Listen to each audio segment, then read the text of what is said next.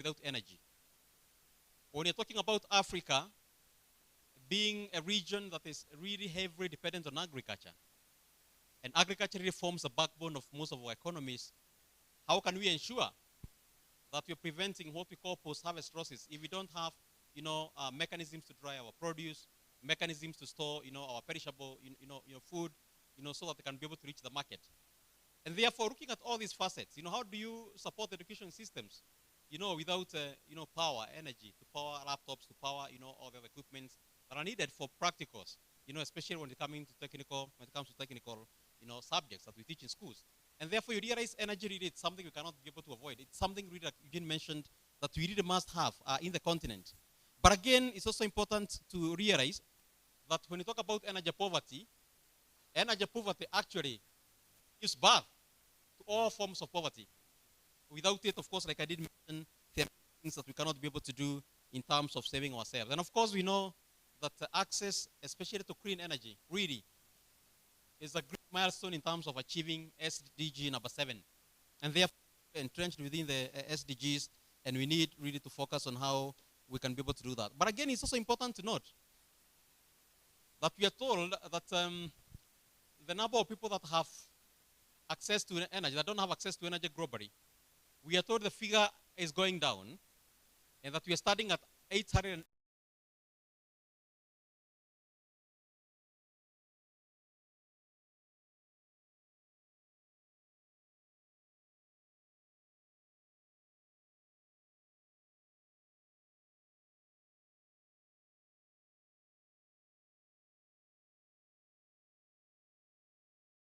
energy or access to energy in the world. And therefore, focus must be in Africa.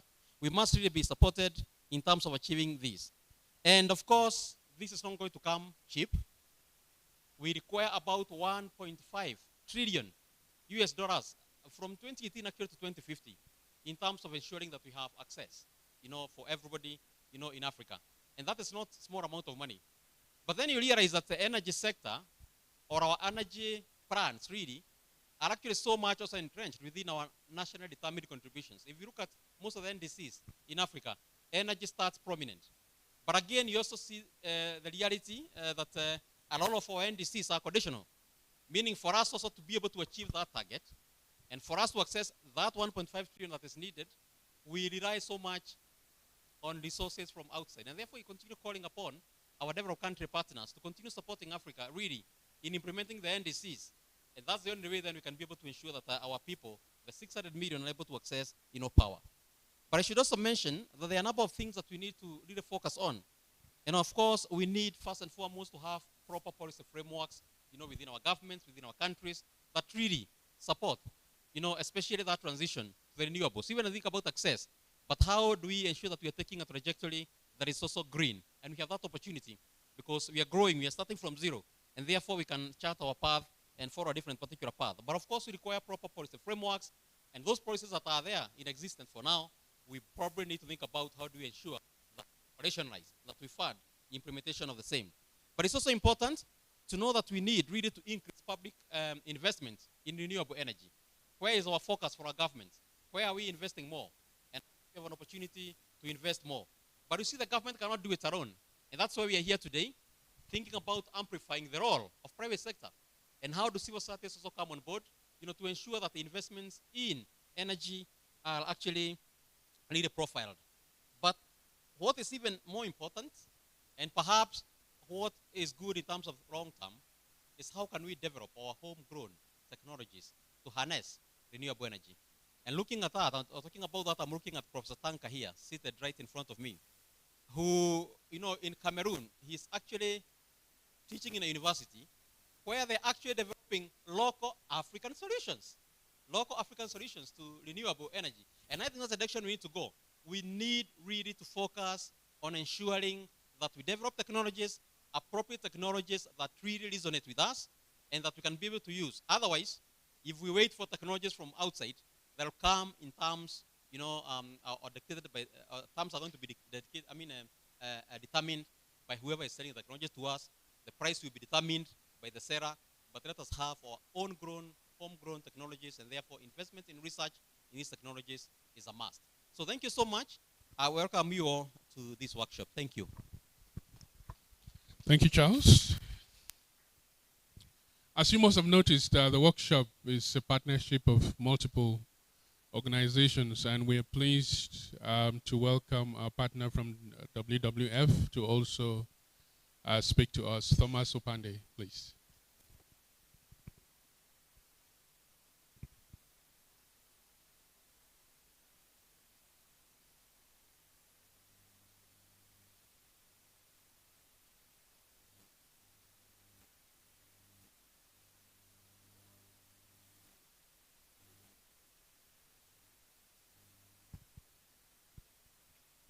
Yeah, well spoken. Thank you so much, Mr. Eugene, facilitator. Thank you, Pakja. Thank you, Charles. Thank you, Hope, Jennifer, Henry, the whole Pakja team for making this happen. We are very happy, at least. It's not easy to get a collection of minimum 30, 40 people from different institutions to come together and discuss various issues, development for all of us from different parts of Africa. Thank you, WRI. Thank you, Benson, for making this happen as well. And thank you, the participants, for taking your time to come. We don't take you for granted. We really appreciate that you really left so many important things in your daily life to come and be with us today. We hope we will have good deliberations for the next 2 days. I will not talk so much about energy because Charles has spoken, but I believe that we all know how important energy is to us in Africa. We are doing badly. We need to do things. As a CSOs, we need to work particularly on increasing finance for renewable energy. But finance alone is not enough. I think my brother Faustin said something very important, that affordability is an issue. Most of the people with energy can afford only lighting, and that brings into play the issue of sustainability. So we need to think beyond the box and look at opportunities how we can get energy for productive use. So as much as we increase energy access, we should be able to create employment at the same time. So people should not see energy itself as a burden, but see energy as an opportunity for development. I am looking forward for positive deliberations and input from all of us. We come from different spaces, different countries, different thinking, different thematic areas. And I think it will be a very good opportunity for us to bring in input from all our different ideas, spaces, innovation, so that we can together develop a very good Africa full of energy. Thank you so much, Eugene. Thank you so much, Thomas. Now let me invite the partner from WRI, Benson Ireri, to also say a few words. Just to know that these guys are in very awkward situations. They're actually doing the job that we usually reserve for our politically minded stakeholders, because they are actually technocrats. So when they get into the technical material, don't worry, they are not doing the presentations in advance. Benson. Great. Good morning, everyone. Good morning, everyone. Okay, sorry. I realize I'm blocking this. So I'm so delighted to be here this morning. And I think I would want to actually start by mentioning that these opening remarks I'm going to do, I'm actually going to deliver on behalf of our Vice President and the MD for Africa, Wanjira Mathai, would have actually really wished to be here with us. But unfortunately, I think her calendar is a bit full as we're getting to the end of the year. And so she has requested me to deliver this on behalf of her, herself, and to reassure us of WRI's commitment towards continued collaboration with the civil society organizations and the private sector in advancing energy access situations in Africa. My name is Benson Ireri, as my colleague has mentioned, and I lead the energy access work for WRI Africa, based in Nairobi, Kenya. I think the first thing just to acknowledge is that, as we all know, of course, there has been significant progress that has been made in terms of delivering energy access over the last decade globally. Unfortunately, we still have more than 700 million people who don't have access to electricity, or who do not have access to reliable electricity. And 3/4 of this population is actually found in sub-Saharan Africa.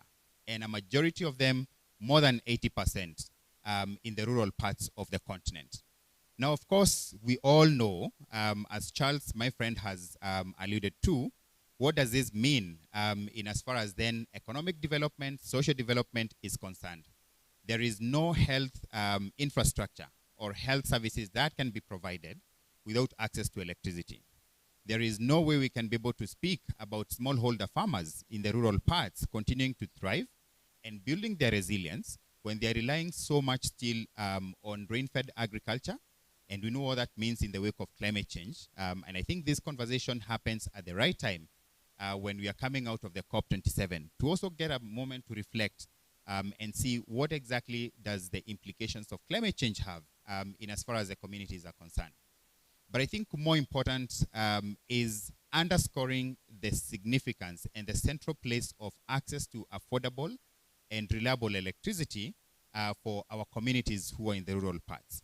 I think Charles is the one who's mentioned, no, it's actually my friend from WWF who's mentioned that unfortunately most of the efforts so far have been focusing on providing access to electricity for lighting. Now, of course, what does that mean again in terms of consumption? But at the same time, combined with issues to do with affordability, which remains a major concern for majority of the communities in the region. What does that mean then in terms of promoting development and, more importantly, sustainable development for that matter?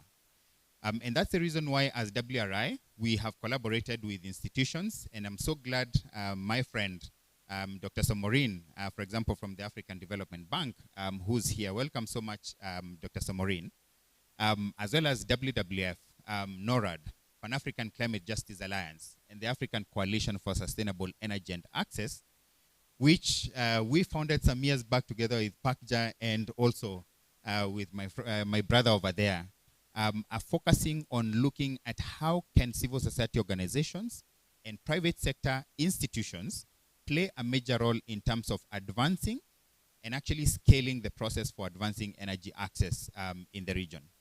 I think it's well recognized globally, and even more importantly in terms of Africa, the role of civil society organizations in terms of moving advocacy or policy advocacy issues. Civil society organizations, networks, and I think I'm speaking to the converted, PACJA, for example, the influence it has in terms of influencing policy change, in terms of influencing institutions, is completely unquestionable. And so we have a very strong conviction on the role of civil society organizations in moving that conversation in the right direction. We have a very strong conviction on the role of private sector actors, again, in promoting access to energy in the region, because if you're speaking about sustainability in delivery of energy access solutions, you cannot have that discussion without bringing the private sector on board. And so that's the reason why we have a very strong conviction on collaboration with these key institutions to advance energy access goals. And so for the next 2 days, what we'll be looking at is ideally how can we be able to be on the same page when it comes to understanding technical issues as far as energy access is concerned. But I think also more important from a policy dimension. I think Charles articulated very well that there is no way we can be able to speak about sustainable access to energy without looking at the role and the place of policy, and probably also where policies are acting as a bottleneck, and how can we be able to improve the current context in as far as policy, energy policy issues are concerned in our respective countries. So we'll be starting at that basic level of getting to understand what are the technical issues as far as energy access is concerned. But also more important, how can we be able to contribute towards development of integrated energy plans? I think, again, Africa is very well blessed with so many resources or natural resources, including wind, solar, geothermal, etc. How can we be in a position to develop integrated energy plans and policies, but at the same time, not just looking at issues to do with lighting, but actually the nexus between access to energy and development? There is no way we can be in a position to achieve our development ambitions as countries and even as region. The African Union is very clear on the Agenda 2063, the African Continental Free Trade Agreement. We cannot be in a position to achieve all this without access to energy, or sustainable energy for that matter. And so looking at the nexus between energy and development is going to be quite critical, and we're also going to be focusing on this over the next 2 days. And then, of course, the question of finance. Finance remains a key and a critical part into addressing this challenge that we have. But the flow of finance has not been as fast as we would want to be in a position to close the energy access gap by 2030. And I'm so happy that somebody like Dr. Saharan from the African Development Bank can be able to speak to us on issues to do with finance. And of course, other experts who are here can be able to also exchange ideas with us on how can we be able to actually unlock speedy access to financing for energy investment in the region, in sub-Saharan Africa. And so I think with those few remarks, I want to say how grateful I am and so excited to be here with you, and looking forward to very fruitful discussion in the next couple of hours and the next 2 days. Thank you very much. Thank you very much. All right, now that we got those opening remarks out of the way, I think it will be a good time for us to start getting into the substance of our time here. But just for some housekeeping requirements, if we can, to keep our phones silent, if possible away until we badly need them. But also to say that we're going to have opportunities to interact with everyone.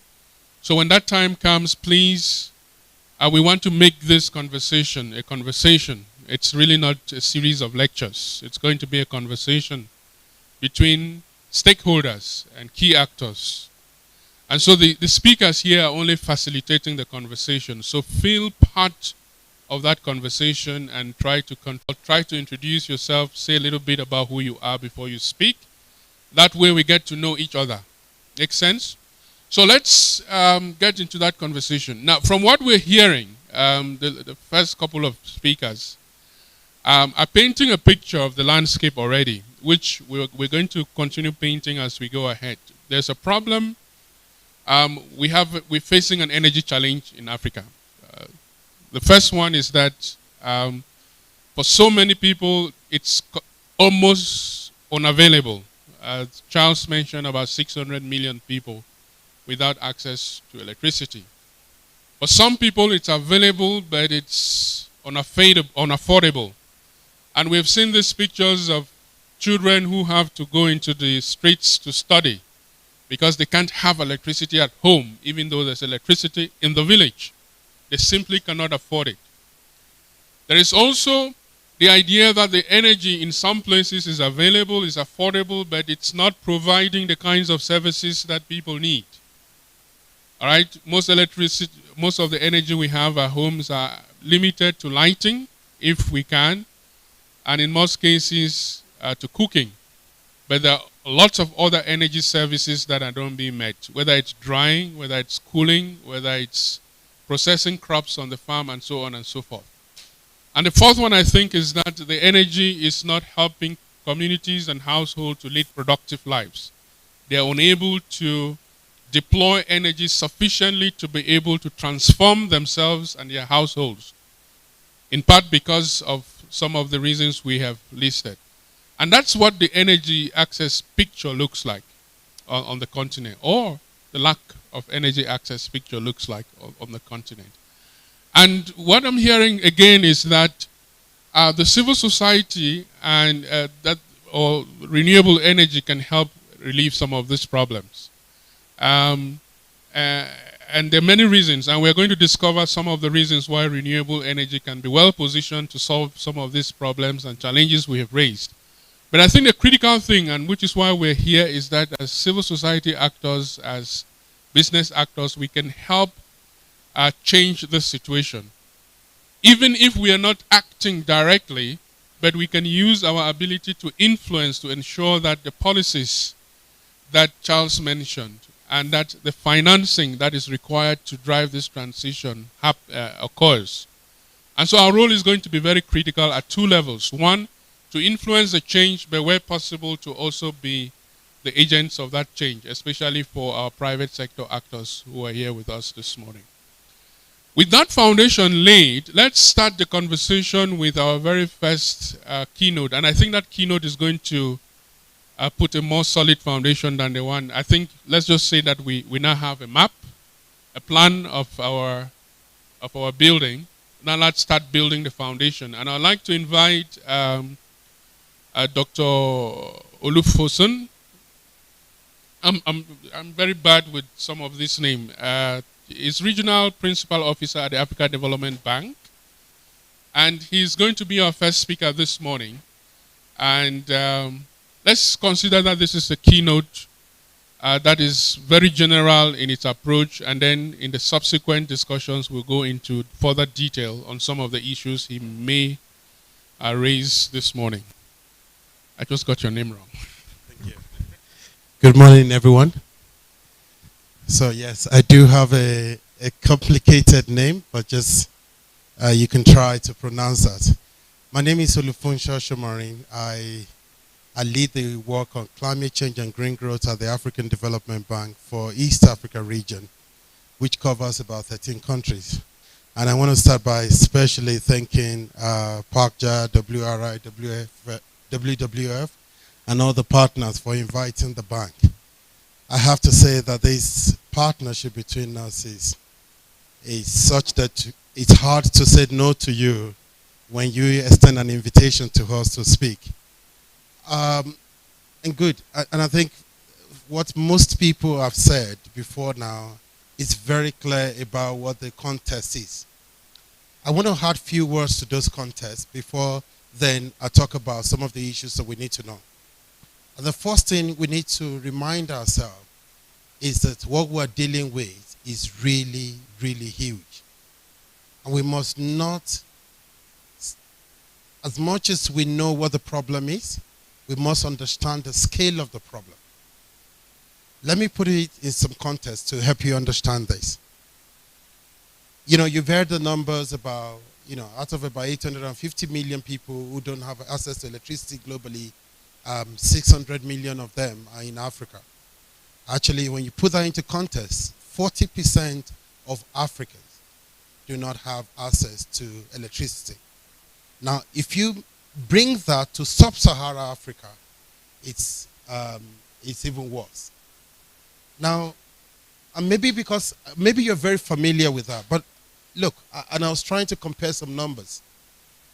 A country in Europe called Spain has a population of 48 million people. And that's about the same population as Kenya. Spain produces 112,000 megawatts of electricity, power, installed power. 112,000. The whole of sub-Saharan Africa combined, together with South Africa, we do not produce as much as that.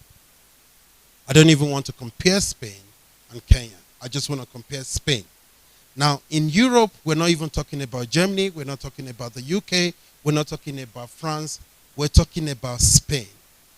Spain produces more electricity, more, power, installed energy capacity, much more than the whole of sub-Saharan Africa, actually more than the whole of the continent. And then you ask yourself, how do you expect a child in the rural parts of Rwanda to compete with another child in Spain if they don't have the same basic level of infrastructure? And I say this because I use the word basic because every other development progress you're going to ever make, it seems to me that if there is one point that they depend on, it's energy. So whether it's health, whether it's water, whether it's agriculture, whether it's education, everything starts and ends around energy. And that is the scale of the problem we're dealing with. But it's also very important to appreciate the fact that we are not dealing with a problem that is not solvable. We're dealing with a problem that can be solved.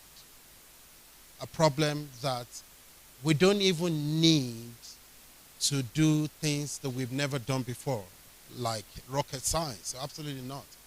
We're talking about solving a problem that the materials that are required in solving that problem, the basic endowments that you need, are abundant in Africa much more than other regions of the world. So if we choose to follow a renewable energy pathway, we're not going to be forcing renewable energy on ourselves.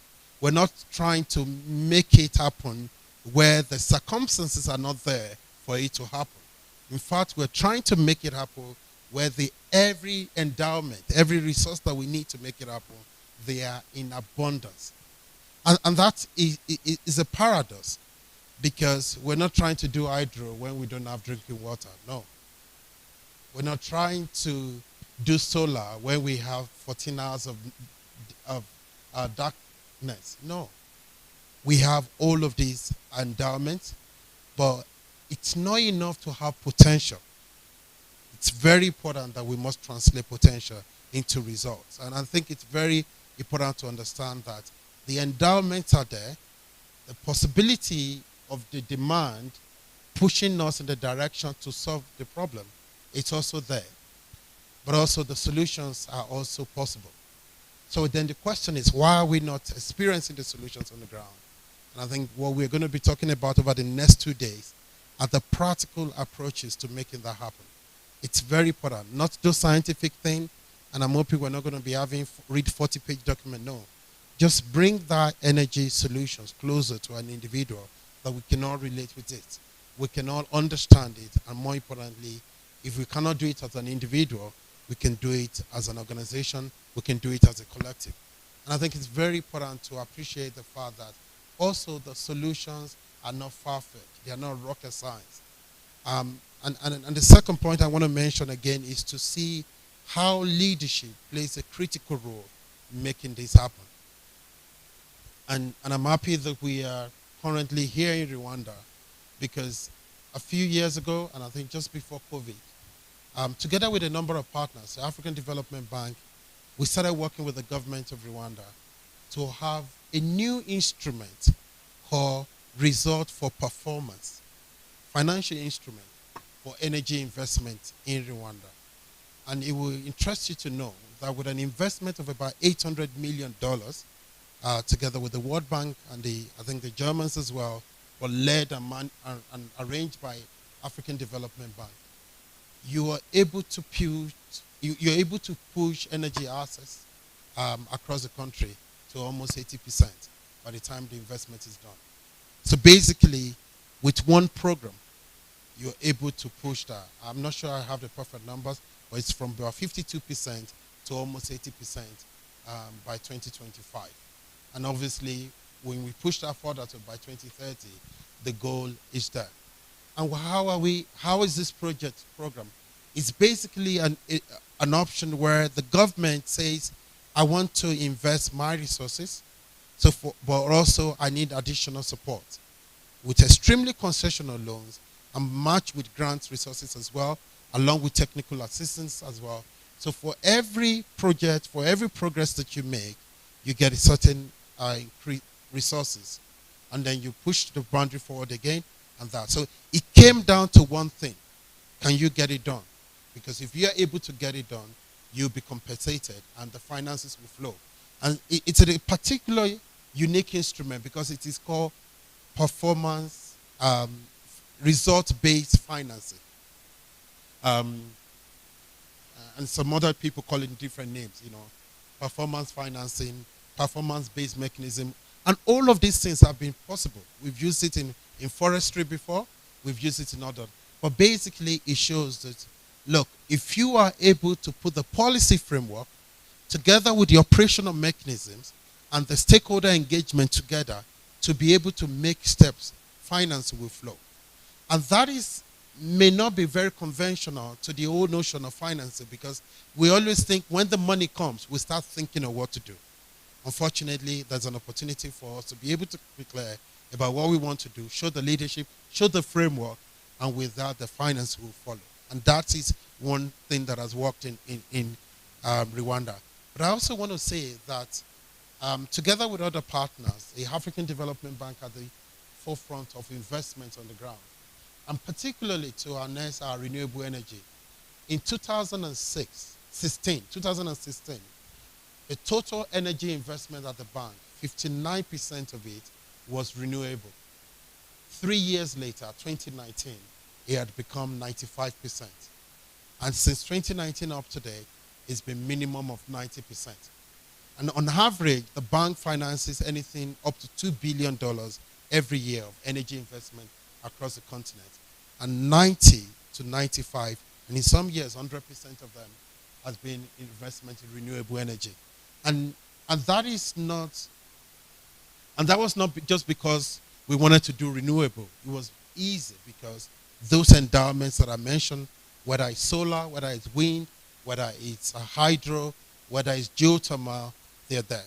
And we have seen how the investment in renewable has really changed the landscape in many countries. You may have heard about what has happened in Kenya with the investment in geothermal, but also we're beginning to see the same through the partnership of the success of renewable energy, in particular geothermal in Kenya, leading to Ethiopia and also in Djibouti.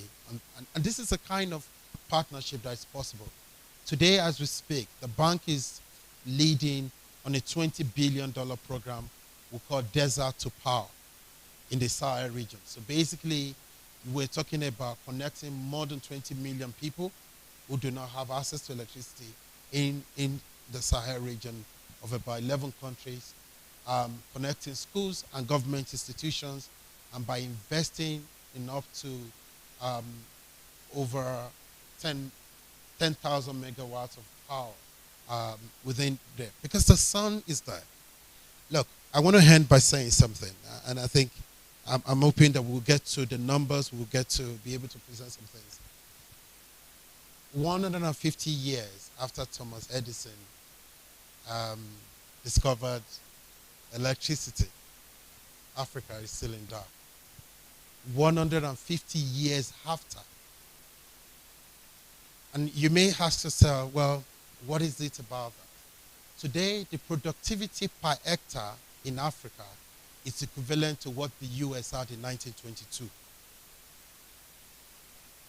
What we achieve on per unit hectare of land in terms of productivity, at the very best, it's equivalent to what the United States had in 1922. That's 100 years ago. So we need to do big things within a short period of time. So if there's anything we need you to, I would love to see you embrace, is the power of scale and urgency. We need to do big things. We need to do scale at speed. Scale at speed. We need to do big things. Now, those big things don't necessarily have to be one person or one organization or one government doing 1,000 megawatts of power. It could actually be big things by having multiple people doing small pieces together that aggregate into one big thing. Do you understand what I'm talking about? We need to match critical mass of actors with critical acts of actions. Critical mass of stakeholders and actors solving this problem with critical acts of actions on the ground. So if it is just half a megawatt that a civil society organization is able to do when you are in one village, or a manufacturing company is able to reinvent its operational mechanisms and invest upfront in its own energy generation and ultimately produce energy for itself, but also for the immediate communities around. That is the critical heart of actions that we need. And when we combine that together at small pieces, they aggregate to become big things. And I think it's a charge to you, and we're hoping that the financing that many of these organizations or individuals or entrepreneurs need, we can find them. I want to close by saying this. Look, we will never have enough money for everything. We will never have enough money. As a matter of fact, the problem we're dealing with when it comes to finance, it's a very complex one. Because within the global financial system of today, the problem is not whether we have enough money to solve all the problems. The problem is that where the money is most needed it is where it is least available. Does that make sense? Where the money is most needed, that is where it is least available. Unfortunately, where it is least needed, that is where the money is most available or most abundant. And I want you to keep that in mind. So we have to force our way through this barrier of finance to get things done, because we will never have enough of it. So we have to be very innovative with the limited resources that we have, but also the ones that we have. And I have to say this, and probably to my friend Benson and our colleagues here, sometimes we talk about lack of resources, but we forget to talk about lack of good management of available resources. Because how do you explain the fact that for climate action projects, you have disbursement rate between 19 to 29% of available and allocated resources. So we're asking for more money, but even the one we've been given, we're not disbursing it. And so it's a very complex problem that I want us to, but I have not come to paint a picture of the problem and leave you there, but rather it's just to appreciate the fact that the solutions are possible, but the solutions require local leadership. It required an African type of solution and based on our understanding. And I want to assure you that as a partner of choice, the African Development Bank will continue to work with you in this journey. I thank you. Thank you very much for your attention. Thank you. Thank you very much. If I'd guessed from proper earlier that you were Nigerian, I would have gotten your name right. But I didn't. Now, one of the things we're doing, and I think this has started in the last couple of years, is to start to reframe the energy challenge in Africa. We come from a climate change background, and the energy challenge is framed around emission reductions, which has its place in the current discussions around a transition to a cleaner future.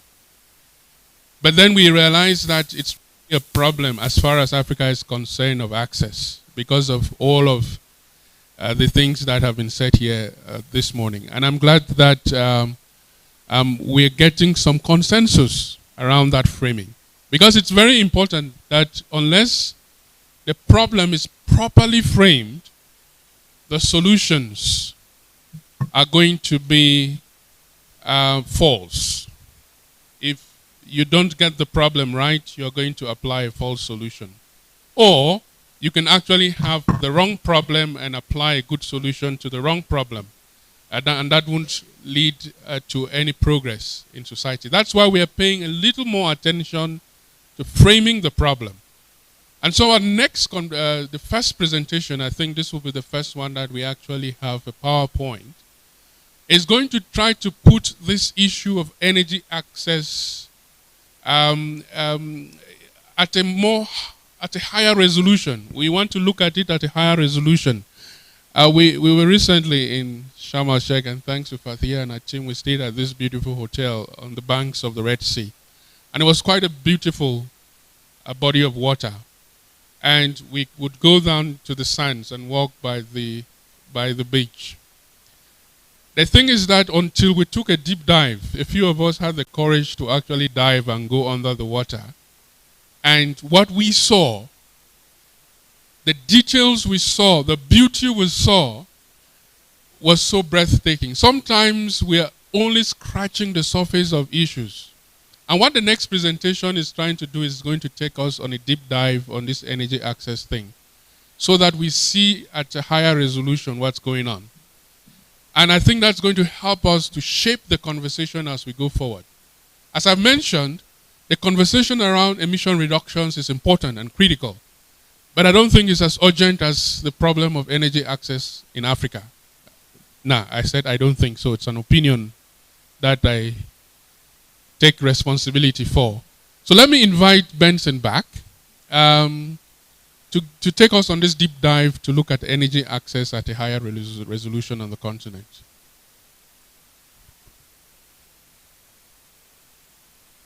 Great. Thank you so much. I think he's really painted the whole purpose for this session. Are we together, by the way? We don't want to be speaking, and then probably we have lost all of us. So I would I would want a situation where we all work together. So I think my brother has painted the purpose for this session, and I think this becomes the first, basically technical, what you'd call like a technical session, to just start building a joint consensus or a shared consensus in terms of the energy access situation in sub-Saharan Africa.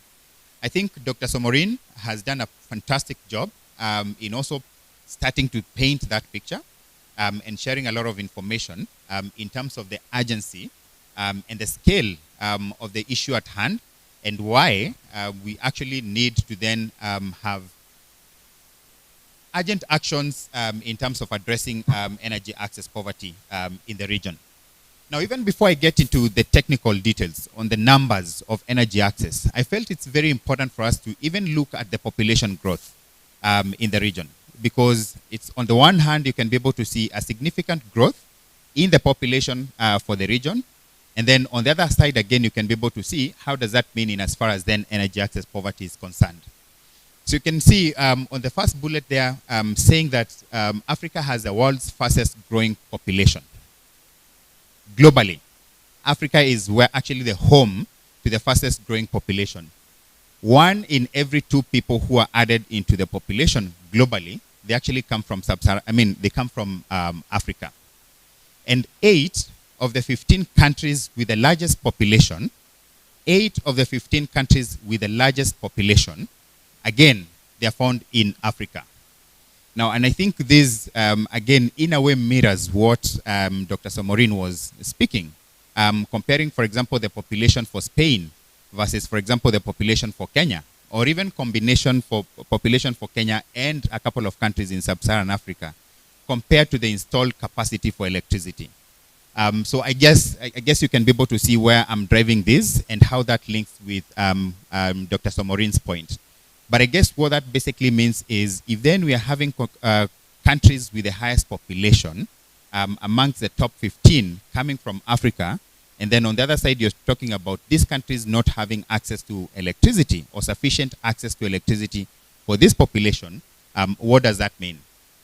The other thing is, if you combine then with the economic growth, I think in the region, in as much as, of course, again, as far as economic development has not been at par, but at least there has been commitment from governments, even in terms of improving the resilience, the livelihoods, the economic performance of the countries.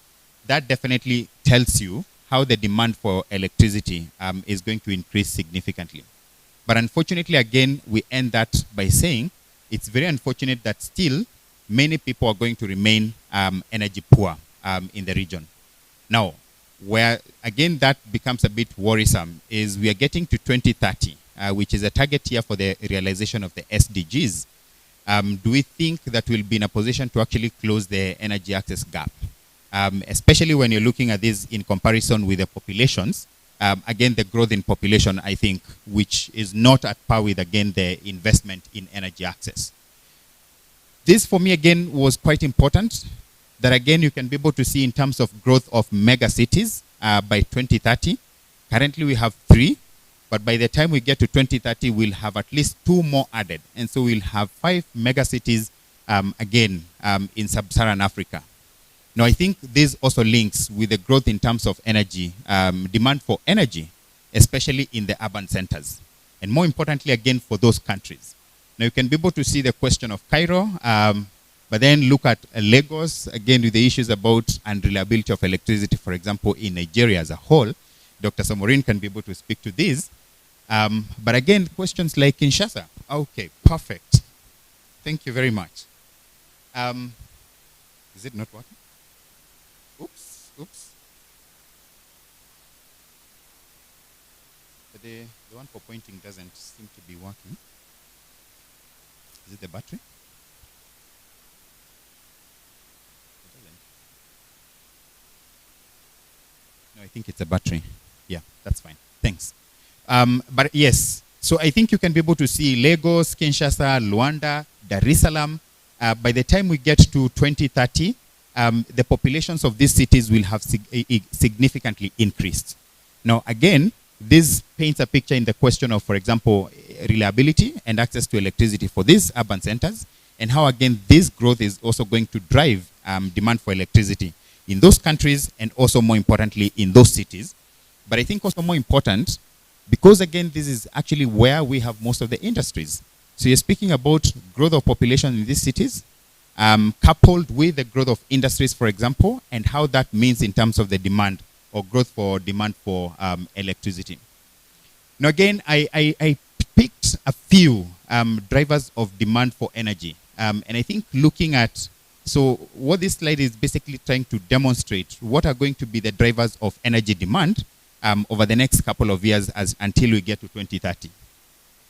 Motor vehicles, again, Africa is going to experience an increase, a significant increase in demand for motor vehicles. That includes the two-wheeler, three-wheeler, four-wheeler.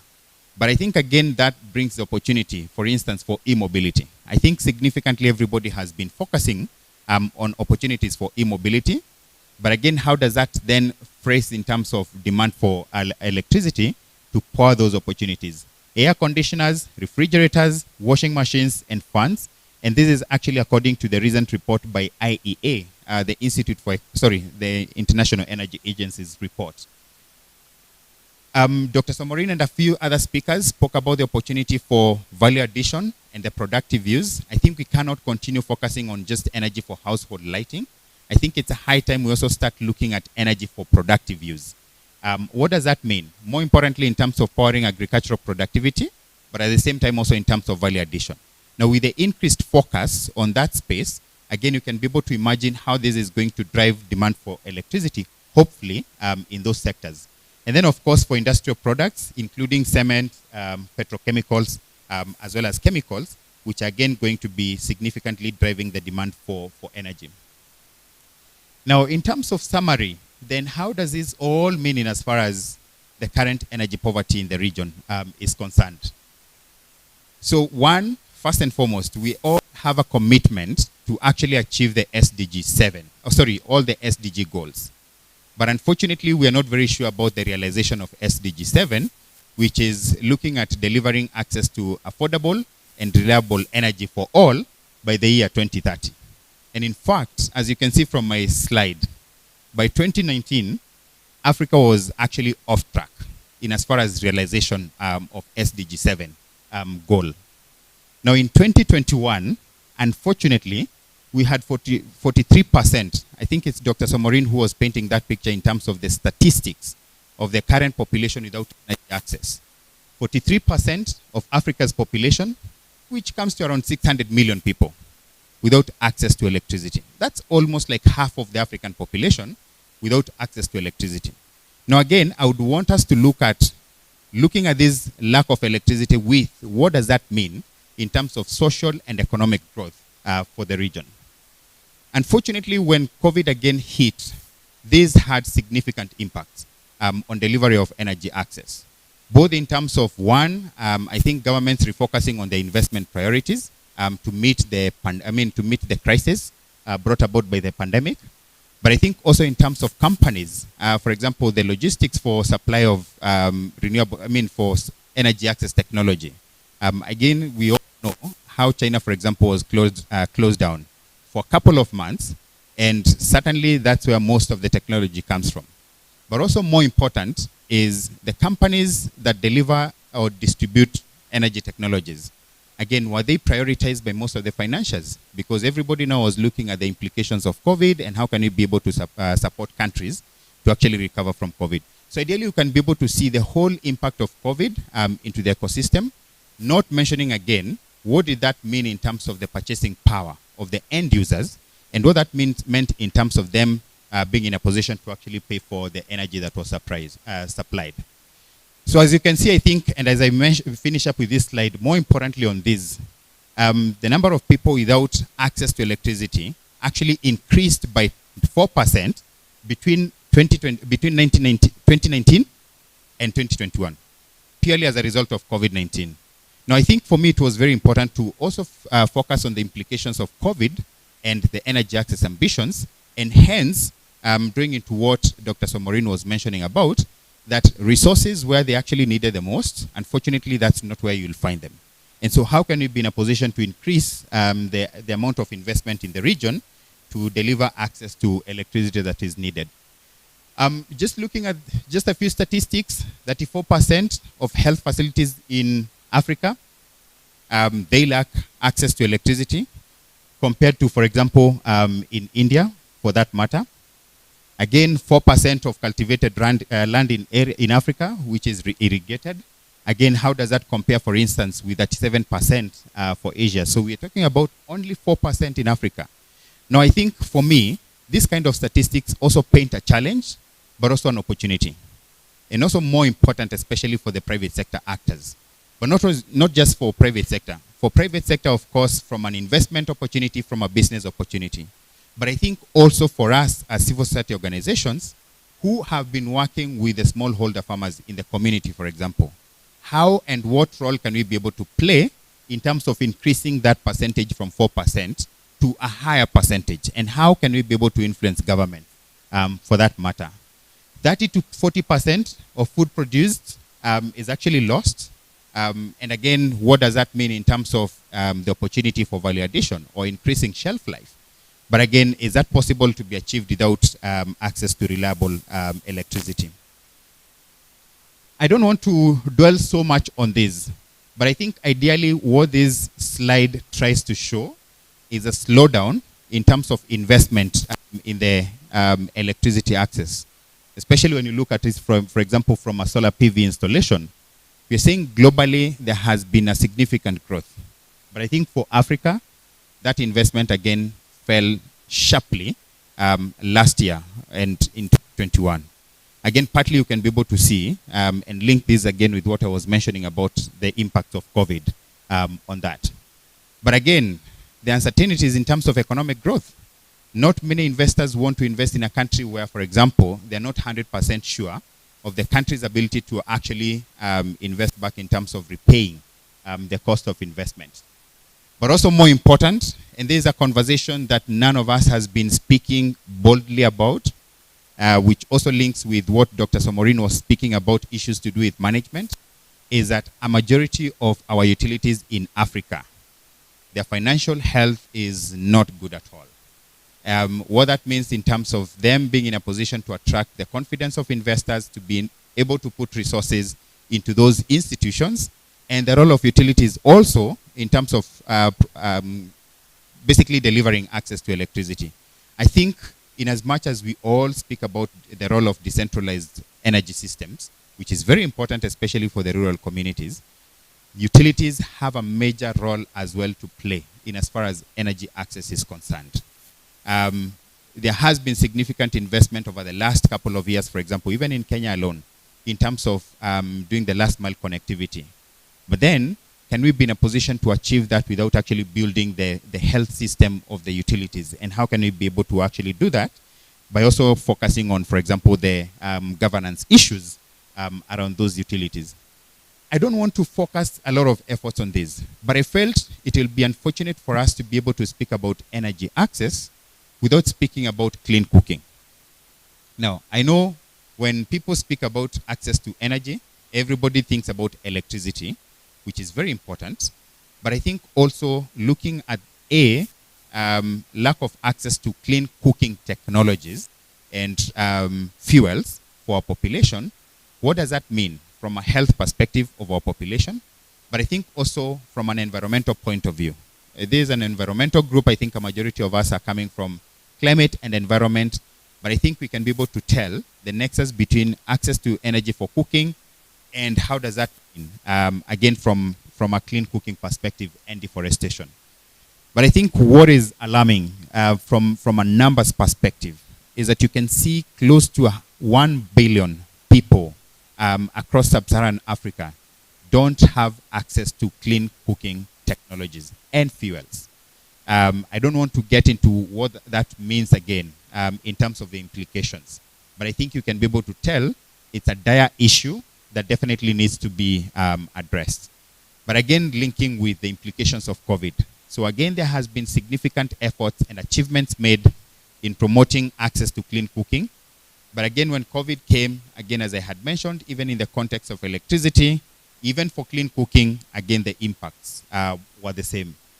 But so as we continue to speak about energy access, and more importantly on electricity, I think it will also be important for us to give due attention to the urgency that we face in issues to do with access to clean cooking technologies.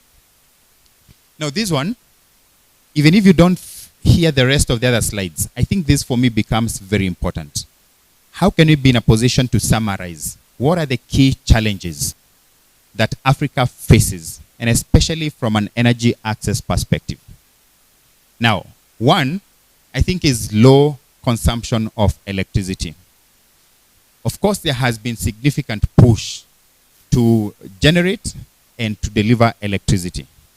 But I think in terms of consumption, that has been very low. Now, what is the implication of low consumption?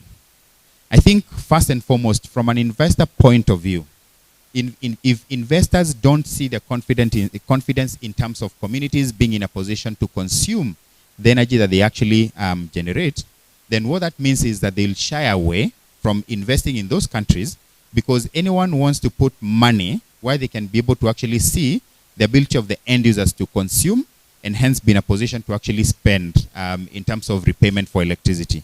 And it's a cyclic cycle from an economics point of view. And so investors want to be able to build their confidence that yes, this electricity we are going to be investing in, the populations are in a position to actually consume and hence be in a position to pay for it. So unless we can be able to find out how do we increase the consumption, or how do we stimulate demand for electricity and hence increase the consumption of electricity, I think we'll still not have managed to actually sort out where the challenge is. Number two is, are investors able to actually see where the opportunities for investment in renewable energy are? Now, what that means is, I think there has been significant attention in terms of expanding access, especially in the urban and the peri-urban places. The rural parts, which are the places that have been left significantly behind, most of the investors still claim we cannot be in a position to actually see where are the opportunities to expand access to access to energy. And that's where for us, from a WRI perspective, and the angle that we have been taking is how can we be able to show all the investors where the opportunities and what the size of opportunity for energy they are. Now those opportunities could be, and I think we don't want again to only focus on households. Households is one, but can we be in a position to show from a productive use, where do we have opportunities, for example, for agriculture? Where do we have health facilities, for example, that are not electrified? And even going back again to agriculture stroke productive use, it's not just about irrigation alone, but it's also demonstrating that if you're in a position to spur agricultural productivity, and then you add value, and what are some of the business models that can be used in terms of value addition, we have a very strong conviction that most of the investors who have been struggling with this will actually be in a position to see and be in a position to actually invest in terms of unlocking and financing in those opportunities. And so what we have been doing is helping and working together with different stakeholders to build what we call a pipeline of bankable projects in the productive use space. And then demonstrating those opportunities to all the potential investors and stakeholders, and what needs to be done to unlock the investment in those opportunities. Again, linked to the same, basically granular data on productive use opportunities. But I think the other thing that links with this, and this is the reason why now we felt a combination of both civil society organizations and private sector actors becomes very powerful. Now, the reason being, I think because of the clamor for the push to invest in energy access, there has been significant efforts to that side. Now, whether, of course, we have managed to show the results, it's another question. But I think the other thing that we have realized, providing energy alone is not going to be sufficient. Providing energy and sustainable energy provision is going to require a concerted effort from all the stakeholders. And so the stakeholders in this case is, let's not just provide energy for agriculture. It's very important, yes. But who are the other actors in the value chain, right? You may provide electricity for powering agriculture or for irrigation, but then there are other components of agriculture that energy is not the only thing that is required. In terms of building the capacity of the smallholder farmers to actually be able to practice proper agro practices. That's number one. But number two, we have experiences where we have supported smallholder farmers. They increase their productivity, but then access to market becomes a challenge. And so again, you have an overproduction, and then you have a food loss or food waste in the land, purely because there was a glut in overproduction. Now again, the question is, how do you either support the smallholder farmers to get their produce to the market, or how do you support them to actually either add value and then increase the shelf life, and hence, in a way, you don't just end up with increased agricultural production that gets into waste. So building an ecosystem-based approach in terms of how we respond to this is not only important for the farmers, it's not only important for the end users, but it's also actually important for the financiers and the investors, because they want to see this kind of an approach which helps in terms of building their confidence. End user finance becomes quite critical. Dr. Somorin, I think this is something that we definitely have to see. How can we be able to address?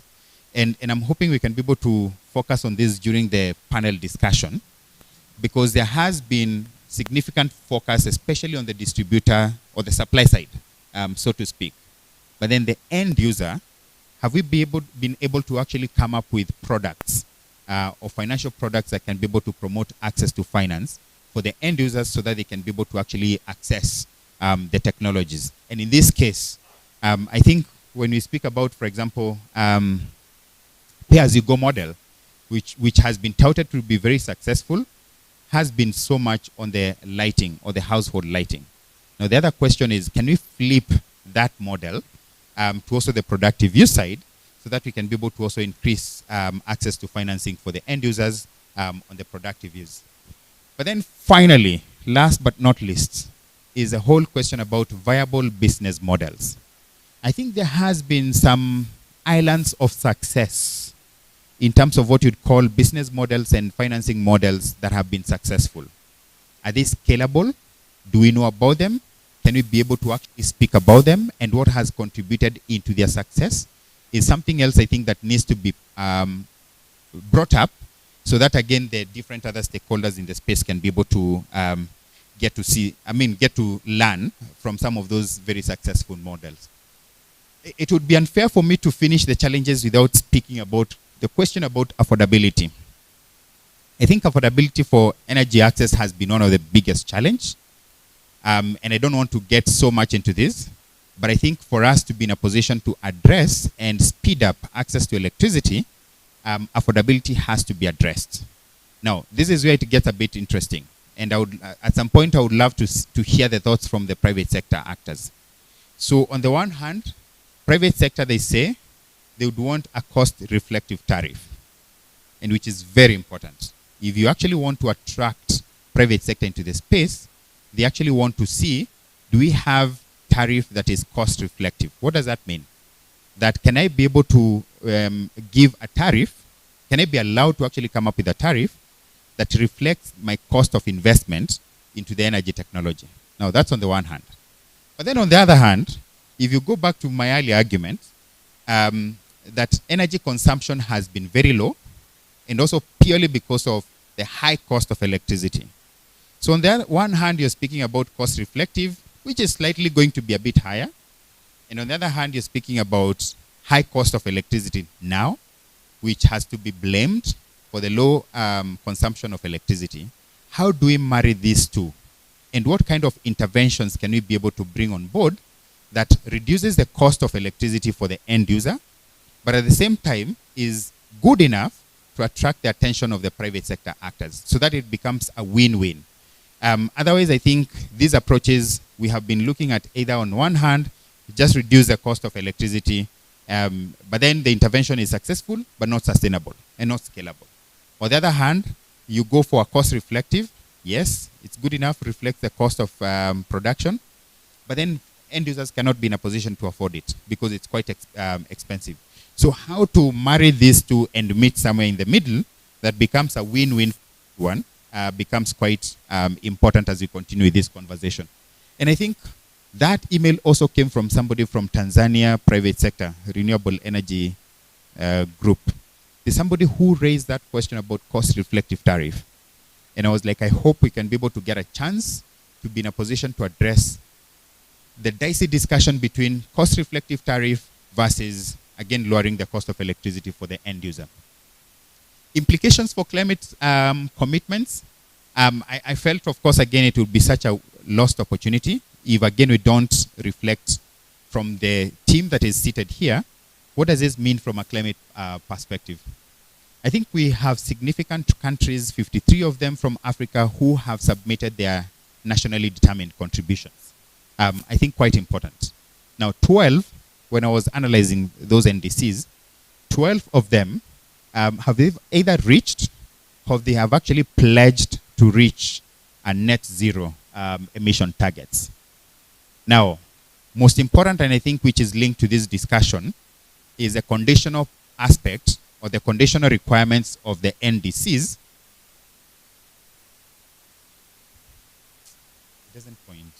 I think it's a... What is it? Did you connect with them? Yeah.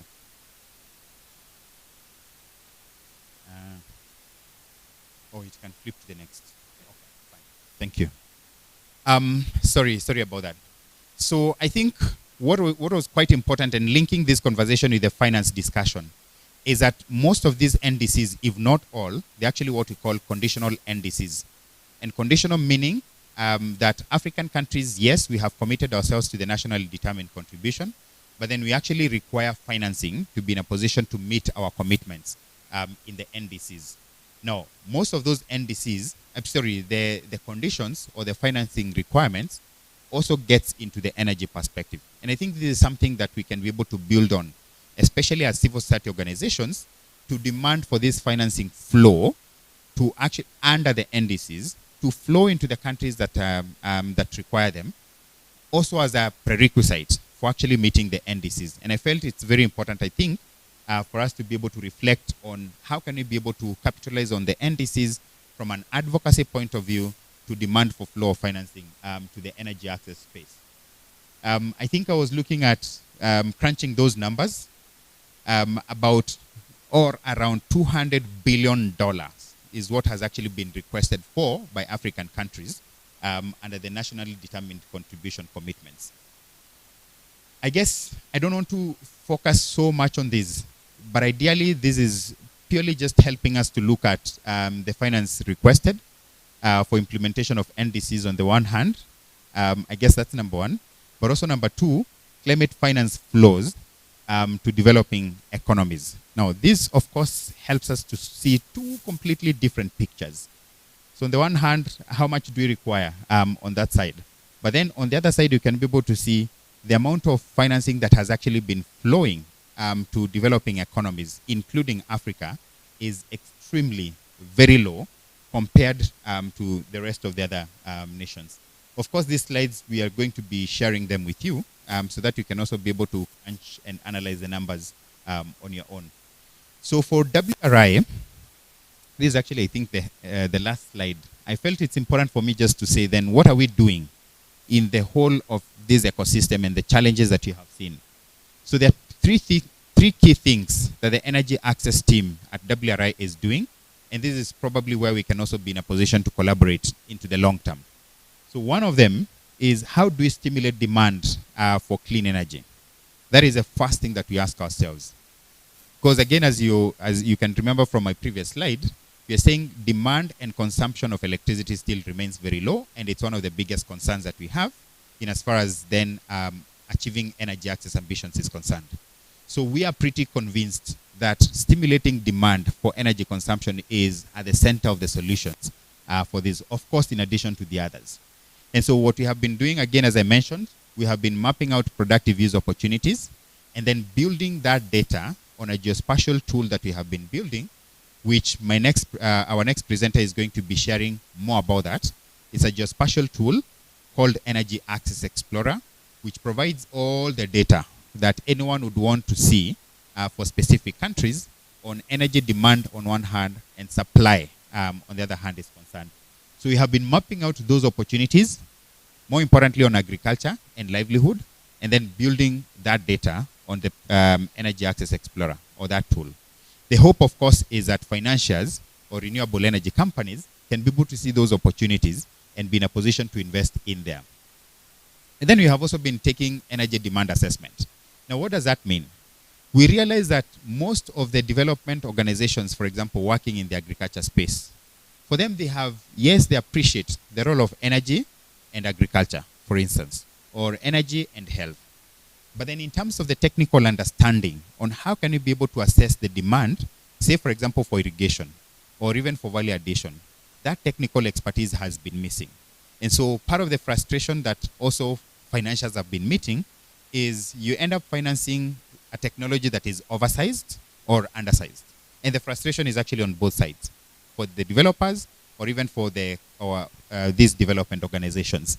And so we have been building the capacity of organizations to actually have that technical expertise in terms of how they can be able to actually build energy demand assessment for their investments. Then building the pipeline of bankable projects, as I have mentioned, and then, of course, facilitating stakeholders, part of which is also this, but I think it goes beyond this to also look at financing institutions and what role they can be able to play in terms of unlocking investment. The second one is supporting development services organizations, again, which I've mentioned, with the technical expertise to be able to integrate clean energy in their work. And then finally, unlocking public and private investment into the energy access. And I think I should mention my colleague here is the one who leads our energy access finance work at WRI. But we have been looking at three key spaces for energy access finance. One of them, we have a very strong conviction that, for example, grant-based mechanisms are not going to be sustainable. We have a very strong conviction that if you would want to have sustainable interventions in the energy access space, private sector has to play a significant role. And that includes, for example, the role of local financial institutions. But then how do you build their capacity so that they don't look at everything from a risky perspective? But at the same time, again, for sure, how do you address some of those risk issues that they perceive? And so we are working very closely with the private sector in terms of seeing what are some of the mechanisms that we can be able to put in place and the interventions that we can be able to collaborate with them to help unlock private capital into energy access space. The second one is working with national and subnational governments on something that we're calling, which it's nothing new, of course, we know, integrated planning and budgeting. Now, the conviction that we have is that this siloed approach to financing, which again is a conversation that we'd want to have with Dr. Somorin, has been denying significant amount of financing available for energy access. So that you have the Ministry of Agriculture just thinking about the agricultural intervention without necessarily looking at what is the energy opportunity or requirement to unlock the ambitions in the agriculture space. And how can then we be able to approach this from an integrated planning perspective so that we can also be able to unlock part of the financing that could be available from agriculture but towards energy. And how does that happen? And then the last one, of course, is helping or analyzing and seeing what are some of the mechanisms available to unlock the international financing or available financing from international sources for energy access interventions. So that brings me to the end of my presentation.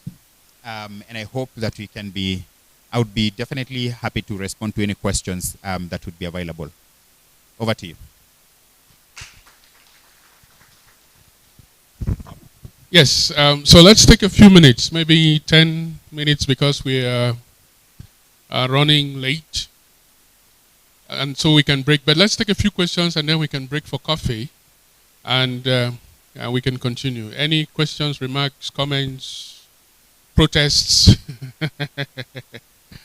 Philip? Oh, thank you. Let's take a series of three. Philip here, right in front of you. Yeah.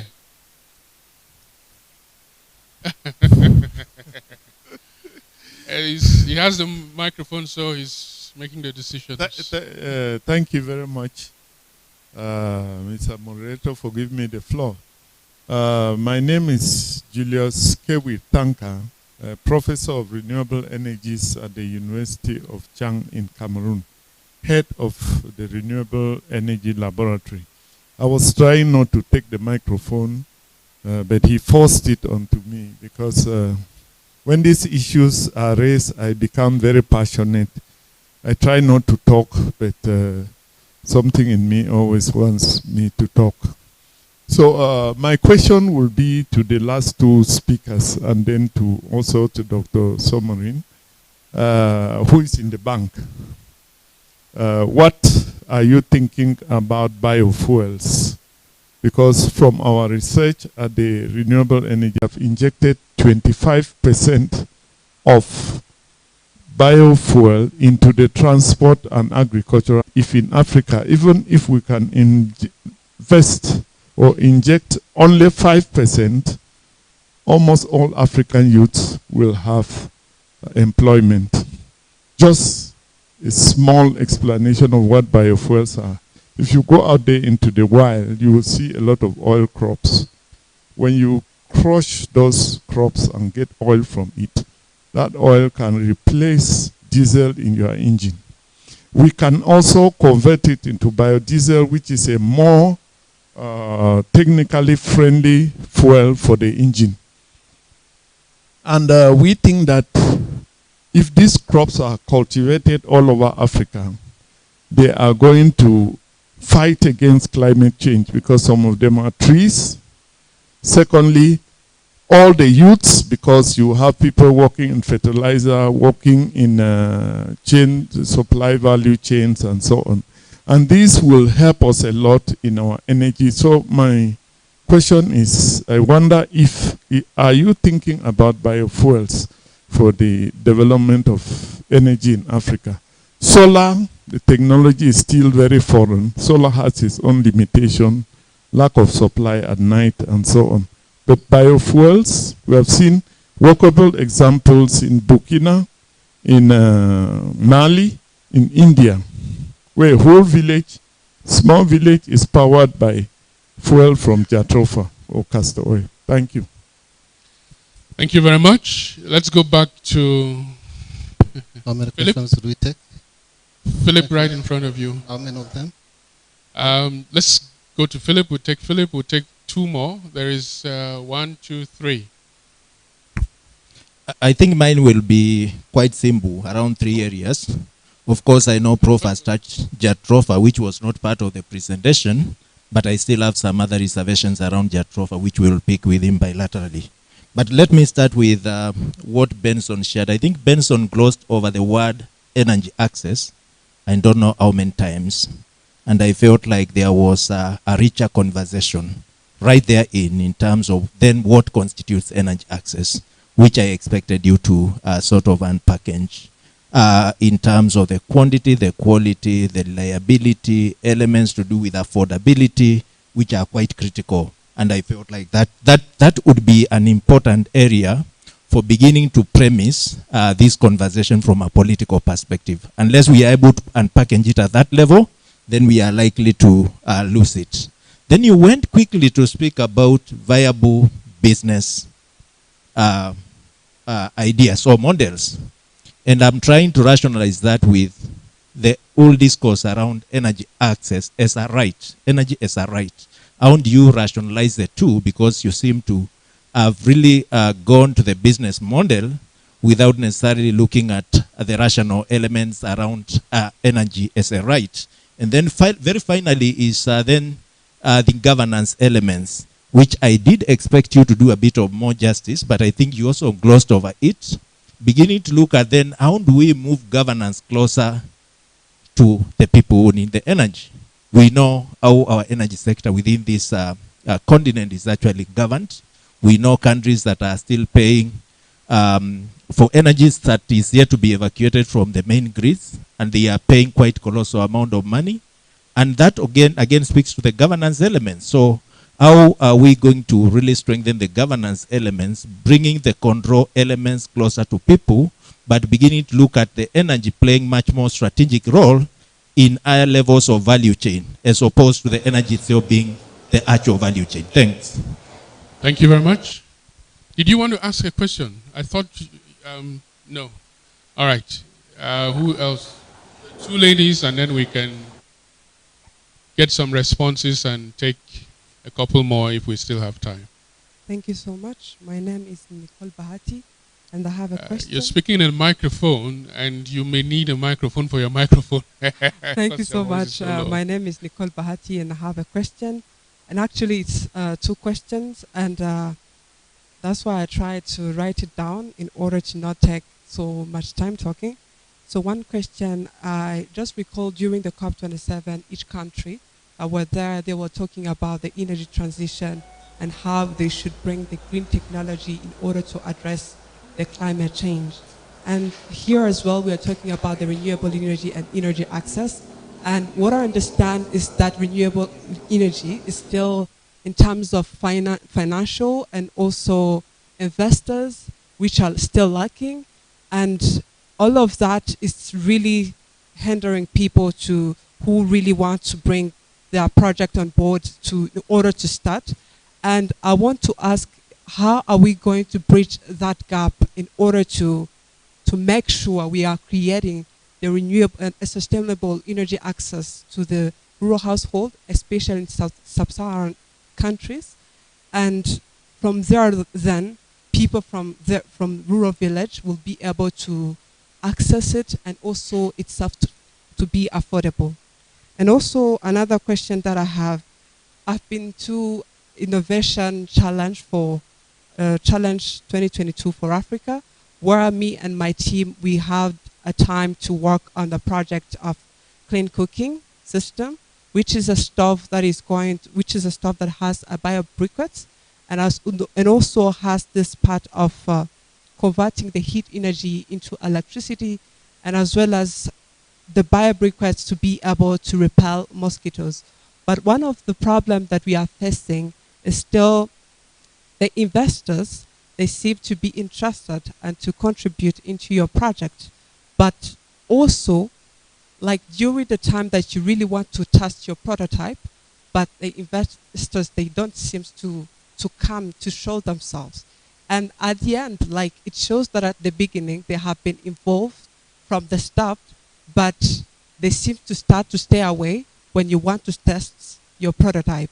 So how, as an advice from you, as the investors, how are you advising on that in order for us, as me and my team, who are on the way of creating this clean cooking? Because our main target is to create it, and also it is going to be implemented in Nigeria, Lagos, now in Nigeria, in Gauko village, one of the northern parts in Nigeria, and that's our target of area. In order to, right after that, that's why we will be able to broaden it and across other countries and within the sub-Saharan African countries. Thank you. Thank you very much. There was the lady just behind you. Yeah, thank you, moderator. Penny Natwine is my name. From Uganda, I work with environmental arts. I want to thank Benson for his presentation. It actually gave us light on what is happening, and globally, but also at African level. During his presentation, I noticed something, especially on challenges, and I felt that maybe something was missing under our challenges that we need to take note of, especially on O&M, maintenance and operation. It remains a big challenge, not only in Africa, but in worldwide, which I think is the point of concern that we need to put much of our focus on. How do we make sure that as we access energy, it is also sustained for long? If I installed my solar system, how do I maintain it? Who is there to repair it in case of any damage or any other complication with it? And then I was also thinking about institutionalizing the energy systems, targeting health centers, targeting schools, prisons, and all that institutions, because as we mentioned, much as we said, we think that the 40% of the population has access to energy, but most of the use is in the institutions. We all agree that such institutions have high demand for energy, and therefore if we are transit to clean energy, we need to target them. And maybe we all know that our governments have limited resources to invest in such investments. We therefore need to advocate for that, and if possible, mobilize resources and support government initiatives. I was also thinking about enticing investors and energy companies to invest in Africa.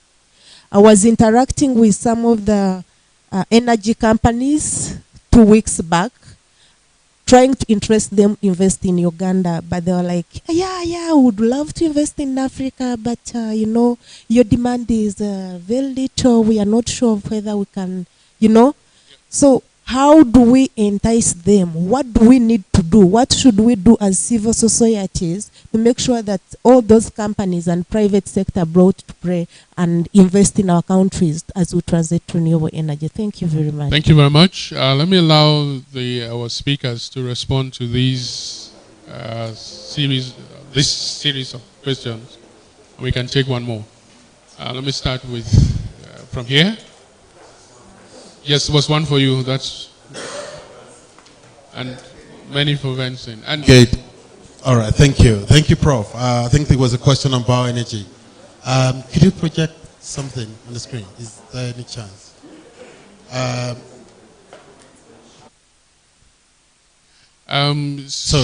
Mirror your screen rather than try to.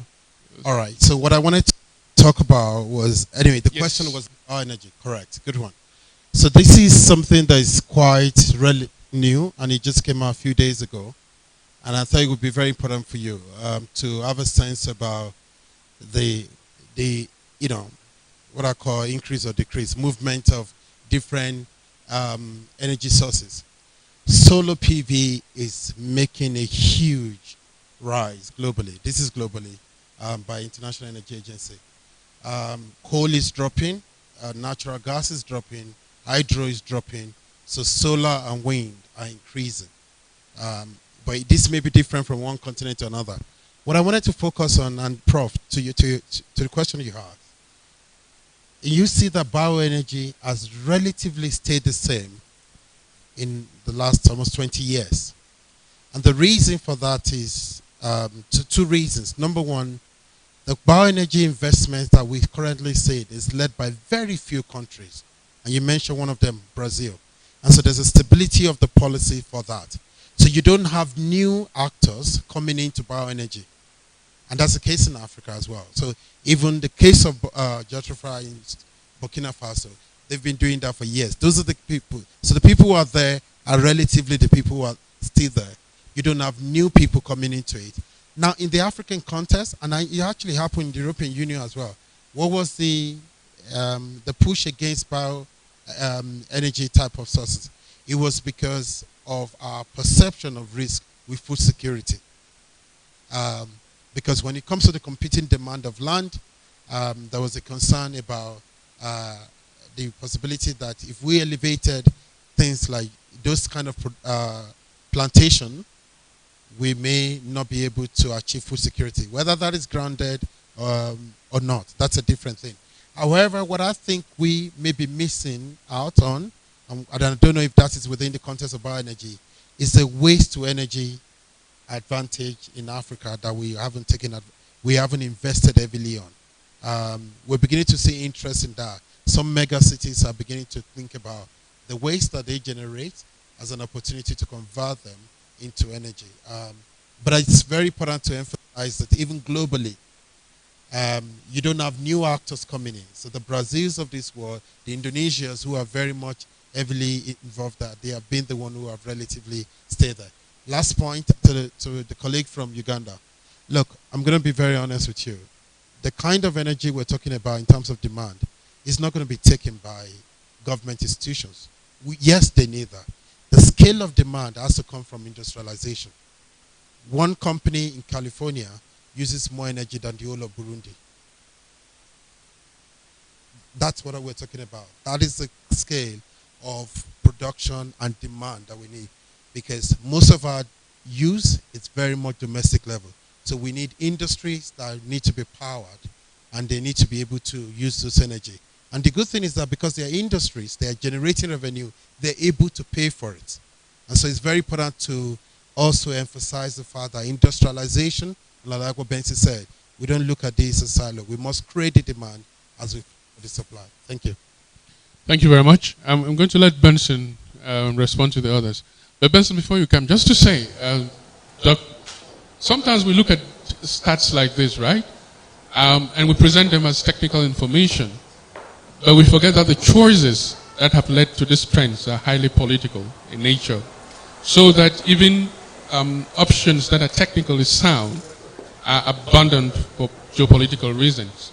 And that could also explain bioenergy, the way bioenergy has stayed. And that doesn't mean that bioenergy can't be a solution for the continent. It just perhaps tells us that the geopolitics is not suitable for bioenergy development. And so it would take very bold national policies to move bioenergy production up, if the country finds it to be a viable option. Yes. I mean, with internal, robust analysis and understanding of the market and the needs on the ground. All right. I am not going to speak about biofuels. I think that has been given significant attention. So let me go to Philip's question.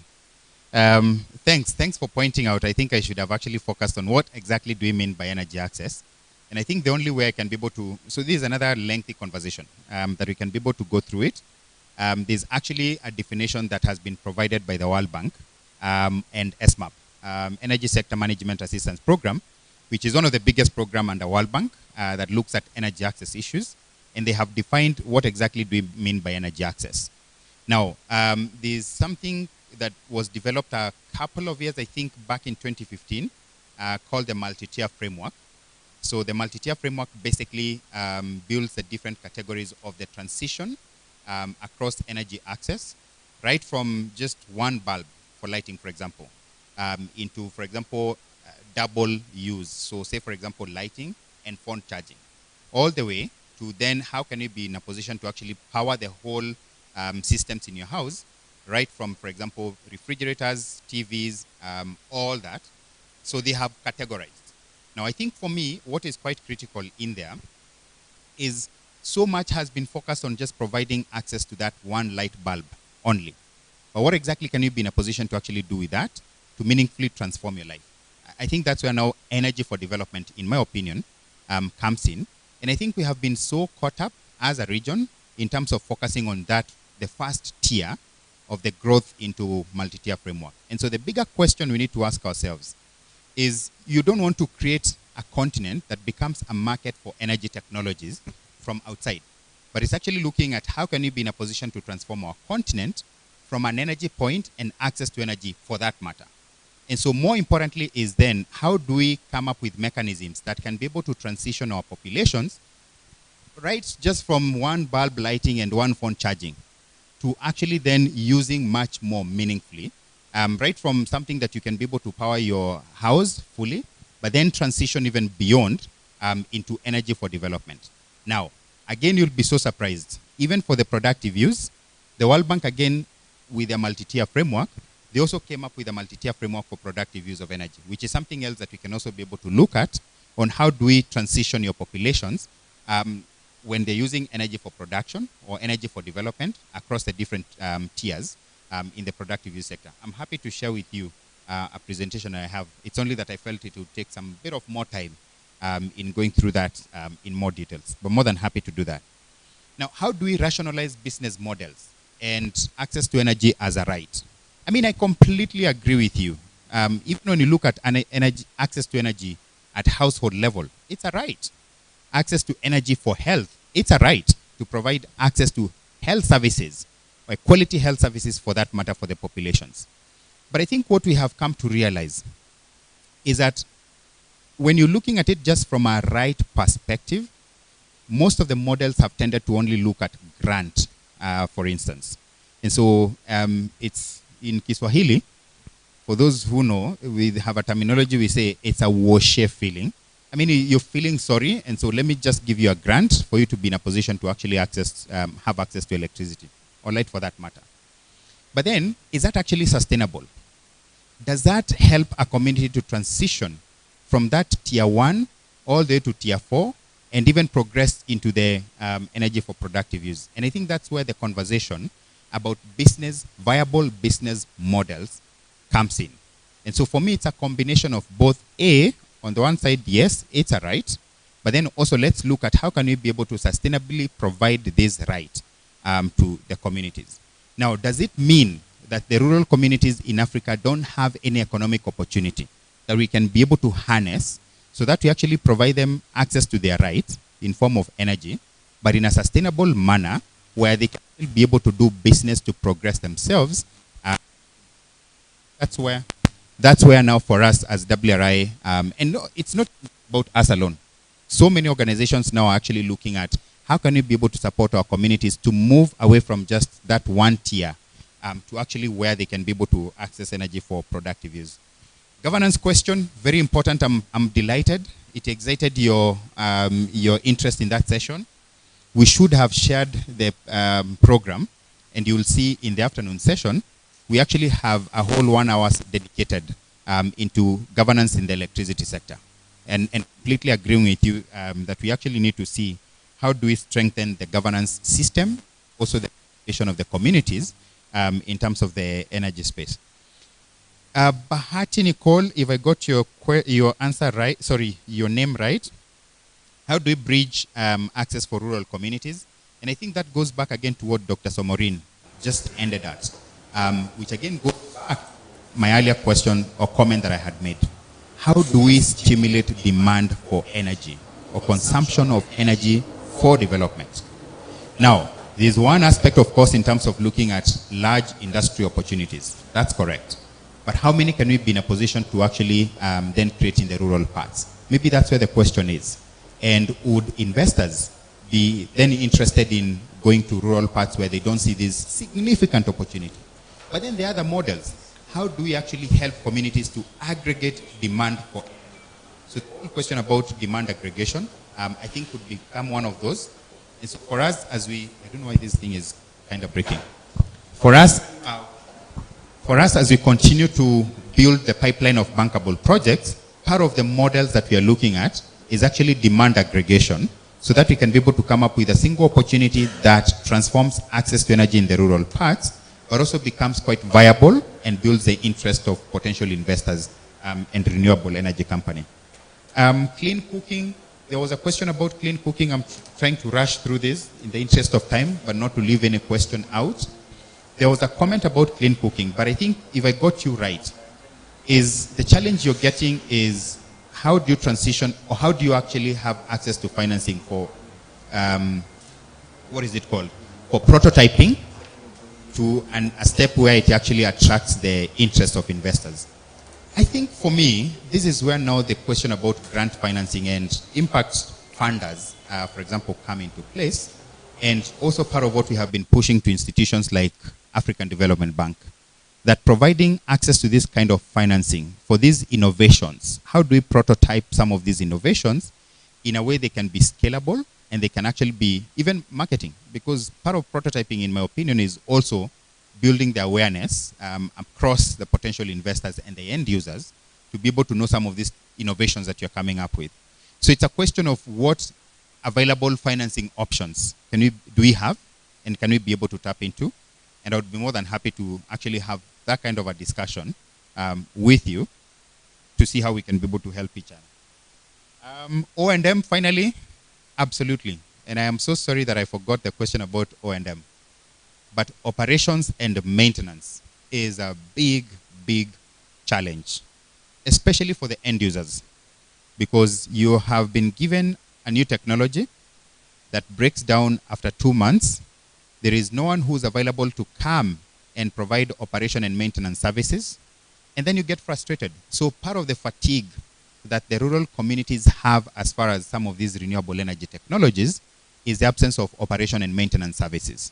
And so again, as we continue, and part of the models that we are building or supporting to build integrates operation and maintenance as part of the service that needs to be packaged when you're actually developing or delivering this service to the end user. We can speak about energy for health. We are centrally involved in energy for health, but we have been working with the private healthcare service providers, which I can tell you the truth is very different from the public healthcare service. But I think it's another lengthy conversation. Maybe for interest of time, maybe we can put that at the parking lot and I can pick up a direct conversation with the person. All right, thank you. We're going to take just two more so that we can wrap. But while those two questions are coming, I think there's something that was said. It didn't come quite as a question, but I think there was a layer of confusion behind the comment. And it's good, I think, that we situate our advocacy for renewable energy properly. Because if you consider only energy access, actually, the fastest way to increase energy access is to use fossil fuels. If you look at the map of Africa, all of the countries that have 100% energy access use high amount of fossil fuel to generate electricity. The technology is none. The resources are there, and everything that is needed to be able to generate energy from oil, gas, and coal is available. Renewable energy is a new frontier. The problem, I think, and this is very crucial for us on the continent, is that we know that there are dangers associated with fossil fuels. And we're positioning renewable energy as an opportunity to do a couple of things. Number one, quickly generate and produce energy at scale. And there is no, we continue to hear conversations about renewable energy around grid systems, around large-scale production. The appeal for renewable energy actually is that you can generate at scale, that you could have a system that operates at a village level, serves that village, provides all the energy needs for the community in that village, and you can do that across the continent, and you could end up at a point where you even have an interconnection of standalone solutions of renewable energy. That's the first appeal. The second one is we position ourselves in a place where we're not part of the polluting community. And so it's a more harder choice for Africa than it seems. It's not a very easy choice for Africa because there's a lot of trade-off that as a continent we have to do if we have to choose renewable energy as a way forward.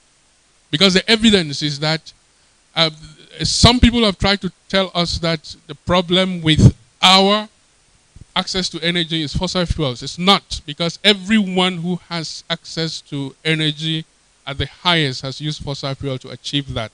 So perhaps the problem is that governance problem. And if we don't resolve that governance problem, we're still going to have generation of renewable energy that leaves community out. We're still going to have this trend. These trends will only replace the source of the energy, not the destination of the energy. And I think that's where the problem for Africa is. And we need to bear that in mind as we have this conversation going forward. Two more. Yeah. Before I hand over the microphone. Oh, okay. I have also a comment. I suspected that you were only helping with the microphone. Yeah. What is the level of the political willingness of our countries? Because in Rwanda, our country has committed to supply energy access to all the population in 2024. So what is the level of other African countries in their commitments to energy access? Yes, Julius? Oh, you can bring the mic back to Julius. No, finish with him and come to Julius. Good morning. Sorry. I think I'm looking at it, I want to look at it from this angle that in terms of creating wealth in the energy sector, especially for the Lolo communities, and also for Africa to continue, what we call the leading a low carbon path. I'll give an example about the cooperation agreement which was signed by Zambia and Congo in terms of manufacture of electric car batteries, and also it also tackles the renewable energy issues. Benson mentioned about the issue of some of the renewable energy technologies. You know, as we look into the future, most of the technology that are brought to Africa, we don't have most of the components. We always have to look up to the West. For example, the buses, if I maybe electric bus, or the new trains that are coming up. So I think it's important that such like that cooperative agreement is taken to be quite a significant, contribution to Africa to move ahead in terms of preparing itself to have all the components that will be needed within and manufactured within. Because we've been talking about the issue of the value addition, which is very, very important. As you may know that Zambia and Congo, they have very huge cobalt in the world resource. And just Zambia, this year we opened the $250 million zinc mine. And zinc also is a good component in the electric car manufacturing industry. The challenge also we always get to see is that, because I'm talking this on the issue of value addition. For example, our copper, you find that the electric cables, copper electric cables, they have to be manufactured in Europe or China. So that is also the issues that even when you talk of the tariffs, they continue to be because of most of the components we don't manufacture them within. But worse, we have these huge resources that we take outside our continent. And I think it's important as we move forward to ensure that, especially that to ensure that the local communities where these resources are coming from, they are involved, in terms of creating small businesses so that they can tap from the opportunities from the resources that will come within their communities. And because this also has been a case whereby you find that electricity is being produced within the small within that from that same area, but where is it going to serve? Most is going to serve the huge mining companies. The local people, they just see the electric pylons passing through their areas. I think those have been also critical issues that when it comes to the energy sector. I think we need to look at how do we harness the opportunities also in terms of mini grids and other opportunities like in maybe small solar plants to ensure that the local entrepreneurs benefit from this. Because this has been a challenge, especially with the common blackouts that are happening mostly part of the East Africa, Southern Africa. I'm sure we saw this happening in Tanzania, Zimbabwe. Just the Kariba Dam, it will be shut down because they've used most of the waters which were supposed to go. All those are issues that when you look at that we need to address as we move forward as countries so that we produce enough energy, enough electricity to solve most of the problems within Africa. Thank you. Thank you. Next time we'll make you a substantive presenter for this session because those are quite useful comments, but they have their own space within this particular program. Julius, are you able to take 3 minutes? Max? No, just one. 2. Beautiful. 1 second. So thank you, Benson, for the presentation. My name is Julius Ngoma from Malawi. I wanted just to pick up from what you raised, Philip, on the question about access, energy access. And I just wanted to link to your final point when you were making a presentation. You talked about the grant-based mechanisms are not going to be sustainable in the future, and maybe we need to bring more private sector into the space. I was looking at the presentation. I think it was also good if you could have painted a picture on how poverty situation is like in Africa, and then, for example, giving also an example. You talked about some of the models that are being used in Africa, where we can also advance energy access issues, and how do we see the future in terms of, as we are transitioning from these grant-based mechanisms that we feel they are not going to be sustainable to private sector, more private sector, how are we going to deal with the poverty issues also? Thank you. Thank you, Julius. Let me stop that round of questions and comments at that particular level. Of course, stepping in on behalf of Eugene, who had another emergency to deal with, and request Benson to extinguish those questions and comments in 2 minutes. Thank you. Thank you so much, and probably even less than 2 minutes. So first, I think on the question of political willingness, I can't remember who asked that question. Oh, yeah, it was you. Yes. On the question of political willingness, I wish Dr. Somorin was in to hear that question. He works directly with the governments better than me, and probably, no, when that question was being asked, I think he had stepped out. Yeah, he had stepped.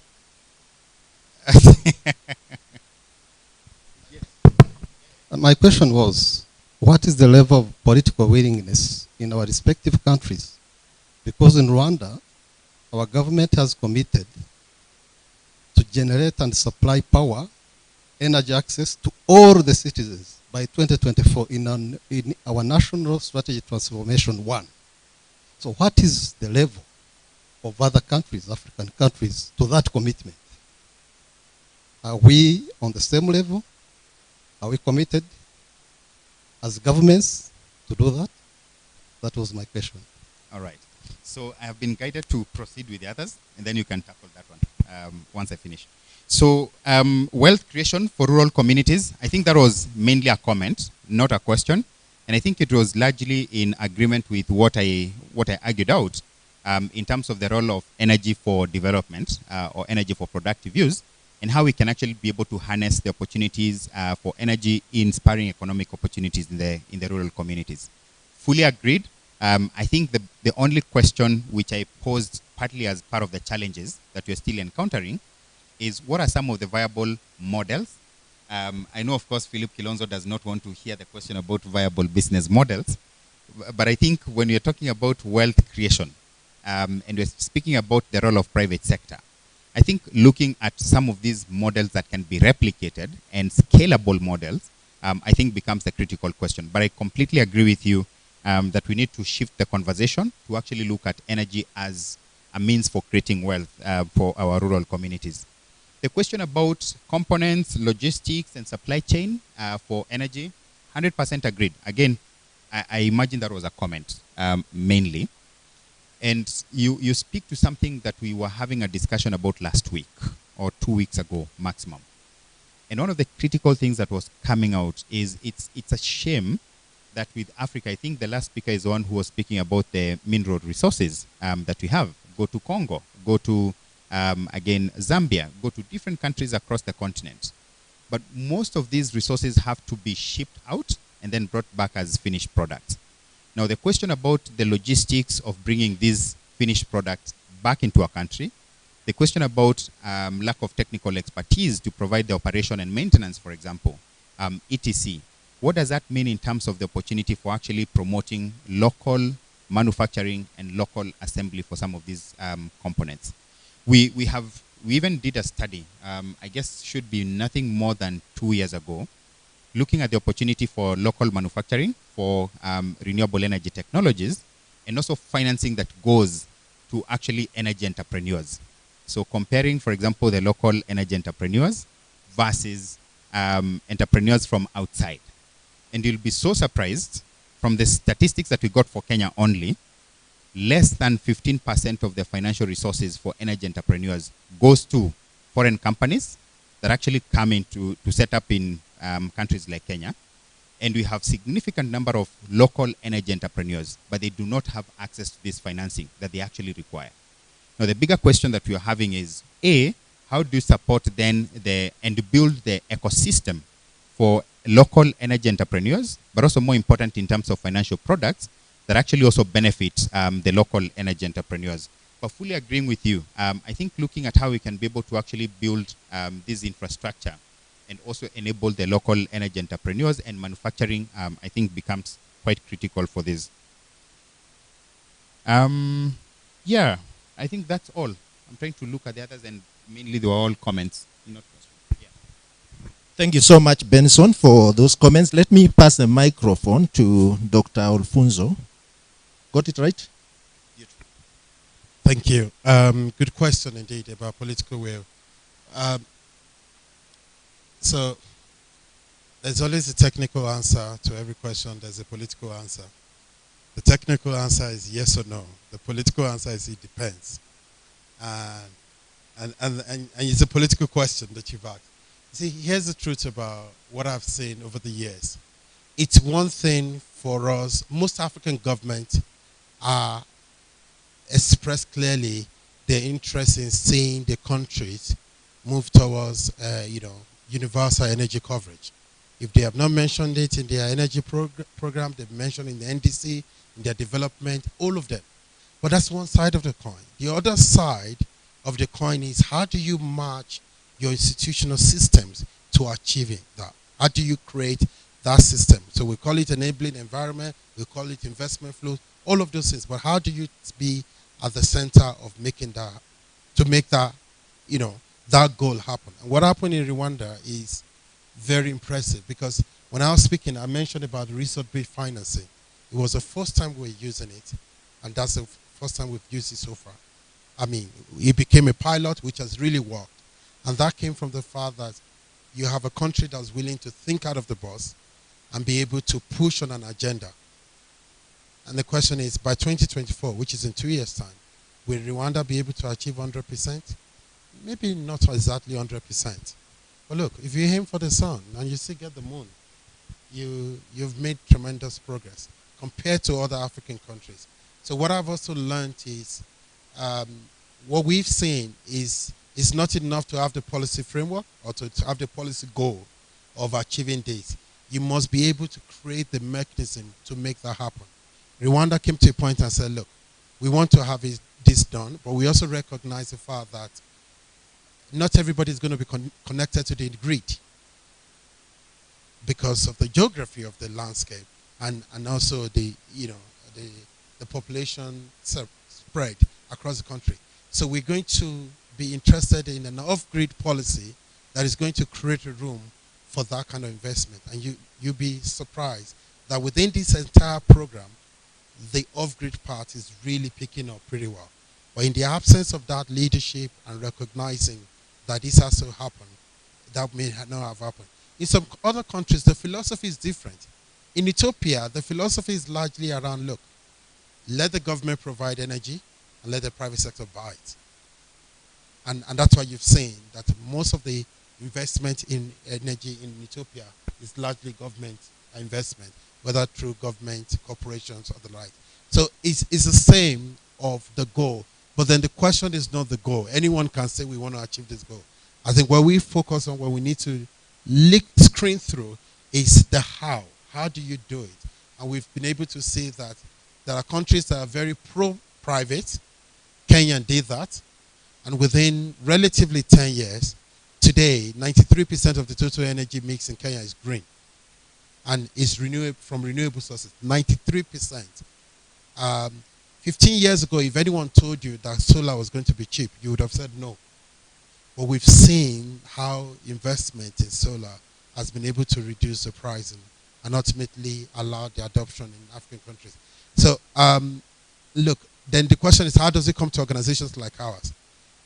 The countries come with that blueprint of the how, and that's what we finance. Does that make sense? And if the how makes sense in terms of financially, and the approach is consistent with our own way of looking at the solutions, then we have a room for partnership. So I hate to say this, please. It's not enough to say we want to achieve universal access by 2030. That's not the goal. The thing is, how are you going to do it? And we've seen countries that have been able to come out with the how, and they've done it. So the how, for me, is the political willingness. It's not in the policy statement about achieving this. It's possible for you to set this target and not achieve that target by that timeline that you've given yourself. and then you give yourself more years, but the how is what? Because the how speaks to the partnership, it speaks to the institutional arrangement, but it also speaks about this the engagement model within the country. And that speaks also to, there are countries today who are beginning to look at what can entrepreneurs do in providing energy. Because 20 years ago, most African countries just wanted energy going to their grid. Off-grid or private generation was not something they found very interesting. And you found out that utility was not helpful at all. So another thing, please forgive me, in some cases, we also have to be very honest. You may have to tell yourself in your country, the cost of generation is too high for you. It's better for you to be part of a regional power pool and just importing from another place. Production cost in Ethiopia is between 2.5 to actually 4 cents per kilowatt per hour. Solar in Kenya is going for an IPP price and tariff pricing about 7.5 cents. So in some cases, Kenya might decide, look, I'd rather just import from Ethiopia.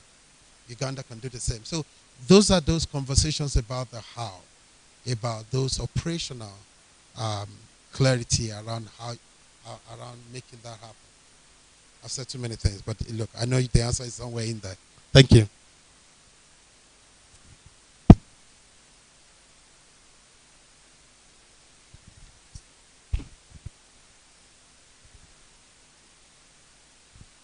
Thank you. I can see the assigned moderator is back, but I'll still continue to close the session. I think those were quite useful comments and useful reflections coming from our keynote presenters for this morning, who have actually been able to set the stage and set the stage for the conversation. This session does not close the workshop. It just sets the stage. And therefore, there are subsequent sessions that are going to build on the conversation that has been set on. So in case you have a question that has not been responded to, an insight that is still in your head, please note that it's going to be accommodated in subsequent sections of this particular program. But at this point, take time to thank Dr. Somorin for those incisive inputs and dealing with technical and political matters. Benson, I think that was quite a piece of presentation.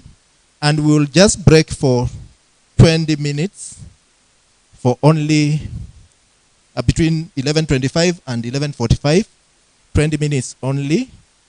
We are committed to remain, to being quite on course on the program, and therefore we will resume effectively 11:45. So if you are not in the room at 11:45, the train will be leaving the station. Enjoy your tea. I believe it's just outside, downstairs. Huh? That's where we'll grab our cup of tea and then come back.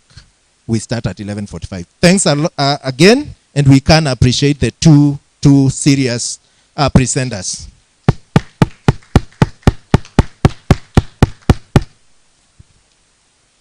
Engineering costs and for the sustainability of such data initiatives, since we do operate in a resource-constrained environment. So here we are speaking about data providers. We spoke about data users, we spoke about data providers, and we spoke about the importance of treating demand and supply as equal.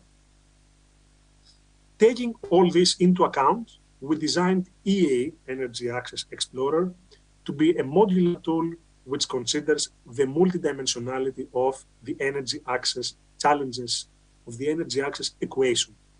Our vision, as you can see here, is to provide geospatial data and geospatial technology to inform pathways where people, institutions, livelihoods have access to affordable, reliable, modern energy services for achieving socioeconomic and equitable development.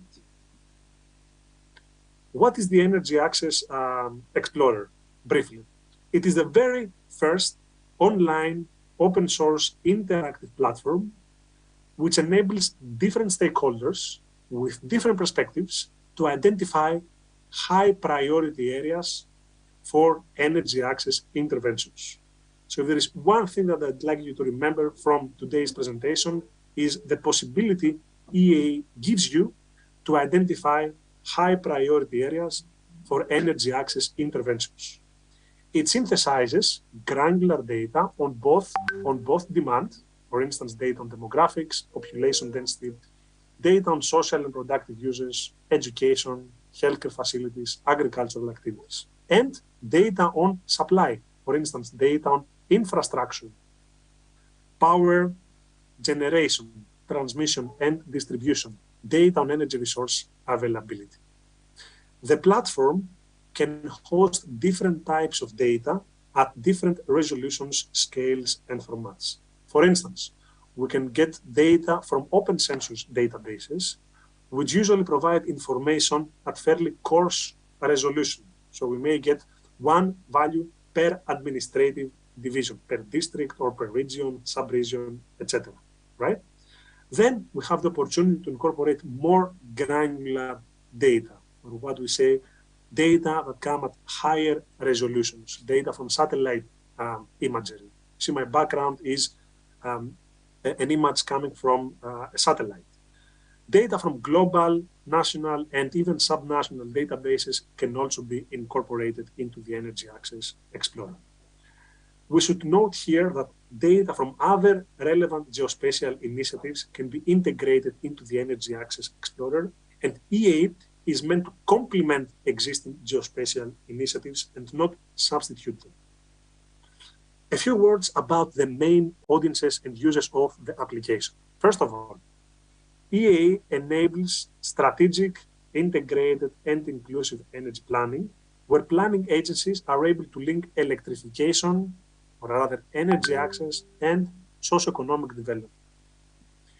EA enables also the expansion of clean energy markets, where technology suppliers, whether it's mini-grid developers, solar system providers, may get a better understanding of aspects of affordability and the level of service needed.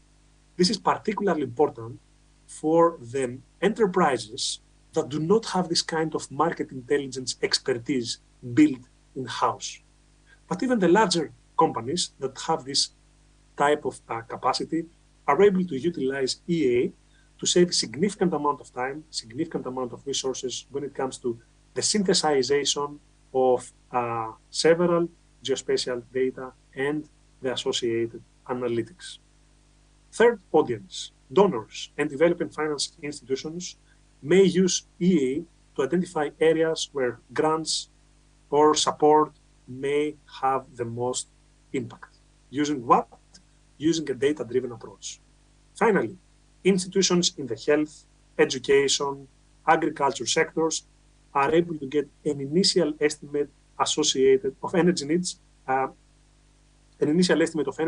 associated with development services. For instance, a health ministry may be able to identify energy requirements for unserved healthcare facilities and assess possible supply options in order to electrify or provide electricity to these facilities. Just an example. Now, I'd like to share a sample of EA data and analysis for Uganda, where we've been collaborating with the Energy Sector GIS Working Group, essentially a group of engineers and GIS staff from all energy planning agencies in the country, from the Ministry of Energy and Mineral Development to transmission distribution companies, regulator, and others. We have also been collaborating with the health ministry in the country. Again, this is just a sample, and in the platform, there are several more geospatial data incorporated, which allow users to customize analysis. So we start with data on demographics, or data on the demand side, current or potential demand. Here we see population density. Data on socioeconomic activities. Education facilities, healthcare facilities. Here we get a national level overview of the healthcare facilities in the country. The users have the possibility to click on each and every healthcare facility and read information not only about the type of facility, depending on the services they offer, but also information about the district it belongs to, the owner, whether it's government-owned or private clinic, the electrification status, catchment population, and the specific coordinates. The users have also the possibility to zoom in at very granular level and use the satellite imagery as a base map. This is what we are doing now. This is the satellite image which is being updated frequently, and see how data provided by the various data providers, in this case the health ministry, compare with the situation on the ground. So here the satellite imagery is indicating that there is actually a healthcare facility with the exact same name as the one provided by the original data provider. This is a tool which allows us to validate to an extent the data that has been incorporated by the various data providers. Hence, it's important to have the satellite imagery being updated frequently. Zooming out, data on agricultural activities. So here we got data on demographics and socioeconomic activities, which combined can help us get a better understanding of current or potential demand for energy services. Again, this is just a sample of data sets. There are several more incorporated in the application. Moving to the supply side, data on energy resource availability, global horizontal irradiation, infrastructure, transmission, distribution, and power generation as provided by the energy sector GIS working group in Uganda, and more specifically, the transmission distribution companies. There are other data which go beyond demand and supply, but are still essential for various stakeholders when it comes to decision making. For instance, data on environment. Here we see protected areas. Data on finance, access to finance service providers. The platform will synthesize the various datasets / criteria that have been selected by the users and will provide a high resolution multi-criteria analysis on the fly. Remember the main output, high priority areas for energy access interventions. Brighter colors indicate higher priority areas, darker colors, lower priority, and everything else has been excluded from our analysis based on specific filters and criteria that we as users have set. What do we see here? We see high priority areas which are close to healthcare facilities, far from distribution lines, and where the solar potential is significant. The users have the possibility to get a list of the top locations that meet one's criteria. And this is not a black box kind of analysis that has been developed by someone else. It is something that is justified on the fly. So here we understand why certain locations may score higher based on our unique criteria. So here we are very close to schools, high population density, significant solar potential, far from mini grids, far from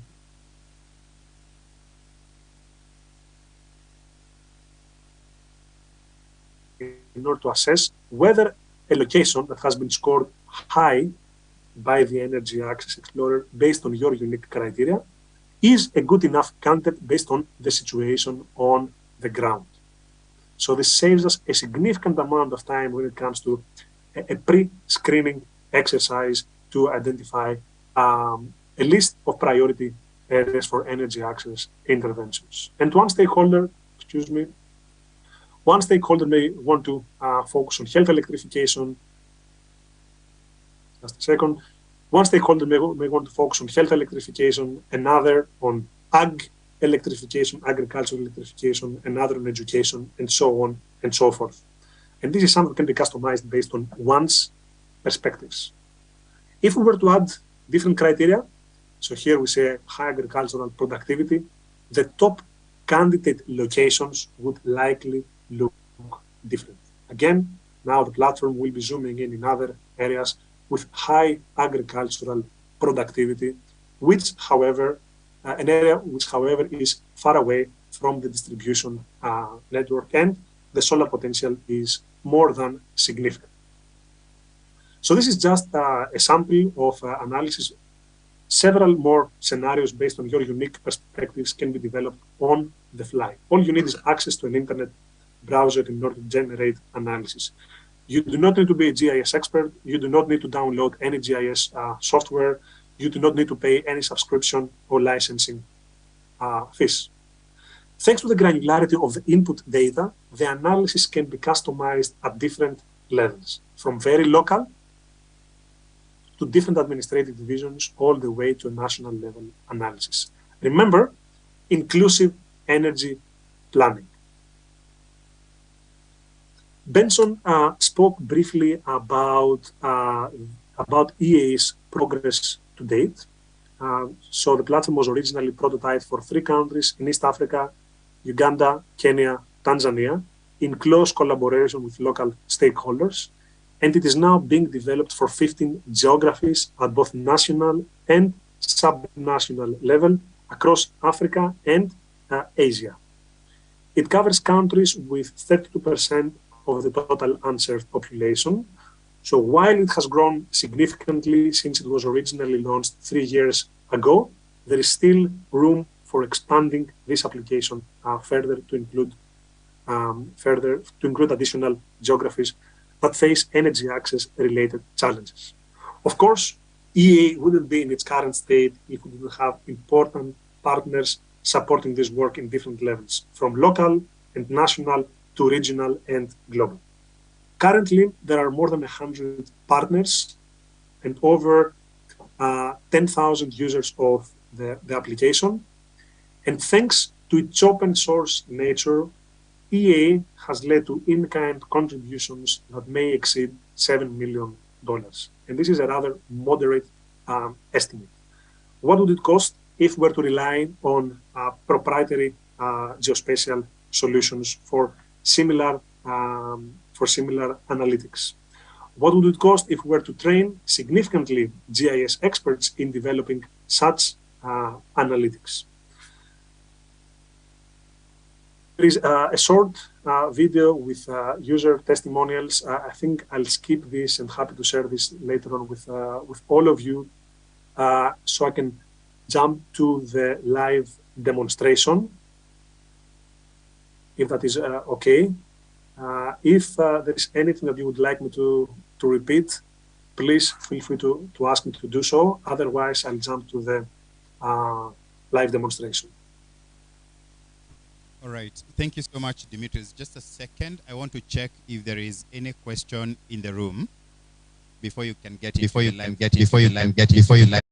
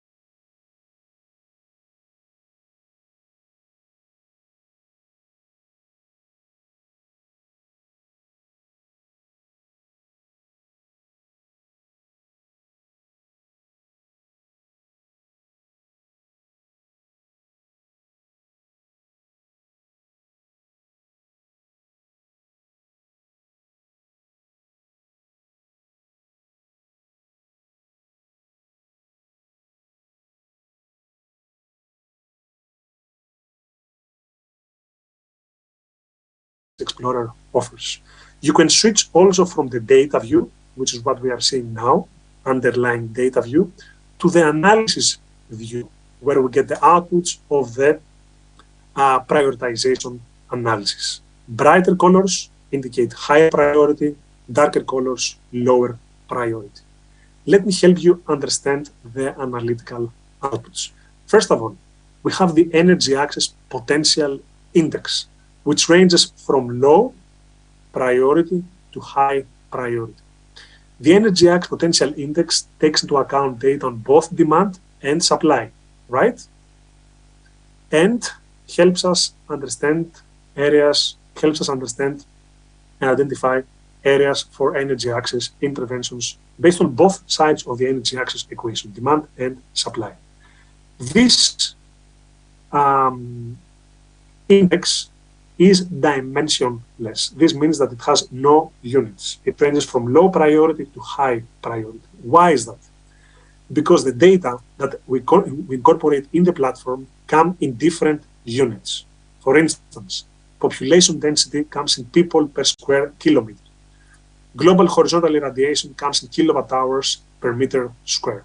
So the platform will synthesize and normalize each and every data set, which means criterion, to the same scale, and will provide eventually these indices which range from low to high.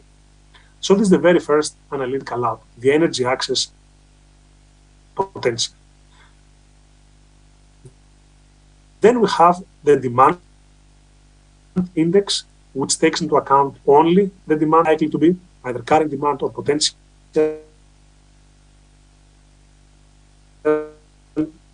demands to external finance may be needed the most. The unit of analysis is 1 square kilometer. So if we were to zoom in at very granular level, we get these squares, right? The so-called resolution or unit of analysis is 1 square kilometer. So this is 1 kilometer, this distance is 1 kilometer, and this distance is another relation. Okay? So we want to remove areas that are not populated. So let's say kilometer. And you see how the map got updated on the fly. As we speak, nothing was pre-run, pre-set, pre-cooked. You also have the opportunity to play with these sliders, either the left slider or the right slider, in order to apply your filters. But if you want specific values, you can use these editable boxes. So here we can say 10 people per square kilometer. If you are a clean energy enterprise, you may be interested in higher population density. So let's say 100 people per square kilometer. So this is something that can be completely customized based on your unique perspectives. Let's look at areas where there are potential social loads, healthcare facilities in this case. So we want to be close to healthcare facilities. Maximum distance to be 5 filters and buffers. So here we see that 37.7 million people in Uganda live in areas with population of higher than 10 people per square kilometer and are within 5 kilometers from healthcare facilities. Switching to the supply side. First, let's take distribution network as a proxy that helps us understand the electricity access of facilities. And let's look at facilities or areas that are far from the distribution network. You can say at least 2 kilometers away from the distribution network. You see how the population share that meets our criterion or our criteria changed. From 37.7 million people, we went now down to 14.8 million people in the country living in areas that are populated and close to healthcare facilities, far from distribution. Let's also add one more criterion. Let's say high global horizontal irradiation, which could potentially justify a solar electrification of these areas. Let's say 1800 kilowatt hours per meter square. And the analysis changed slightly, so went down to 14 million people. Which we could refine this even further. So we could say 1 kilometer away from distribution lines or 5 kilometers away from distribution lines depending on how fast the distribution network may zoom in various areas and try to identify these brighter cells. So brighter colors indicate higher priority. So here we see higher priority. Why? Again, not a black box kind of analysis. We understand why certain areas score higher based on our unique criteria. And one's criteria may differ from another stakeholder. So here, high population density, high solar potential, and very far from the distribution network. So you can either try and do this exercise and go through 60,000 square kilometers and identify the top locations that meet one's criteria, or you can use some of the additional functionalities that the platform offers. Speaking of which, there is on the left-hand side this symbol which takes us to the top locations. This summarizes candidate locations that meet our unique criteria, all right? So the platform will zoom in there, again, why this significant high solar potential, and there is a healthcare facility here. You have the possibility to utilize the satellite imagery. So instead of the light base map, this is a light base map, this gray base map, you have the possibility to use satellite imagery, which I'm going to now. Top right, so before we went to identifier, now we can click on these layers and satellite. The satellite see whether a location is a good enough candidate for expanding access to energy services. So actually here we do see that there is a road network, there are a few settlements, there is an education facility, agricultural activities, which may actually justify the expansion of energy services to this particular location. So instead of spending a significant amount of time doing this pre-screening exercise, synthesizing data from 10, 20, 30 plus databases, there is a platform that does this pre-screening exercise for us. And then we will need to complement this with feasibility or pre-feasibility studies before project implementation. Let me take you through a couple more additional functionalities and features, and then we can stop for questions and feedback. So I'll switch to the light base map, and we'll zoom out to the entire country. I will zooming out so we can see Uganda. And we'll reset all the filters that we applied so I can demonstrate some additional functionalities. Here, and final distribution lines. All right. This analysis now is being provided at fairly granular resolution, so 1 square kilometer. You have the opportunity also to aggregate your specific analytical outputs at different administrative divisions. So we can do the exact same analysis at sub-regional level in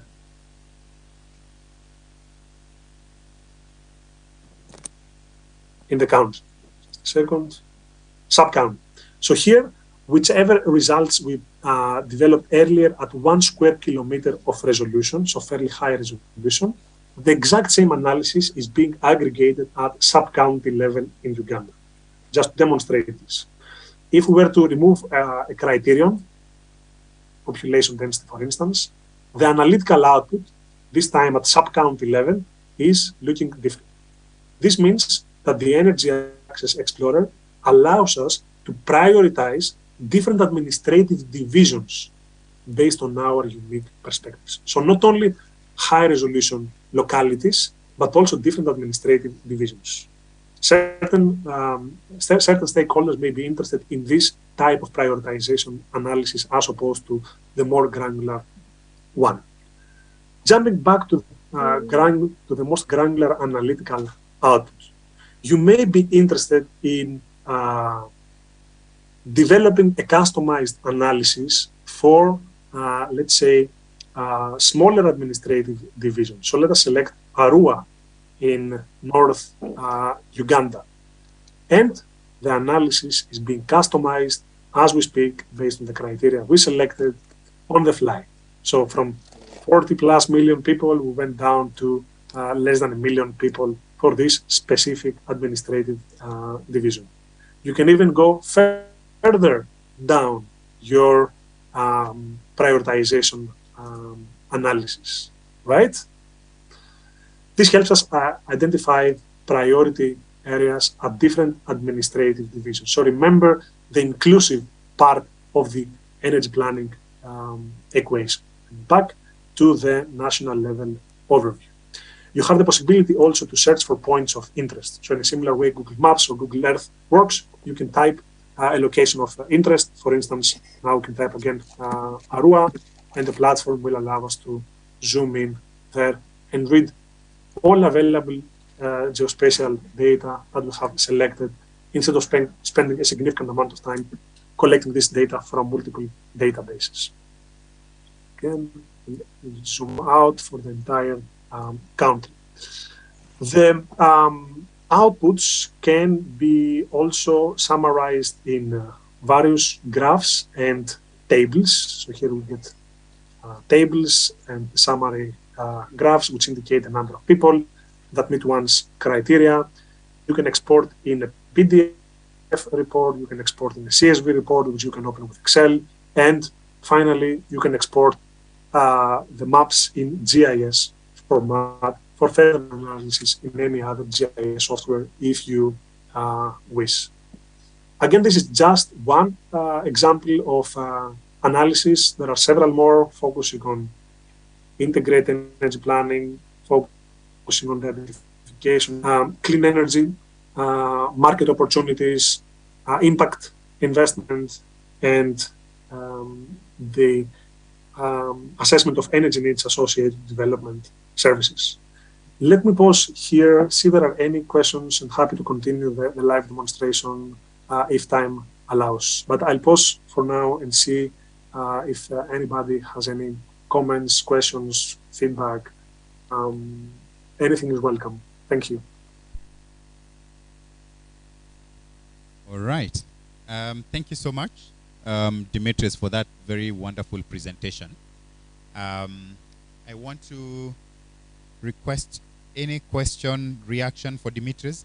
I mean, I know this is a bit technical, and we have done this kind of trainings, I think, takes us a bit of time to basically take the team through the tool, not in a rushed way, but certainly we wanted to give you a flavor of the kind of tools that are out there, and more specifically what WRI has been building in terms of data. Dimitris? You want to say something, Dimitris? Oh, it's because I'm muted. Okay. Can you hear me now? Okay, perfect. I hope that doesn't mess up with now again the connection. So anyway, I was saying, I know this conversation, of course, we have had to squeeze it within very limited time compared to how much time, for example, it would require to take us through the tool in a way you get through it step by step.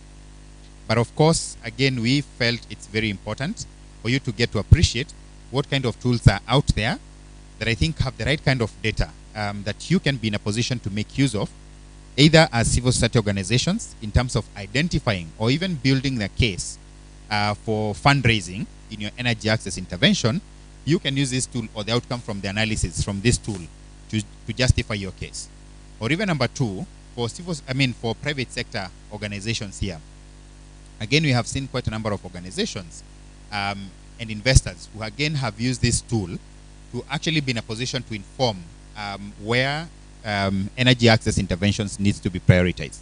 I think Dimitris was only kind enough not to mention that the World Bank is actually currently using analysis from this tool to inform where they should prioritize investment in Ethiopia for energy access. So I guess just giving us a flavor is what we felt would be important.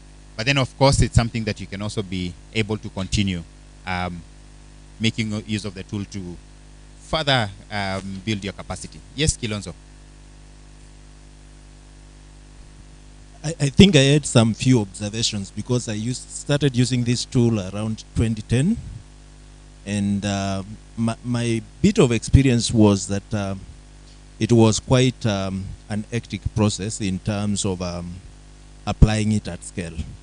So probably I would like to hear from him in terms of what measures has he been able to put in place to ensure that he's able to cover quite an expansive area within a shorter period, because it's fairly quite time demanding, especially when you're applying the open data source software to really generate the information. So that's the first thing that I needed to understand. And then there has been, of course, issues to do with utilization elements, and most of the tools that are applied of this nature have ended up benefiting parties that are not necessarily internal to Africa but external to Africa. And therefore, the key question for my colleague is just trying to understand to what extent is the information being generated being used by African entrepreneurs in terms of this particular investment, and how do we bridge gaps in case there are gaps there. And then probably a bit of introspection and reflecting. A similar tool had been proposed for mapping mineral resources in Africa under the Africa Mining Vision, and it was resisted. So again, what is the perception of African government in terms of the information that is being generated out of this particular tool? Thanks. All right. Thank you so much, Dimitris. I hope you've captured that. I can see you're hanging. I hope the bandwidth is okay. Dimitris, just to confirm he can hear before we continue. No, I think they've said he can hear from that side. Yeah, he can hear from that side. It's minimizing echo. Dimitris, network is bad. He's frozen. I don't think the video is... Oh. Dimitris, can you hear me?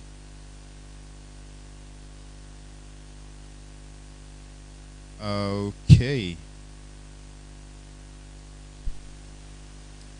It's very confusing.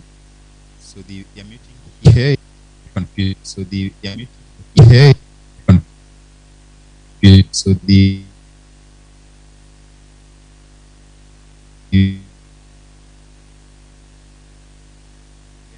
Hello. Uh-oh. It's gone.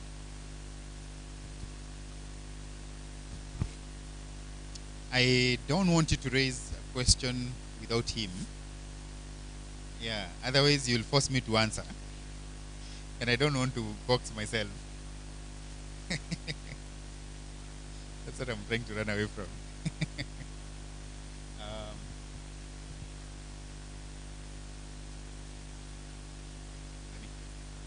Dunya, just tell him on WhatsApp. Tell him on WhatsApp that we're sorting it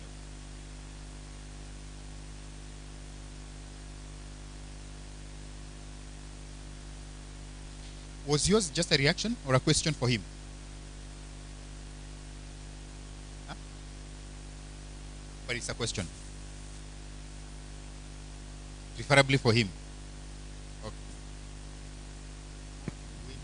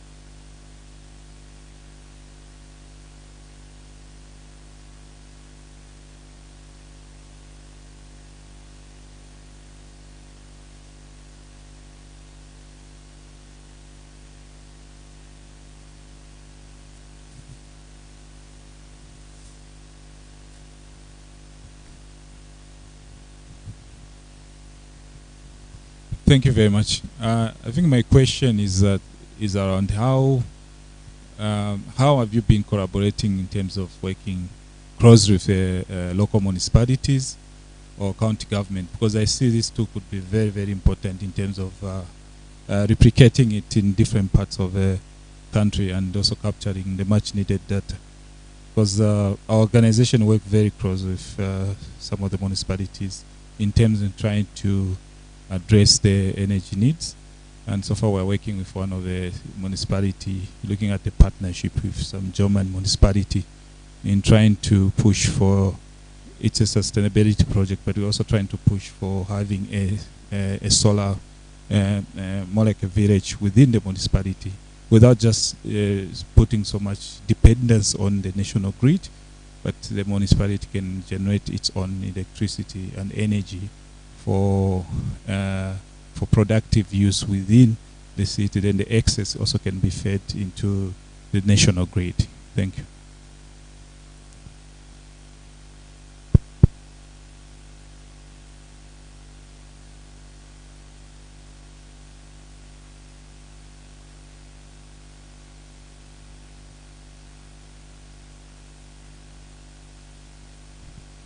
Between you and lunch.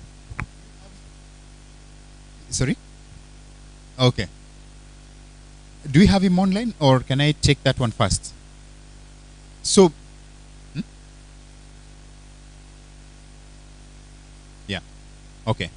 So, just to respond to your question, I think this is something that I can easily respond to. So, of course, we have been collaborating with local governments. Let me not say local municipalities, because I think it differs from one country to the other. In Kenya, for example, we are working very closely with the county governments there. And then in Uganda, again, working very closely with the district government. In the same case, again, with Tanzania. So I think we can put all those under local governments. But I can confidently confirm that we have been doing this in very close collaboration with the local governments, because we see them as the end users and actually key beneficiaries of this kind of tool. And so even in terms of the process, the way we have been going around this is to start sensitizing the local governments plus other users, of course, to also get to know what would they want to see in this kind of a tool. So that as you continue to develop it, then it takes into consideration the needs of those users, so including the local governments. Now in Kenya, for example, we are supporting 2 county governments currently to develop their county energy plan using this tool. So all the data that we have been building specifically targeted for those county governments is what we have been analyzing with those county governments and using that data to develop their county energy plan. And I think, and I don't want to say this because we are the people behind it, but I think the reception that we have also received even from the national government by using this tool, or from the use of this tool to support subnational governments in developing the plan, has been extremely tremendous. But I mean, that's just to say that I completely agree with you.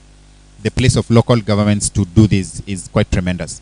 Now, the only question would be this: is it possible for WRI to be in a position to actually develop each of those tools at the subnational, for each subnational government level? I think that's where the challenge has been, because even developing for one county government, in the case of Kenya, for example, takes some significant amount of time. And so the other approach that we are now looking at is how can we be able to collaborate with credible local institutions to build their capacity so that they can be able to take over this process from us and be in a position to actually then scale it up quickly across their countries. I think that's what I would be able to mention for now.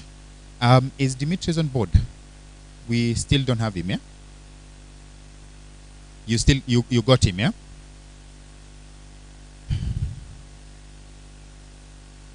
Yeah. I will not attempt to answer the one for mining. You're the one who raised it, right? Oh, you're looking at me like like you're not the one, until I wondered whether you're really the person. So the mining, I will not attempt to answer that. Let me answer the question about the local energy entrepreneurs.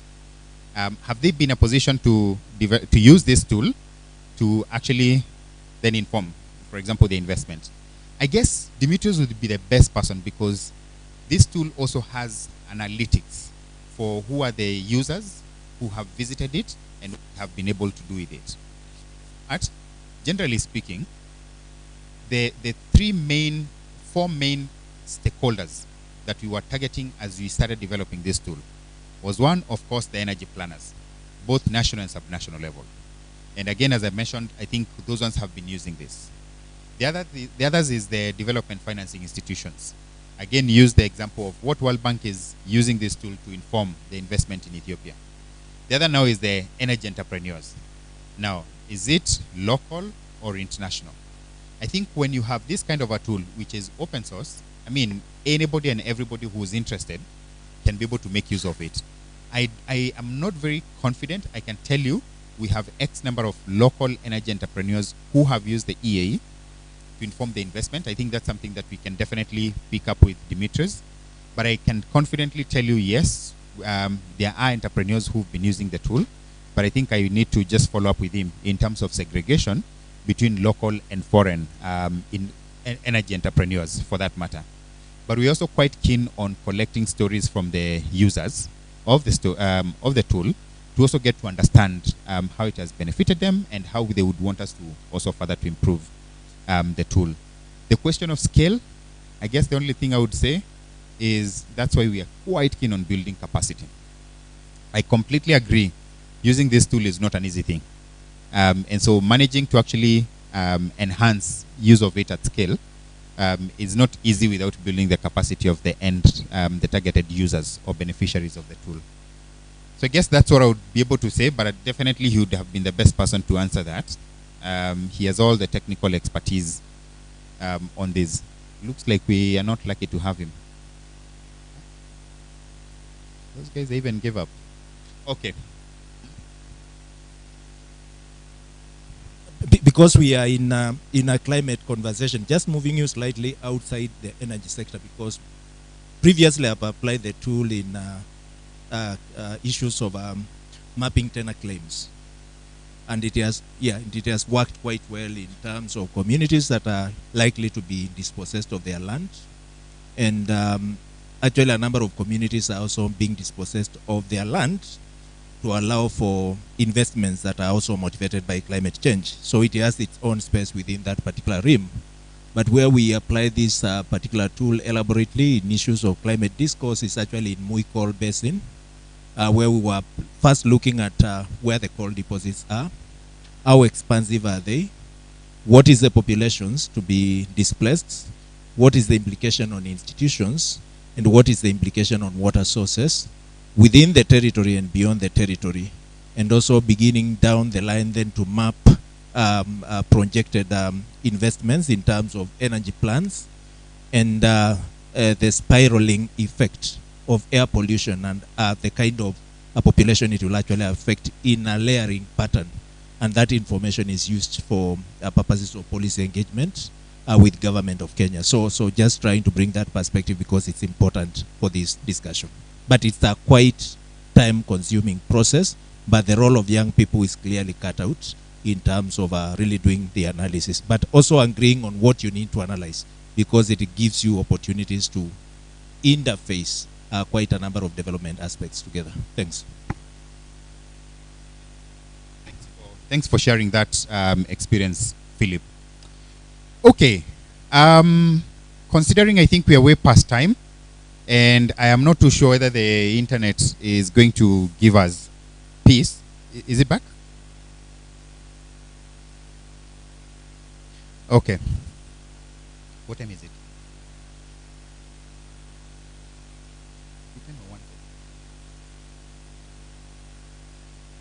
Yeah, so I'm told we managed to sort out the internet issues, but now the host is the one that is not allowing the facilitator or giving the facilitator rights to join. I guess this is something that we can be able to raise with him.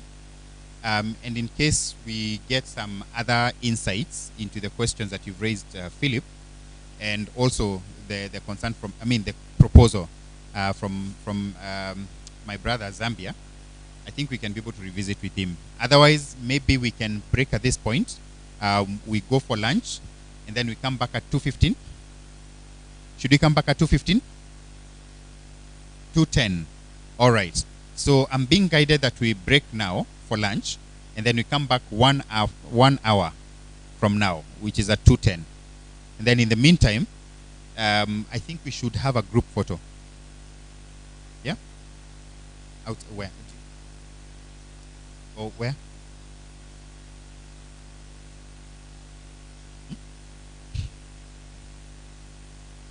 All right. I'm told we gathered down the stairs.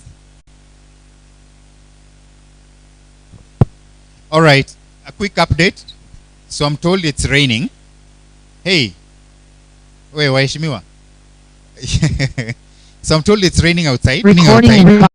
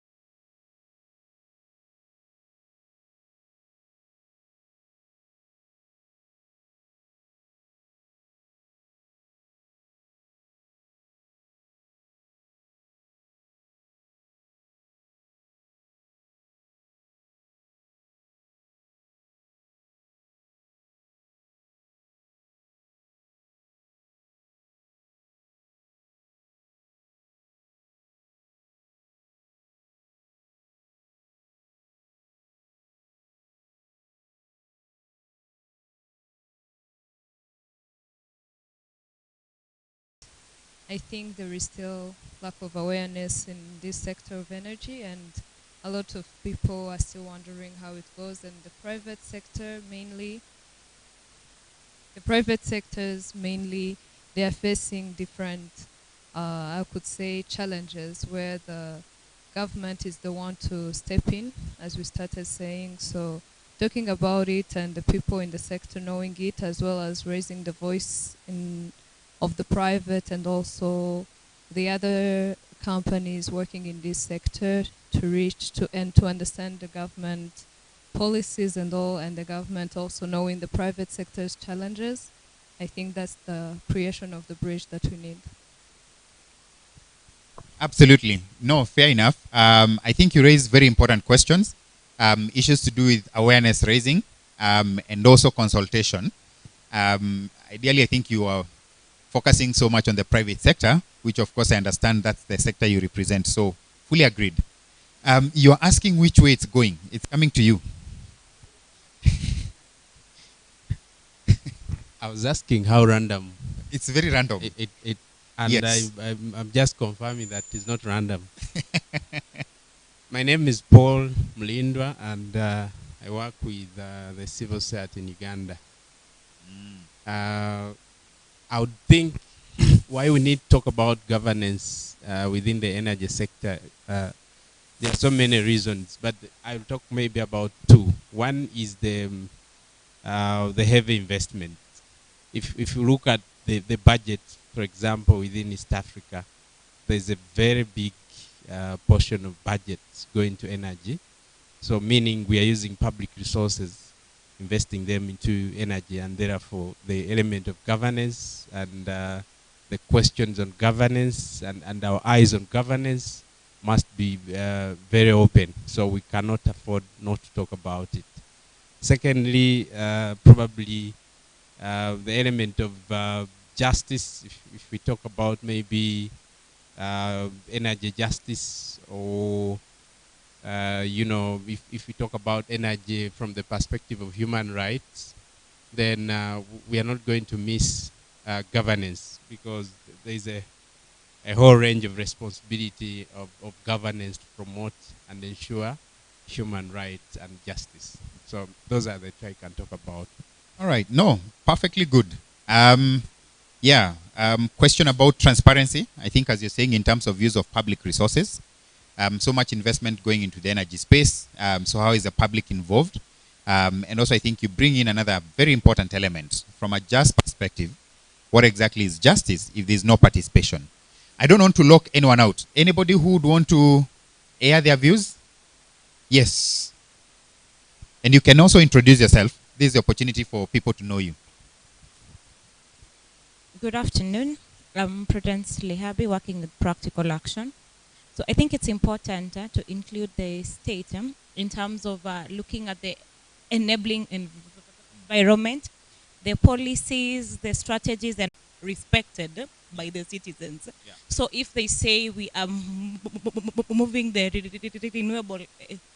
renewable way, you'll find that the adoption is going to be high because the citizens, they believe it is an authoritative voice. Yeah. Yeah. No, extremely, extremely powerful. I think especially the very last point that you're raising. The challenge I think we have seen in some of these government donor-led processes or partner developer-led processes is that they tend to leave behind the person who is actually supposed to be the beneficiary. And as a result, even in terms of public ownership, then you realize that it's very low.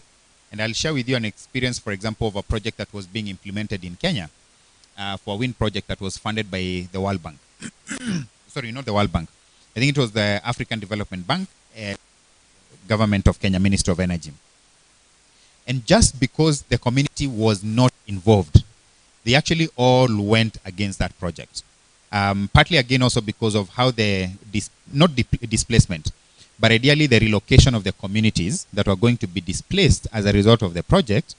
The community was not happy with the process. They never felt consulted into the whole project and how the process was going to be handled. And so the question of public participation and ownership was actually very low. Hence, I think, echoing what my sister is bringing up, in addition, of course, to the question about policies and the strategies that you raised very well. So I fully agree. I think you raised the critical questions. I thought this technology was going to help me. I don't know why it's not moving.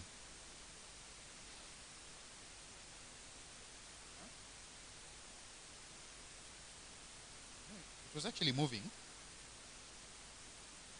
Yeah. I'm so sorry. There's an online what? Oh, there's somebody with a question online. Yes, Mamadou. Are you able to speak? Try we hear whether we can hear you.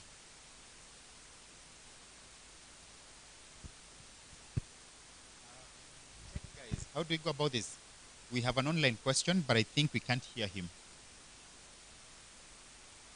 Sorry, Mamadou, just give us a second. Let's see how to fix this. Is it here or there? Ah, it's there.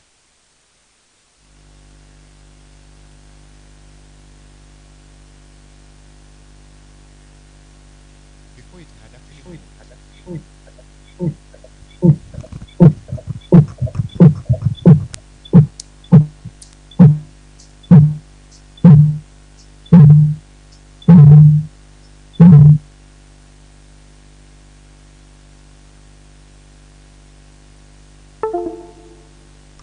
ask him. Mamadou, could you try speak now?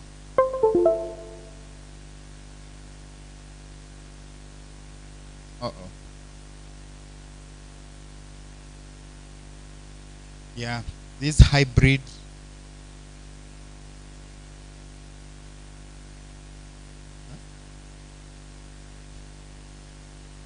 It's working.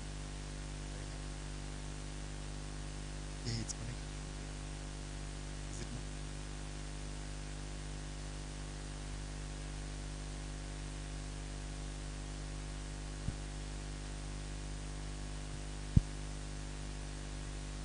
Okay. So how do you advise me we proceed on this?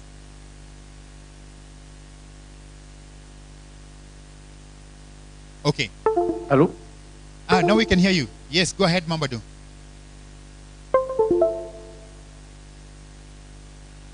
Mamadou? He's dropped again. Dropped again. Dropped again. Dropped again. Dropped again. Dropped again. Dropped again.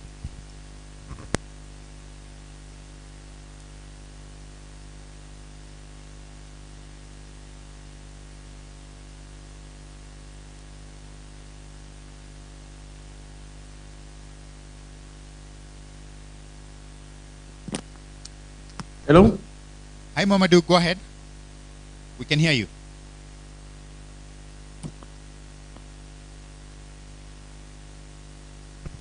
Okay. Mamadou, could you kindly drop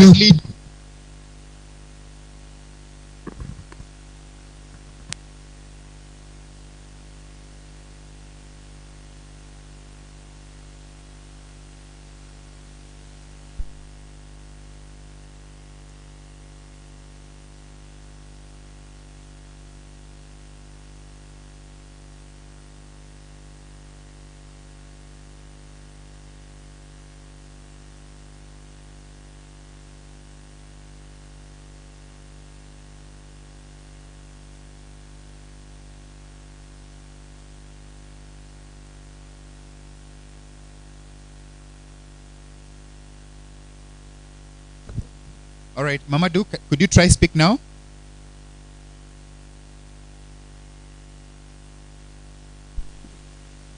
He's talking. He's talking. He's talking. He's talking. He's talking.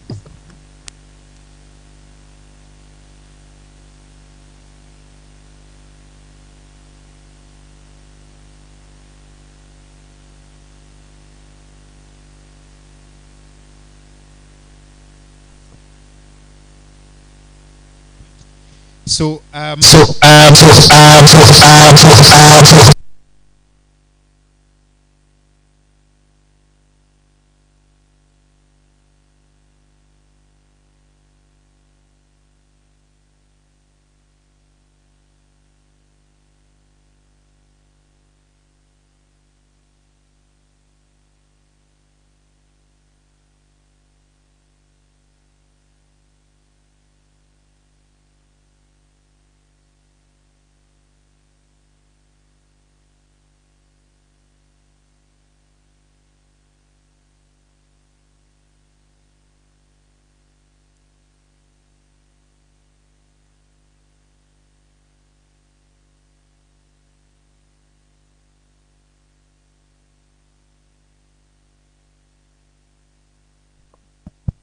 okay.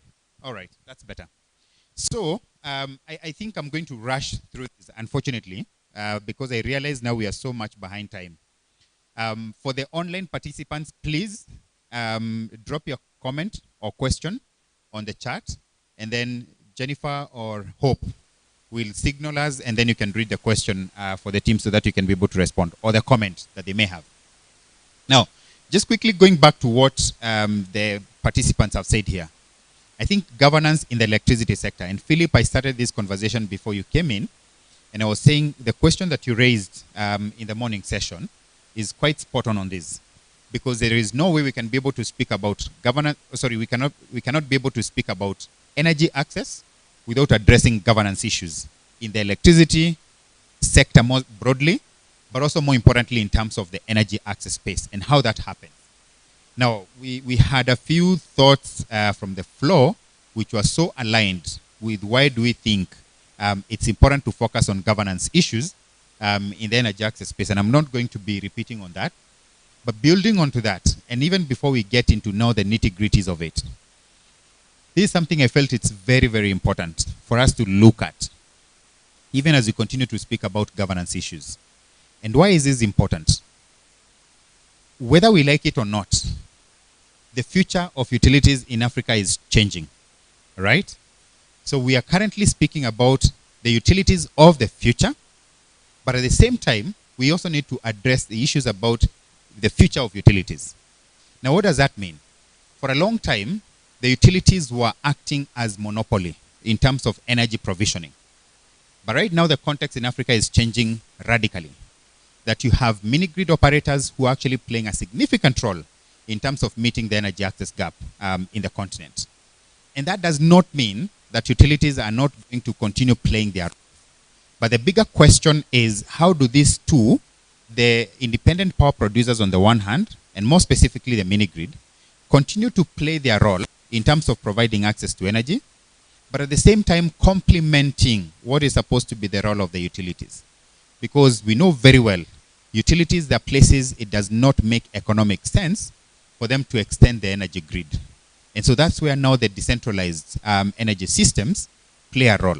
But how do they complement one another? And that's why now we are speaking about issues to do with the need to reflect on the future of, the utilities of the future. And what that means is utilities that actually coexist with the independent power producers or with the mini-grid operators. But at the same time, what does that mean in as far as the future of the utilities is concerned? Again, more importantly, in the context of decentralized energy system. So that's, I think, I felt it's very important for us to even start that conversation from there. Next.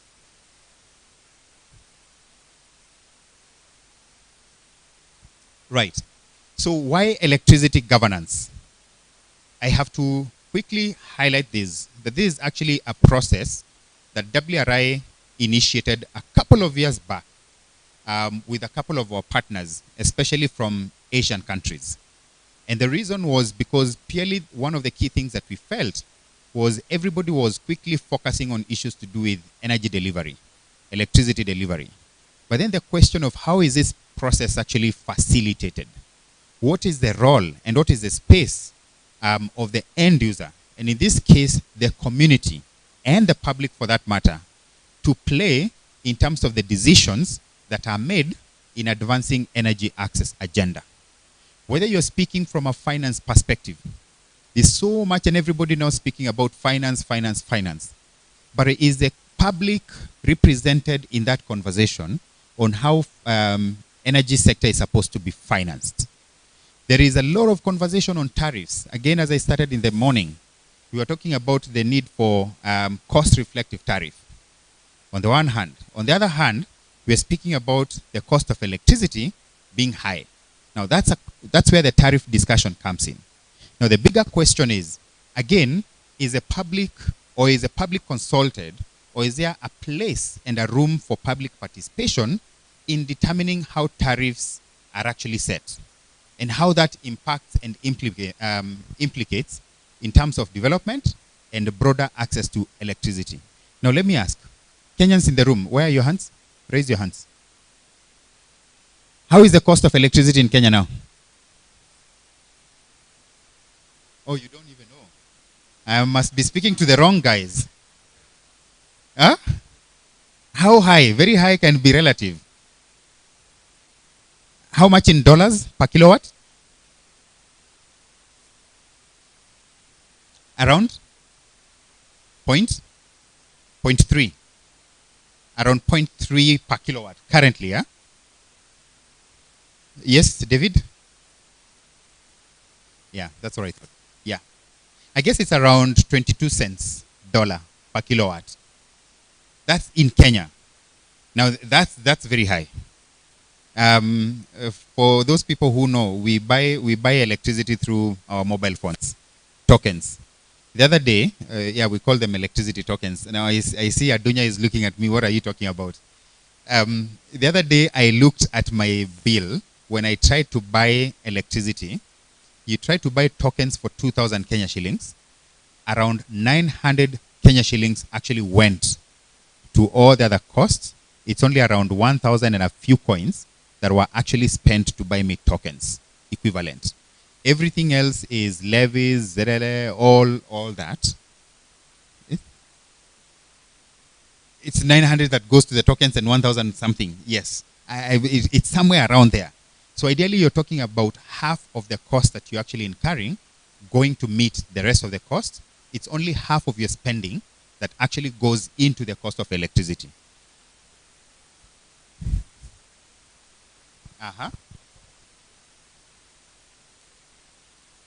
Correct. Now that's how real this conversation is. Do we have different experiences? Professor, I'm pretty sure you have these on your fingertips, the data. In Cameroon, how is it? Sorry. Correct. I'm coming to you, Professor, in a second. So, this is supposed to be for 1,000 Kenya shillings, yeah? So, token amount. Okay, this is not funny. So, this is for 1,000 Kenya shillings. The token amount is 479 shillings.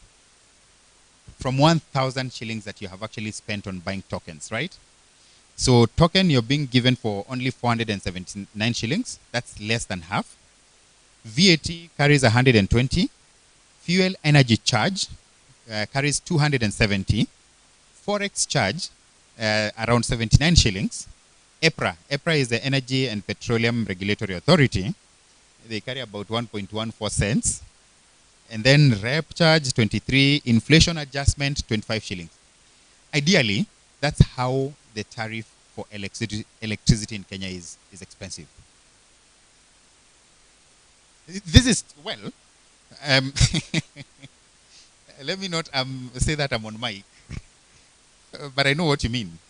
Yeah. She's saying it's stealing. I didn't say. She said stealing. Yeah. But I think, sorry, Prof, you wanted to say something. Yeah, just to say that in Cameroon, a kilowatt hour is about 10 cents. 10 cents, and then if you consume up to a certain amount, taxes start coming in. Now, you are not obliged to pay online using the platforms. You can walk to the service and pay. But we also have what is a meter rent, which is about $1, 900 francs, about $1, 120 a month, $1.20 a month. So that is the way it operates. Electricity is 10 cents. But the more you consume now, the more some taxes now will start coming in. Yeah, so that is it. Yeah, that speaks to something else that you've reminded me. I mean, it's not all bad. So in Kenya, we have something we call lifeline tariff. And lifeline tariff is for actually the people who consume the least or who probably cannot afford. And so the government came up with a mechanism that could be able to help them to have access to electricity. But ideally, I think the question or the point that I was trying to raise in this conversation is you can be able to see if there was public participation, even in terms of owning that decision regarding on how tariff, for example, they are made. Again, you can be able to imagine in terms of public willingness and the well, not masses, but the willingness of the public to actually pay without questioning. But at the same time, increasing transparency in that process, I think would become very important. The other thing I also wanted to speak about, I think one is on the importance of social and environmental implications of the things that we actually do in as far as energy is concerned. All these energy investments, again, getting back to the context that I understand very well, we once had a project that was going to be funded by AFDB and China for coal projects. Now, on the one hand, is where the government of Kenya is saying that we actually want to make sure that we, as much as possible, minimize our emissions. But then on the other hand, is where we are actually pushing for investment in a coal-powered power plant. Again, now you can be able to imagine from an environmental perspective, what does that mean in terms of keeping to the commitments that we have, and what was the place of the public including the community itself that was going to be affected in one way or another by the coal project in Lamu. Now, which I think links very well, especially with the group that is seated in here, meaning from a climate change perspective. Would those kind of processes, were it not for civil society organizations to be involved in that discussion, perhaps the coal project would have already been implemented. True or false? Yeah, but we had the voices of civil society organizations coming in and actually pushing against the investment in the coal project.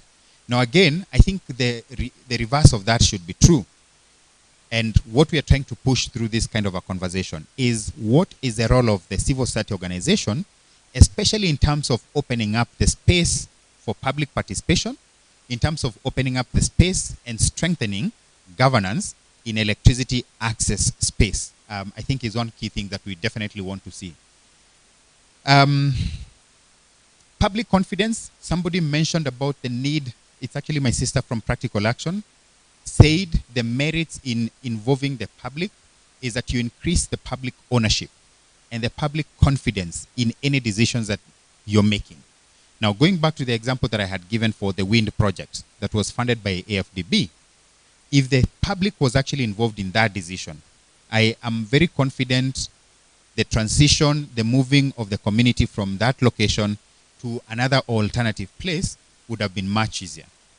But even for this tariff discussion, I would want to hear, Kilonzo, if the government had consulted you in terms of setting up the tariff, and you still pay what you're paying, would you feel different if you are involved in that decision or the decision-making process?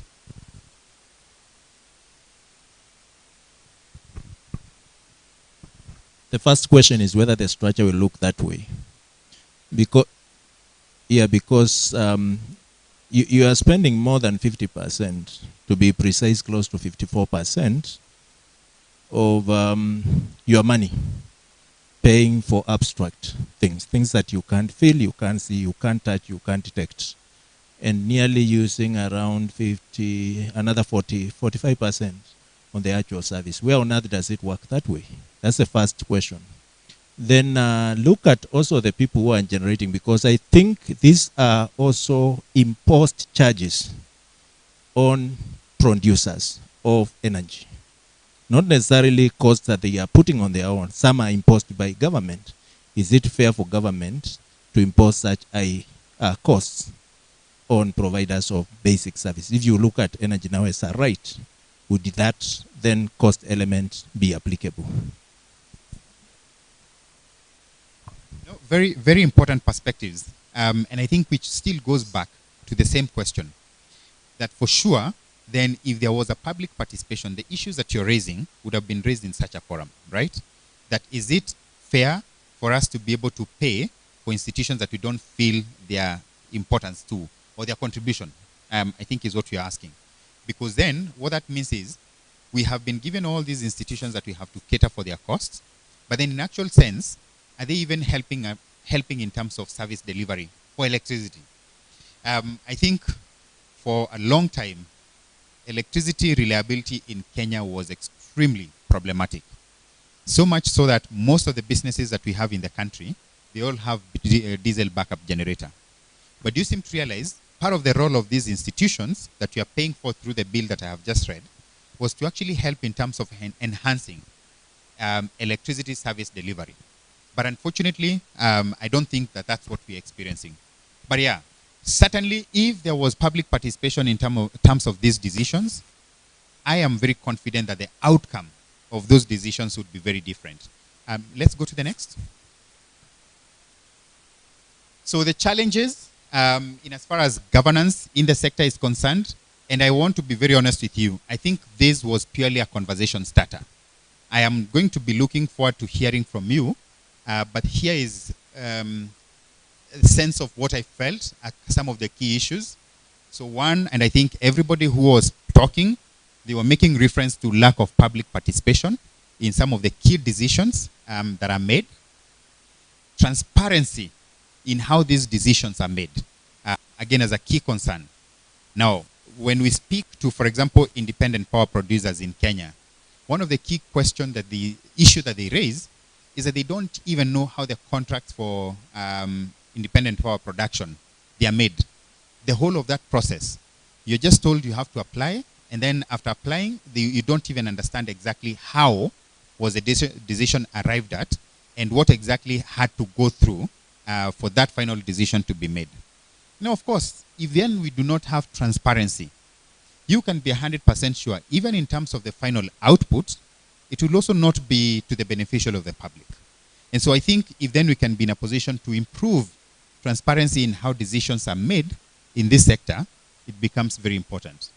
I think, and I don't want again to go back to this, but the whole question about high cost of power and high tariffs, for that matter, becomes quite important. But I think also just to deviate a bit. So one of the key things that we are trying to figure out as WRI is from a research, from a data analysis point of view. How can we be able to have a win-win situation where we manage to reduce the cost of electricity, but at the same time, without making investors feel like this is not a conducive environment, or this is not a ready environment for them to be in a position to invest. I am pretty sure there can be a win-win situation. But then for us to be able to present that to policymakers, we definitely need to present data and statistics that can be in a position to build that argument. Poor composition in energy projects. I mentioned about hydropower here, but I think it's not just in the case of hydro. Composition, and especially in terms of how communities, especially they are compensated when some of these energy infrastructure come on board, is a bit of a big challenge that we have. And I think the bigger question is then when you're speaking about justice and just transition, how does that happen when it actually negatively affects the communities or the poor communities that don't have the voice?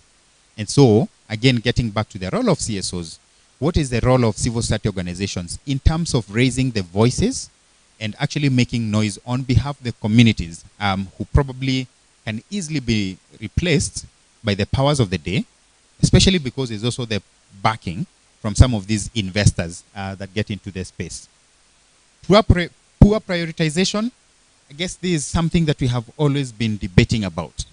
How are final decisions made in as far as investment is concerned? Are they the right decisions in terms of investment? Or if there was public participation in terms of then, say, prioritizing different investment interventions, would they be any different? So I guess these are some of the key questions that we face. And I know you had talked about mining. And actually I wanted to ask you the experience in the mining in Zambia, especially, and issues to do with governance in that space. Thank you very much. I think I'll give an example, not specifically on the mining sector, because again there's been a cry by the citizens that the mining sector, what they are charged is not as much as it's supposed to be, compared to the households. The tariffs are quite low for the mining sector. And so those are some of the critical issues. But when you look at the issue of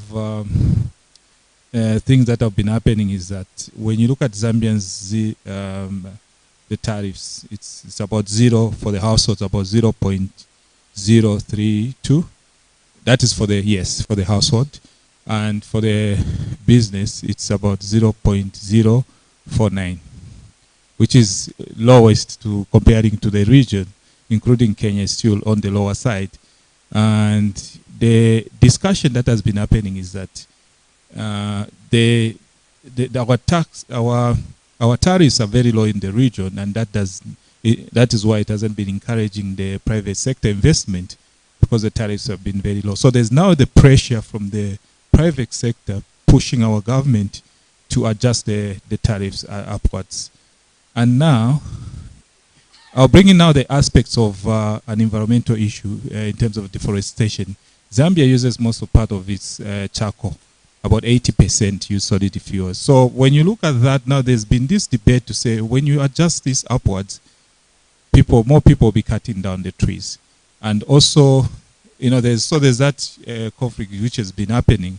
And of course, we've been having the going on, you know, in terms of engaging the communities and engaging the key stakeholders around the debate to discuss around in terms of the tariff adjustments by our Energy Regulation Board in terms of consulting the local people.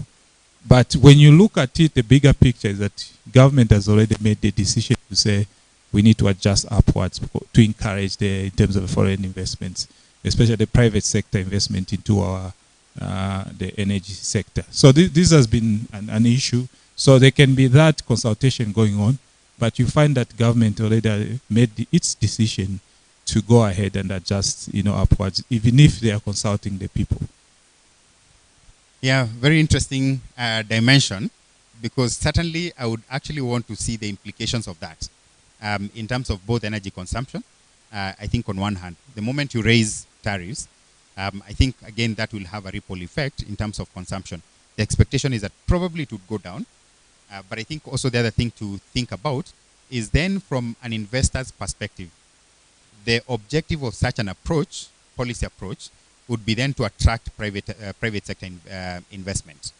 And so it would be very important to actually analyze that in a couple of years after implementation and to see whether that actually helps in terms of attracting private sector financing. And actually there was some bit of adjustments. Within this year, there was a bit of adjustments. And again, they've come back to us to say, we need to readjust again. You've seen? Yeah. There were some adjustments at 50%. Now they've come back to say, we need to still not push upwards. You've seen? So within a year, and so this is a critical issue. I know. So I'm going to give Prof. Chance, then Adunya. We keep it brief so that we can rush. I think time is... Okay. Okay. Three comments. All right. Thank you very much. The issue of governance is very, very critical.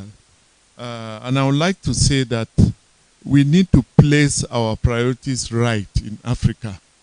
If you want to provide energy for your citizens, you don't start rushing to the West to look for finances. And that is where the problem is.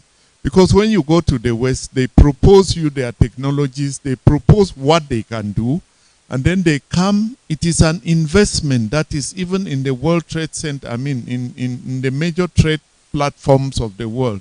That is why people cannot even choose their tariffs at the local section, because the investment is coming from abroad, and that investment must be paid back.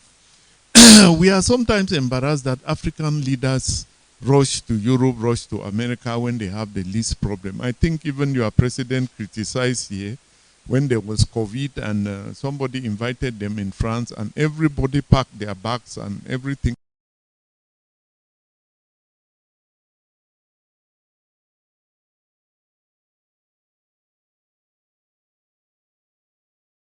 And they were rushing to go. From our small research at the laboratories in the university, we think that biofuels are the only thing that can remove Africa out of darkness.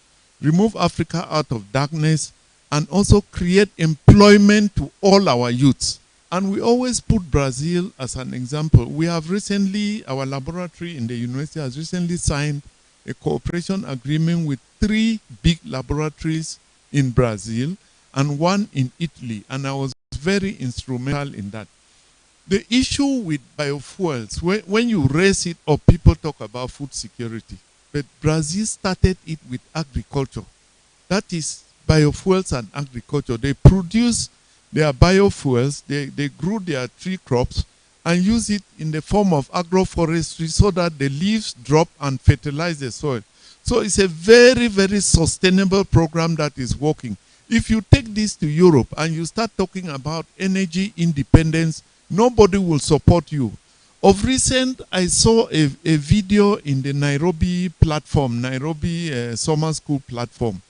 And I will crave your indulgence that we should look for 1 minute and play that video here, let people see. That is something we saw a long time ago, where somebody was saying that Africa has to be kept poor for Europe to live in a comfortable, it's about a 5-minute video. So there is no way anybody will come here to try to help. They are bringing investment, and those investment must have their profit at the end of the day. So as long as we continue to rush to the West to say, come and finance this, come and finance that, it will not be, it will be very difficult. So to round up, I just want to say, I keep on saying it, and I've said it in so many places. If you take me out of this room, I will not make up to 1 kilometer trekking before I can bring you back something that can give you 1 liter of natural diesel in any direction. If you want to put it to test, I take any direction here in Kigali. I've not been to Kigali. I've been here just the second time. I'll bring you an oil crop that if we crush here, the principle of producing biodiesel is so simple. A woman who cooks in her kitchen can easily produce biodiesel, very clean engine oil from it. And nobody wants to hear that, because if you bring this, you have energy independence, and you turn the whole geopolitics in the world upside down. No European country will come to support you for that. So please, that is my take on it, and I hope that one day, as we are saying, we will have some disciples who can follow us. Thank you. Thank you. Thank you so much, Prof. And I'm sorry, I know I had to seem like I was cutting you short. I think it's in the interest of time. But 2 things that you raise as he gives the mic. One, I think, is a question of locally led solutions. And that's one thing I always say 100% I support. We cannot expect the outside world to actually solve our problems. We have to be at the center and the driver's seat of our challenges. I am quite interested in the biofuels conversation, especially just to understand the sector, the opportunity, the risks, and how we can be able to mitigate some of those risks.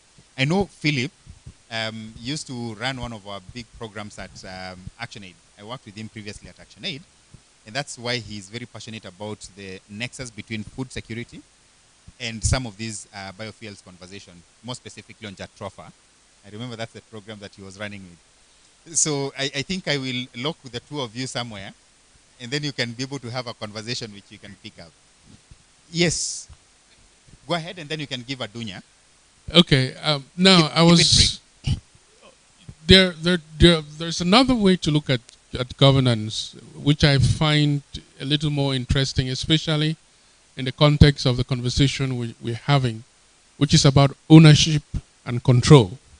Not just about participation, but ownership and control. Who owns the resources and who controls the resources? And especially when we are looking at renewable energies, because the challenge becomes even more apparent. In a village that exists in a place that receives, let's say, 12 hours of sunshine per day, therefore has a very good conditions for the development of solar energy. Can they lay claims to the sunshine that is in that community, and can they benefit? Right now in the conversation, that's not the case. The ownership and control rests with those who have the technology. It's the producer of the solar panel who can actually make money from the production of solar energy. And that power currently does not exist in the hands of African communities and peoples. And so we have to expand that conversation of governance to include issues of ownership and control, so that we have a broader understanding, because it would still be a situation in which a foreign company comes into a community, holds consultations, which we have been holding with oil and gas. Remember, even through environmental impact assessments, and get inputs from people and selects what inputs to include in the final design and what inputs to leave out. And we'll still end up in the same situation where you have a handful of those with the resources controlling and owning the sector. Wonderful. No, powerful intervention, and I fully agree with you in terms of the place of ownership and control of resources, certainly at the center of the discussion. And just to mention, it's part of the indicators actually. that we actually have on this toolkit. Adunya? Yeah, mine is actually a complement to what others have said, but it's an issue of taking when we talk about governance, governance is very important. When we are talking about governance and energy or electricity, we have to take this issue of discussion beyond a national governance issue to the global development discourses or context. Because development, basically, you can't talk about development without governance. And energy is that subcomponent of the broader development, particularly in the context of, say, we Africans, we have already ratified, signed this Agenda 2030, where energy is one of these global goals, global goal number 7, for example. You can't just avoid talking about the broader governance at international level, global level, our diplomacy, our relationship to the outside world. You can't simply close or open your door to avoid this engagement of the global actors. So governance there comes toward this balancing, looking into what we have to just select and take, and what we have to avoid. So what we call in development critical globalism. We have to critically look into what benefits us and what is not.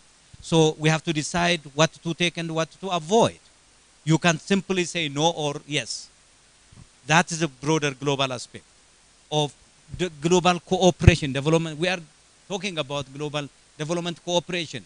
And you can't say, you can't exclusively own as an African or as a citizen something which is actually linked to the global development system. Number 2, look at what we are talking about in the context of the AU, Agenda 2063. That has also included energy. Without, there is no development or sustainable development without energy. That's obviously clearly indicated. That again needs political engagement. That's the issue of governance, whether it is bad or good governance we are talking about. So look at what does that imply when we bring that discussion into the context of energy or renewable energy. Look at the issue of transition in the context of Africa. We are talking about energy transition, given the contribution of Africa, as we always say, to the global emission. And when 50% of the society or community have no access to energy, and we are still forced to talk about transition in the absence of any access. Look at also the national development visions that we have across Africa. The national development visions are highly attached or linked to energy access as well. So governance comes again there. The issue of budget decision or distribution of electricity or putting the resources wherever you like to put across the development priorities or alternatives. So in the era of globalization, in the era of look at this geopolitics, it's very also important in the context of Africa particularly. Then the role of governance is very critical. Honestly, don't want to lock anyone out. Okay. We don't have group discussion. We'll do the group discussion tomorrow. Carry on. Let me not lock anyone out. Yeah, mine will be simple. It will continue to build on the thoughts that Eugene and my brothers have actually shared. And my first thought is first to do a deeper introspection in terms of whether the governance model for energy sector in Africa, our own model, or they are imposed from outside. And the more I look at them, I sort of realize that most of them are actually imposed from outside. And now when I look at even the current conversations around climate change, the mitigation conversation, the just transition elements, you can actually see a push towards a governance and a model around energy sector that will be externally driven. I strangle, the first thing that I do is to strangle, to then locate a user's interest within the energy sector. And I also strangle to allocate the private sector in Africa, the real African private sector and their role within the energy sector. And therefore, if they are not playing a fundamental role, then definitely they will be pushed slightly outside the governance element. We were with Obade, I think, with East Africa community, trying to also have a discussion. And we could also see the general challenges that are there among the African private sector players in understanding even the governance frameworks that are in place and what that then implies to their ability to take full advantage of the full potential that is presented by that particular sector. So probably in terms of the thinking and for this conversation, we may need to go deeper to look at the models and also looking at the country specificities, because there are country specificities across, which then begin to give us an indication that one size will not fit all. But what then would be the ideal way of ensuring that indeed we create a sizable share of investment opportunity, business opportunity for users and also Africa business players within the private sector in Africa, within the broad governance. And that's something that we need to look at keenly. I think Philip has said most of the things I wanted to say, and I want to compliment my brother Salam and Professor on my right-hand side here. With energy solution, we need what we call a mix. Bioethanol alone will not work, and it will not work for all the countries. We have very small countries like Rwanda or Burundi, which probably do not have enough space to produce enough bioethanol. For example, I think we had an example here from my Africa Development brother, which is the Western Brothers. Another big point is we always talk, every time I go everywhere, talks about colonization, depending on Western technology. I think we should go a little bit beyond that, because when you look at Asian countries, Malaysia, Singapore, China, they have been producing their own. Nobody stops you from producing Opande instead of me, or Opande laptop, instead of me blaming Apple for selling me their laptop. But that one really means we have to have governance from primary school, set up systems so that we have a direct intention that the university department of your university will be able to produce a solar panel in 10 years. What do you need? And the government provides you with all that expertise you need and supports you to develop. And then you don't go blaming another government, because we are all human beings.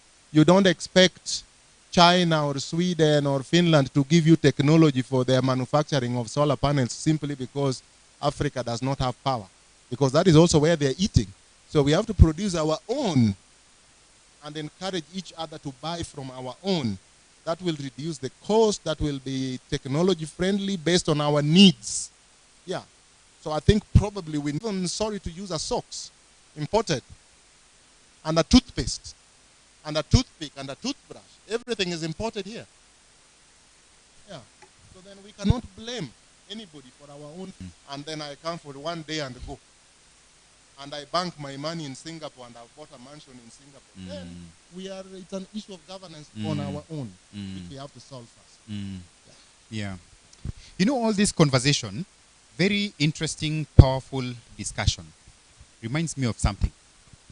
So, Adunya and myself, we were get to sit in a 3-day training on political economy analysis. And we actually even came to realize chances are very high, even the approach that we have been taking as WRI, in terms of how we want to respond to energy access issues, or even energy transition more broadly, maybe we are even doing the wrong thing. And the reason being, we haven't taken time to actually understand what are the political economy interests in the electricity sector in a given country. You seem to be progressive, and so you open up your doors with all the arms open, and by the time you come to realize, when that strategy is finalized, when you were speaking, I was just thinking, who actually is on the driver's seat of some of those strategies and policies we develop in our countries? For a long time, the discussion has been about external expertise. expatriates coming to develop strategies, policies for our countries. And I think that's also part of where the comes in. Now, the bigger question is, how do we also build our own expertise? That's number one. But also number two, everything rises and falls on leadership. If you have internal experts, but the political leadership does not facilitate that capacity, you're not going anywhere. And so it has to be something that we all own as a country, and we have a commitment to actually run with it as a nation on how we actually structure our policies and our strategies. Now, I completely agree with all that you guys have said. I have actually been capturing this because it's quite interesting even from a research perspective to actually get to see how deeper can we be able to go in terms of how we look at governance issues. What are some of the dimensions that we have on the role of renewable energy for the electricity sector? And then building the capacity of major groups. I think you'll all agree, unless we have strengthened our capacity as different institutions, if we are given opportunity to interact, say, with the government, and we don't have the technical expertise to engage with them, then you'll not be in a position to handle the issues the way they are supposed to be handled. You get into a conversation with the African Development Bank. You want to raise an issue with them on how they financed an energy project that displaced communities, for example. Do you have all the issues? Do you have all the data and the facts on your fingertips to engage with them? I think partly for me, that becomes also part of the most important thing in terms of enhancing the capacity of the major groups. And then, of course, how do we complement the ongoing efforts from the public in terms of then how to promote public interest in all this. Next. So I don't want to belabor so much on this slide, but I think, as you can see, what you're saying that is that the toolkit presents a framework to assess and promote good governance. That's the whole objective of this toolkit that we came up with. And then in terms of how it assesses and what it assesses, so we assess the extent to which decision-making processes in national electricity sectors, the time an idea comes into the table, and how it's executed or how it's processed until execution. How does that decision happen? And what are the opportunities for leverage? And leverage in this case is, with the work that we are doing on energy, with the work that you're doing on climate change, are there opportunities across the chain that you can take advantage of to actually then engage with the policymakers and raise some of these key issues? I want to pause there and see whether there's any question, because you're almost getting to the end. Any reaction? Any reaction? My brother, what do you understand with the last bullet?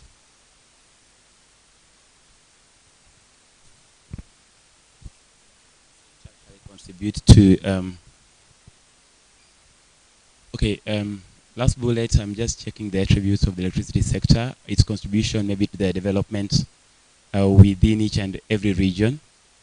So maybe not to answer that, I actually had a concern. That's why I was wondering with your presentation.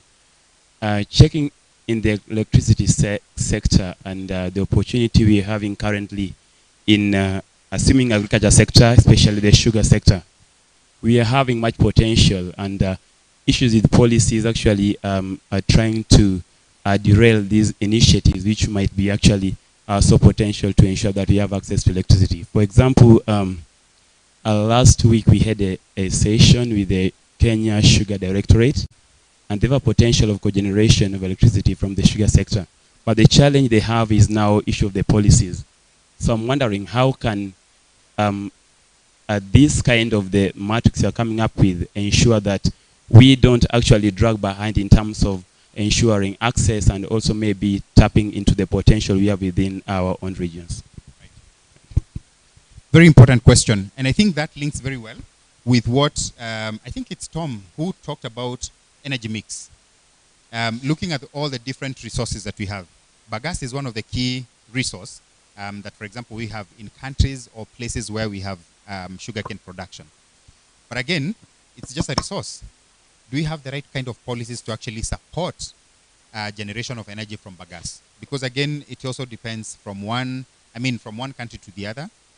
So I guess it's the question of getting to understand what are the resources that we have now, and then do we have the right kind of policies and legislations to actually facilitate the generation of energy from all these different resources. I mean, you'll be surprised to realize that even in terms of electricity tariff for solar, it's very different from, for example, hydro. And now, where I'm getting to with all this is, I think, getting to understand all the different resources, what role and potential they have in terms of meeting the energy needs that we have, and then how do we build, or how do we attract private sector participation in each of those sectors, will require different policy interventions for each one of them. But yes, Adunya? Just a reflection again in terms of as I'm just going to reflecting from the perspective of the civil society organizations. Actually, I'm optimistic in terms of our contribution to positive development and energy specifically. But one thing I just, from experience, I saw working with the CSOs as well as government and non-governmental, maybe development partners, is usually we just point to the government under the umbrella of advocacy and lack of appropriate policy in place to support this and that. But the challenge I usually face when I just talk to civil society organizations is they do not have the right understanding of what policies they are talking about. If you just go around, look at most of the African countries, they do have policies. Good intentions are there. But the issue is, number one, the issue of capacity to operationalize or translate that policy into action is one. So you can't blame that you don't have a policy. Instead, the problem is not the lack of policy, but lack of capacity, including finance and the technical capacity. So it is very appropriate to identify where to collaborate, or strategic entry point is when we are talking to the government or partners in this space of energy access or energy development. What are the policy specifics that are we talking about? Say the policy, the grand policy frameworks are there usually, but when you go down to the operationalization, there are some policy elements or subsidiary instruments that are missing, regulations or some legal frameworks that needs to be there, might not be there to properly, say, attract the private sector or encourage investments. So where are the areas or the entry points that we have to strategically and analytically look into and really argue with the government or with the other partners, instead of just generalizing that this is lack of policy or inadequate policy? I don't think that approach really works. So just this is one of the points I wanted to just reflect. No, very good reflection, and I fully agree. I think, of course, in terms of advocacy, I have never been a fan of just being generalistic. I think being very specific. What are the key issues that we're actually pushing for? If you're asked, what exactly would you want to see changed? And do you have all the evidence to actually back your argument? I think becomes quite important. And I have seen that being very, I mean, I'm looking for the right word. But I think in terms of the results that you can be able to see when you actually then get to discussions with policymakers, and they can be able to see, you actually have a very good grasp of the issues that they have. And you can be able to pinpoint what exactly are you saying are the challenges and also the solutions that you're actually putting on the table. But I think also more important, and fully agreed, one of the key issues that we have also realized is the whole question about lack of capacity. Now, I do not know, and this is where I would look to people like Tom and Philip for advice in terms of, then if your government has policies, but they do not have capacity, what do you do with that government?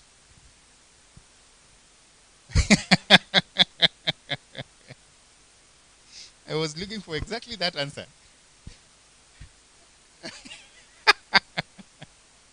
Okay. Okay, I did not say anything. That is what I'm hearing.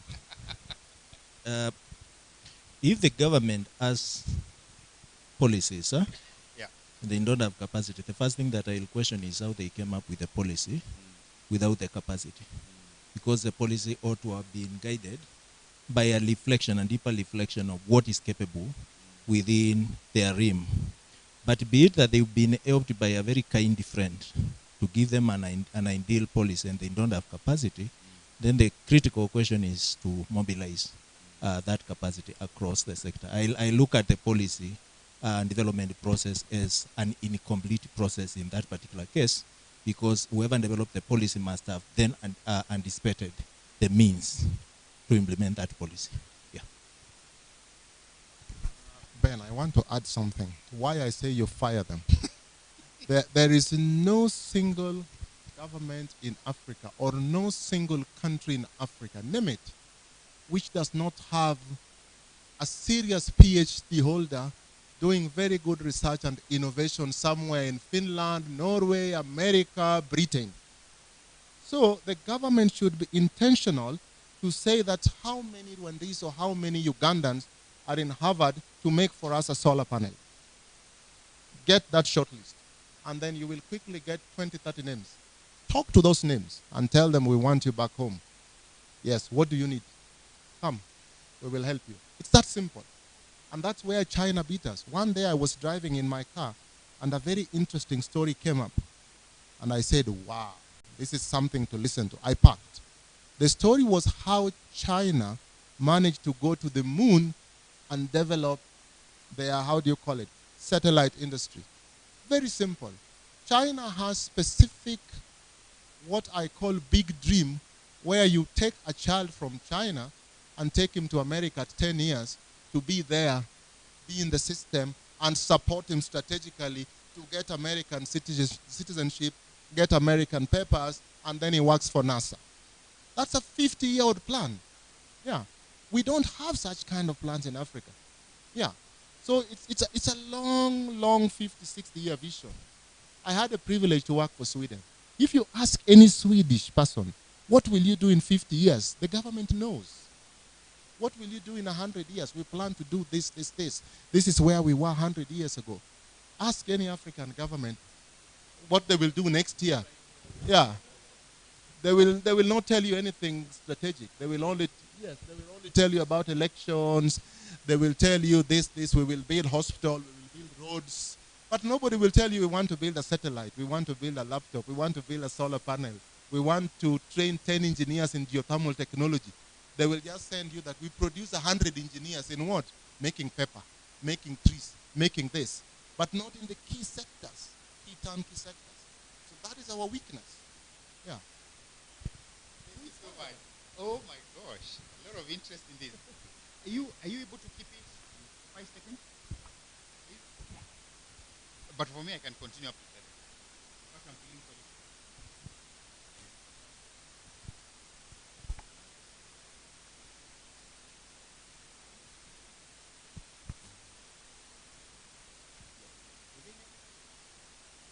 you. Okay. But keep it short so that we don't stay here for long. Thank you, Benson. I'm trying to, I keep on losing everyone because I arrived at 5 a.m. so my brain is trying to process things quickly. That's Tracy. Yes. Oh. So I just wanted to pitch in on the capacity issue. And usually I like, especially when you now talk about government, the capacity we have to Speak divide. close to the mic. Oh, the capacity we have to look at from, two angles. Being the capacity, looking at the expertise and the skills within the government sector, but also the capacity as the people themselves, the number of people within the sectors. I'll give you, for example, you come to Botswana, you have the Department of Energy. The Department of Energy, the Renewable Energy Unit will have one person. One person is the one who develops, tries to develop or work with consultants to develop strategies and everything. Of course, they will get help from government parastatal. So you have one person only doing that job, and he has to think for the whole or the rest of the country. And now, if we are to have tenders running, are we really going to have a good representation? Are we going to have good even policies coming out from one person having to look and review what is being submitted or whatever is being developed, either by the consultants? So you find that there is, you may have a good person in place, but then the number of people who are actually doing the job, you can't be one and trying to come up with a strategy for the rest of the country. It's not going to be possible. And this is where our government now have problems. And there was a mentioning of the structures within government itself. So if I'm alone and I have to report to my senior official, the deputy director, the director, the permanent secretary, and our understanding, even if I'm well skilled, it's different. My permanent secretary will have an environment background, but he is not an energy engineer. So totally there is a breakdown along the way. So that's where I just wanted to pitch in regarding the capacity. Thank you so much, Tracy. Very wonderful inputs, and welcome. Let's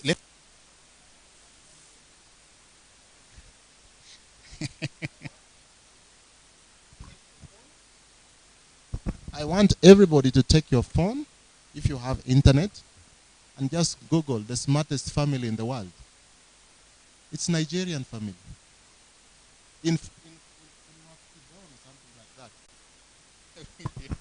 Thank you so much, Tom. Keep it short. Okay, thank you very much. Okay, my name is Josephat Meme. I work with an NGO called AFS Foundation, based in Nairobi, Kenya. So thank you very much for all these contributions. But there's a point which I feel it's like a food for thought for this discussion. I've not heard anybody mention.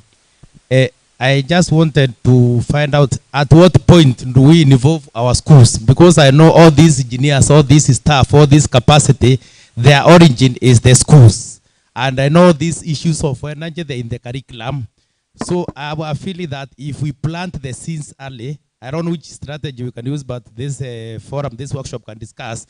These students, because what they learn, if there's an opportunity to link what they are learning in the outside world with the outside world, such that even when they are learning about these issues of energy, they have a forum, they can see somebody or maybe where it is applicable in the real world. I think by the time they become ministers, MPs, and the CSOs, this seed will already be there. But now sometimes we are blaming them with like forcing you something which is not in your hearts. So we should also think of building at least in our education institutions, because these are the future engineers of tomorrow. And if we leave that, that is where even the missionaries use the schools to spread the gospel. The children also influence the parents. Thank you very much. Thank you. Thank you very much. Give it to Billy. Keep it short, and then James. I think for me, I'll just give an example and experience that I had last week. Then I think this could also help us to have a picture on why we haven't been dealing with these issues, specifically with looking at the critical issues. Just last week, I was in the meeting with one of the mayors advised for the World Bank meeting. And it was a meeting for the UCs, utility companies, the water utility company, because it's specific on water issues. And in that meeting, there was one of the ladies from Europe, and some of the directors were saying, oh, this lady actually some few years ago, she was our intern. But now, in the meeting for last week, she was one of the advisors coming from the World Bank. So these are critical issues that have been happening, especially in Africa. I think it's important that we see, especially the young people, invest in the exchanges. That is why we see our friends, for example, Americans, sending the Peace Corps. When they go back after 3 years, they come back to Africa as experts. I think we need to look at South-to-South exchanges and ensure that we share ideas And also it's important to look at the resources that we have. What does East Africa have? What does Southern Africa or West Africa have? If there's more potential for geothermal in East Africa, then we can map out and say, okay, maybe 10,000 megawatts will come from East Africa, specifically from geothermal. We can look at it from the point of it as Africa on the energy mix. I know most of the country, including our country, we are pushing an energy mix strategy. That's what we are pushing also. But we can look at it on the context of the whole of Africa in terms of what we have underneath from there. I think this is how we could achieve some of these issues. Thank you so much, Billy. James? Oh, yeah. And then thank you. I wanted to say that it's important, even as we address issues of energy governance and electricity access, is that we need to look, we should stop looking at electricity or energy in a silo, because really we are looking for energy to power other sectors, to power agriculture, to power industries, to power mining. So as CSOs, it's important to look at the end goal of energy is really designed to provide, to power other sectors. Yeah. So that will help in our advocacy efforts. It will help in actually increasing the budgets for energy access, even national budgets within governments. For example, are we talking to Ministry of Agriculture to ensure that they include budgets for solar irrigation, or are we only focusing on the Ministry of Energy? So we need to look at that integrated approach and also the value chain approach by addressing what electricity and energy mean for other sectors within our countries. Thank you. Thank you so much, James. Last but not least, my sister.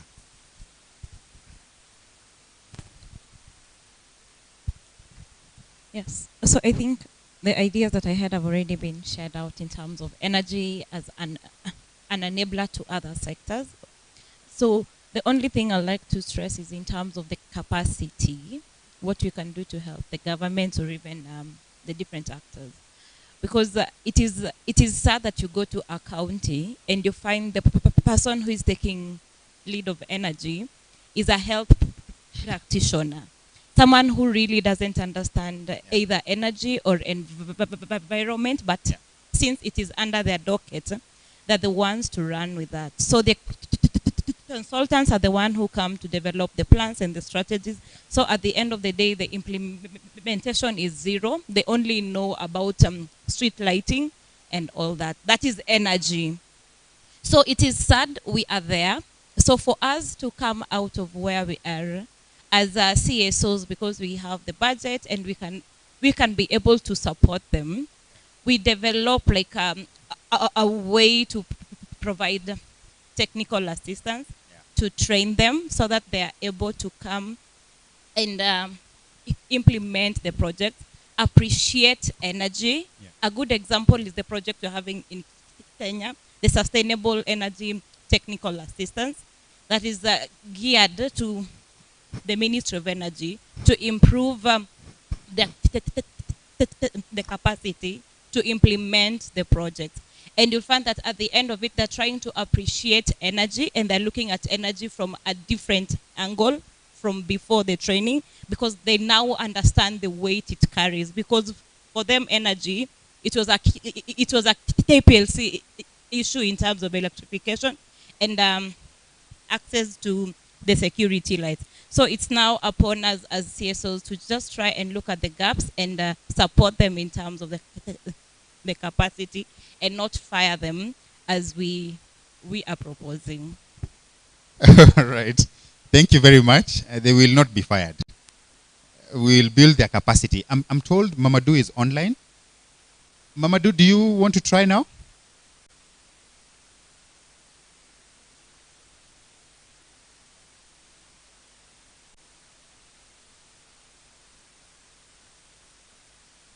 We can't. Okay, just bear with us. Mamadou has really been trying. So let's just be patient.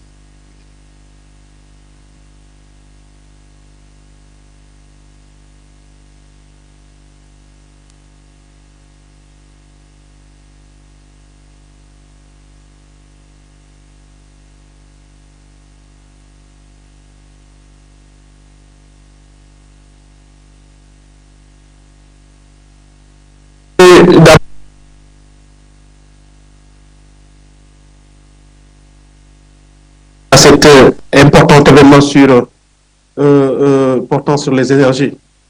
Je devais être parmi vous, mais malheureusement, il y a eu quelques contretemps qui ont fait que je n'ai pas pu. Mais quand même, c'est comme si j'étais encore là. Alors, moi, je voudrais vraiment un peu réagir sur deux points. Le premier point, c'est en parlant de l'énergie et en parlant de la gouvernance énergétique, c'est important. Il est important d'identifier une chose concernant des projets, de grands projets énergétiques que nos États mettent en œuvre et identifier les problèmes, les contraintes, malheureusement, qui vont avec ces grands projets. Ce qui se passe, c'est que pour la plupart du temps, c'est de grands projets énergétiques qui sont mis en œuvre sans que les communautés ne soient impliquées.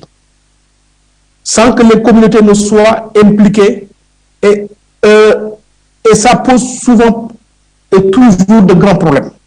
Je prends juste l'exemple du Sénégal, où on a eu, dans une certaine partie du pays, des populations, des communautés qui se sont révoltées contre un projet énergétique et pourtant qui était hyper important, mais parce que simplement, ils n'ont pas été consultés.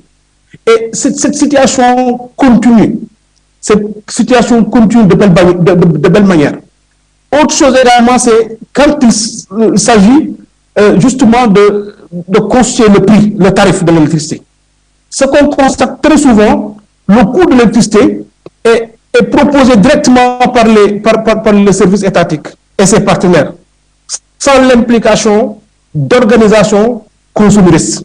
Ça également, c'est un problème. Le coût de l'électricité au Sénégal et dans beaucoup de pays africains est trop cher parce que simplement, il n'y a pas encore une implication de la société civile, il n'y a pas encore une implication d'organisations consuméristes qui devraient pouvoir pourtant participer à cela pour pouvoir poser sur la balance. Donc, c'est pourquoi je dis ceci.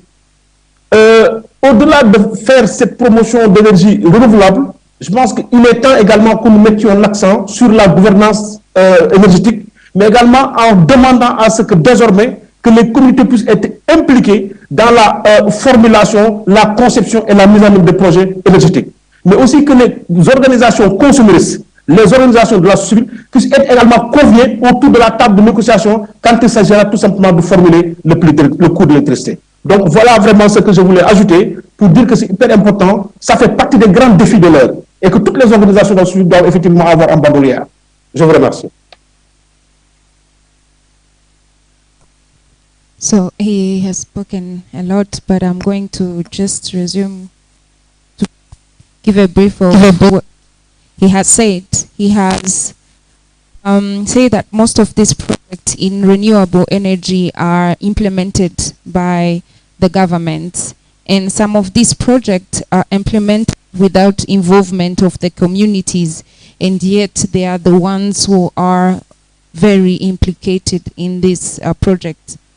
Secondly, he said that when it comes to energy prices, for example, electricity prices, they are set up with by the government in the partners without also of the citizen, and in this civil society are not also involved to plead for the benefit or the profit of the citizens. So he said that in this context of government and renewable energy, when it comes to this energy that is used by most of the population, the prices should be set involving the citizen and also the civil society to just set prices that are okay for all the parties. Yes. All right. Thank you so much, Mamadou. I think your point was taken well and clear. I think just to summarize what was coming out.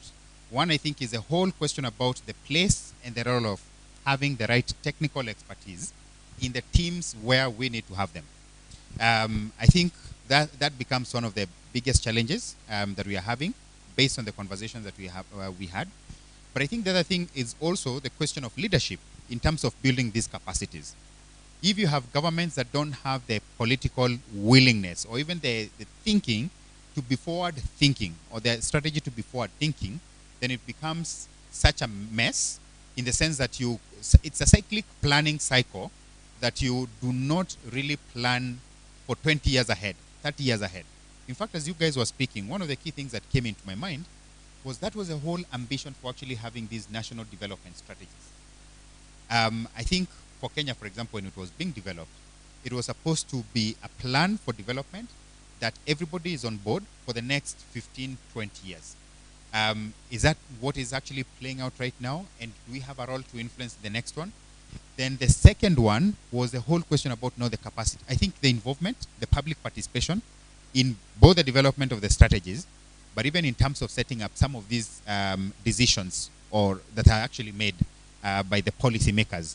What is the role of the community and the public in terms of those critical decision making that actually ultimately affects them?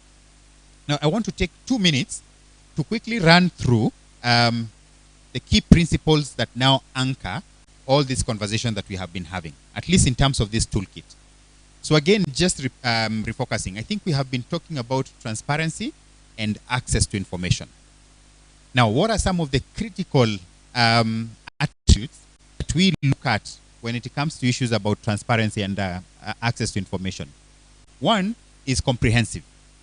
One, does the government provide information that is comprehensive enough to actually communicate to the public the intention that it has and the process for all these intentions that, for example, it's putting in place? Number two, timeliness. At what time is the government, for example, providing this information? Now, I know Adunya was talking about us always pointing fingers. In fact, let me even divert. This is not even about just government alone, but the other stakeholders in the space. Do they provide information in a timely manner, or are we called for meetings to actually, you're called for meeting, you show up tomorrow, and then you're given like a 500-page document that you're supposed to analyze between today and tomorrow. Now, of course, again, that raises a question of, are you in a position to actually then analyze that document? And sometimes you're actually invited as PACJA. Now, the assumption of when you're invited as PACJA is you're actually supposed to be going to represent the voices of the members of the network, which therefore means, even in terms of consultation, that document, for example, you need to have looked at it, share across the members, networks, get their inputs, and then you send Fadia there to go and represent PACJA with confidence that I'm actually speaking on behalf of a network. I'm not representing PACJA as an organization alone, or even Fadia from where I sit. Then, availability. Is this information that we are being told publicly available? How can we be able to access it? I think nowadays, sometimes I usually say it's no longer an excuse to say that we were not in a position to share information. Reason being, most organizations, most government agencies, they have websites. That's the easiest way to actually share any information if you're for sure open to public consultations. Provide that information in a way then the public can be in a position to analyze it. I think I mentioned about comprehensiveness and the comprehensibility of information.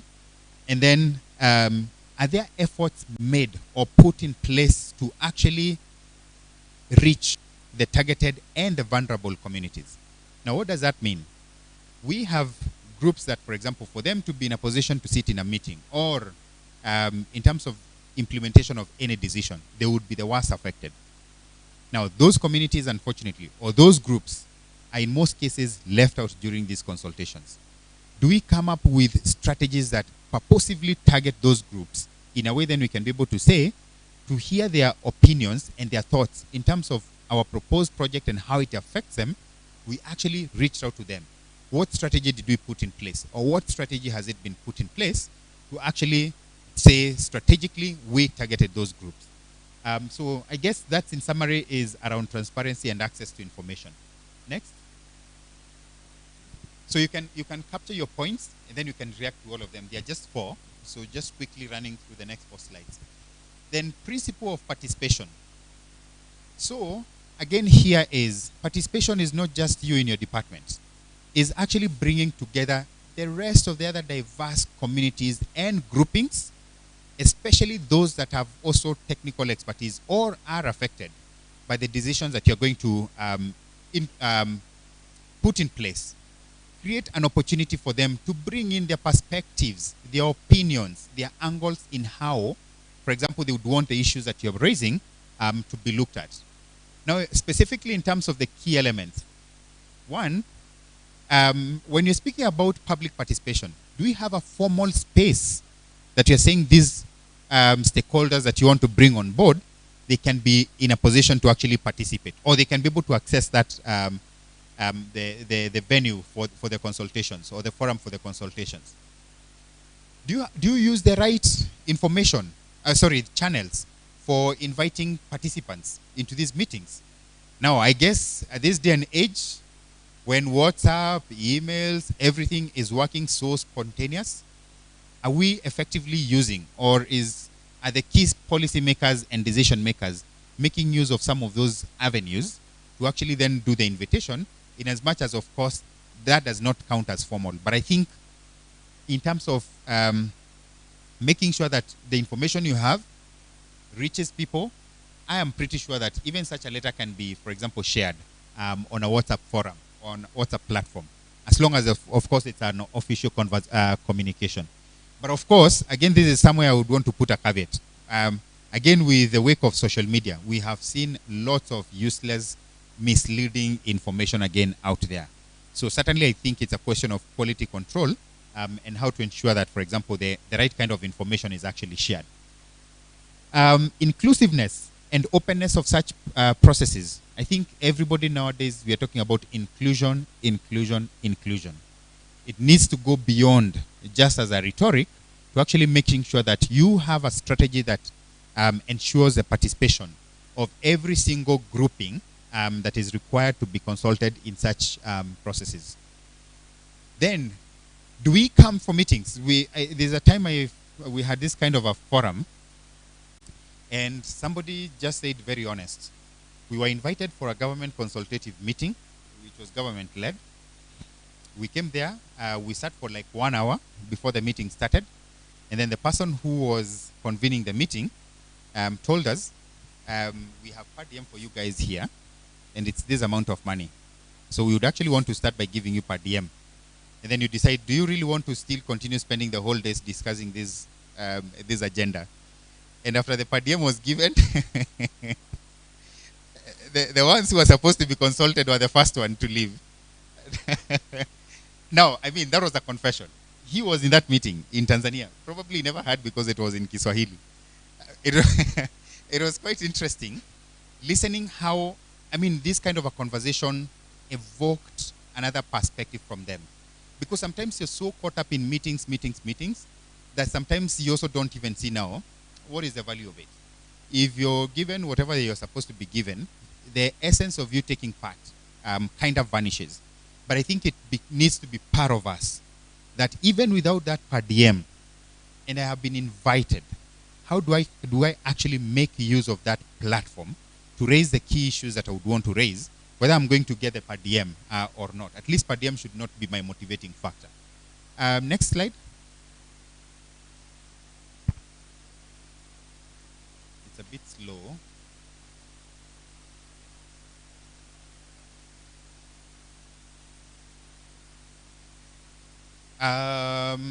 Where is the remote? Sorry, not remote. Microphone for Fatia.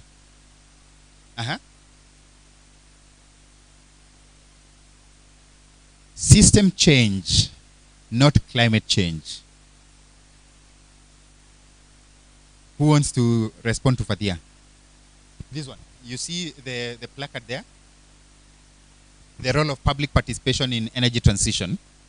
And then the system change, not climate change.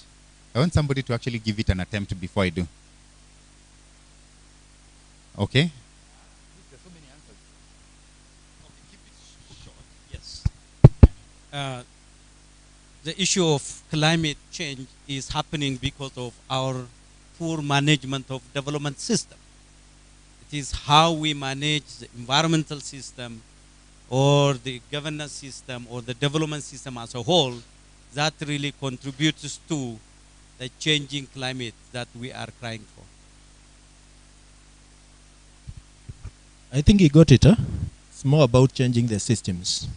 The systems of exploitation exploitation, exclusion, overexploitation of land, natural resources, and even atmospheric resources. Wants to add something different? Oh, it's not about this. But yeah, I think he completely correct. I would also respond to it the same way. That I think for a long time, we have only been talking about climate change, as if climate is just one thing as a standalone, that you decide that you'd want to intervene at climate change perspective, and things change.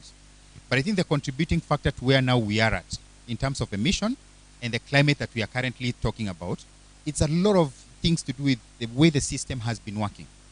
And so whether we look at it from a transport sector, for example, or even in terms of urban development, it's a whole system on its own. How do we change that system in a way then it changes positively, but in a way it actually affects or, well, improves climate change more positively? I hope that helps to respond. Yeah.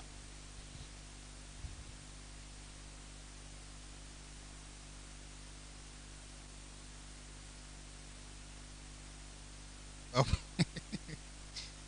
Yeah, but you know, all these conversations have very different angles. Yeah. So I'm pretty sure you also have your own thoughts why you are raising that question. Yeah. Could you give her a microphone? People can't hear her.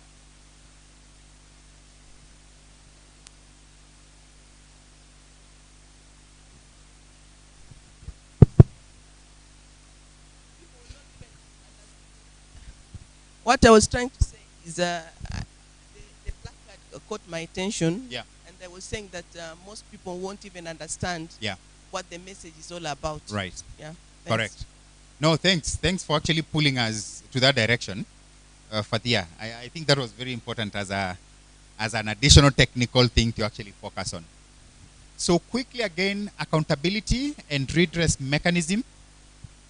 So I think, and as I had mentioned this when we were starting, is that part of the reason why we have these governance systems and procedures is that you'd actually want to come up with a mechanism for ensuring that if then there's a fault identified along the way, how do we provide redress mechanisms? Does our justice system, for example, create opportunities for redress? Are they explicitly put out there for how both the community, the public, the private can be in a position to actually seek for redress as a way of promoting accountability? So part of the, again, issues that we look at here is basically the clarity, or how and to what extent is there clarity about the role of various institutions in sector decision making. I think quite important, and which is links with all these policy discussions that we were saying, and looking at, in fact, now I want to get into the bill. I was looking at the easiest example. So getting into the electricity bill that Kilonzo shared with us, there are quite a number of different institutions who are actually mentioned in there.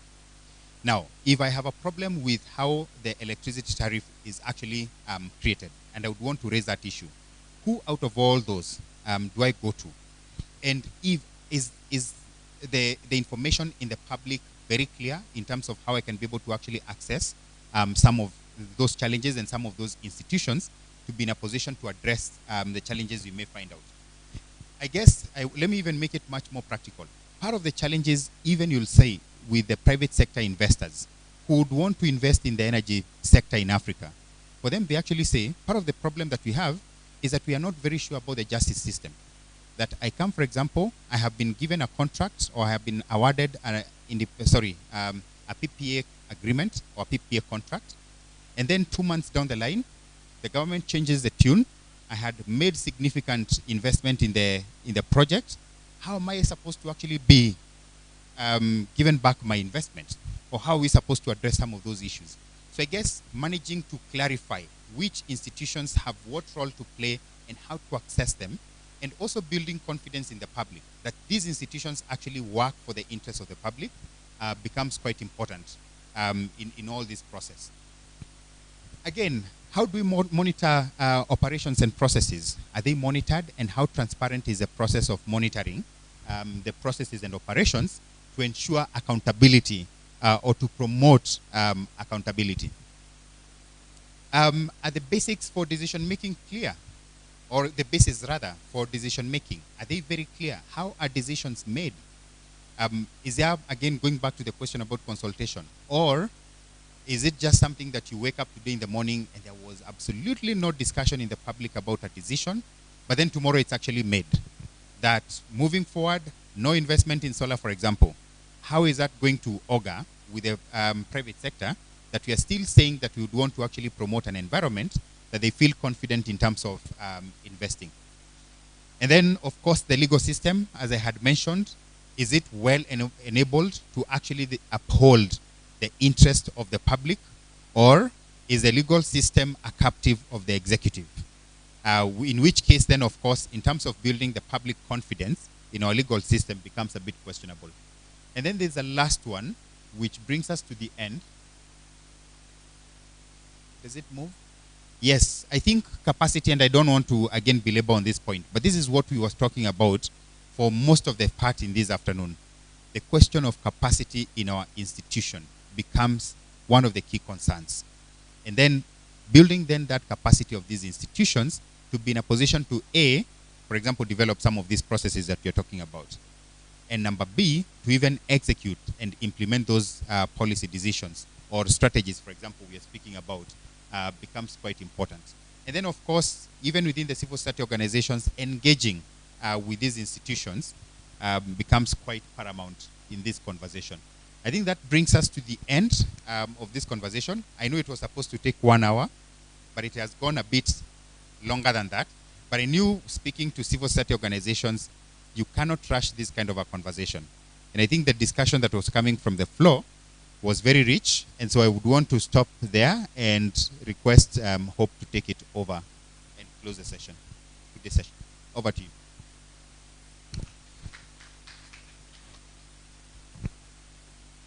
Thank you, Benson, and that was quite an enriching session.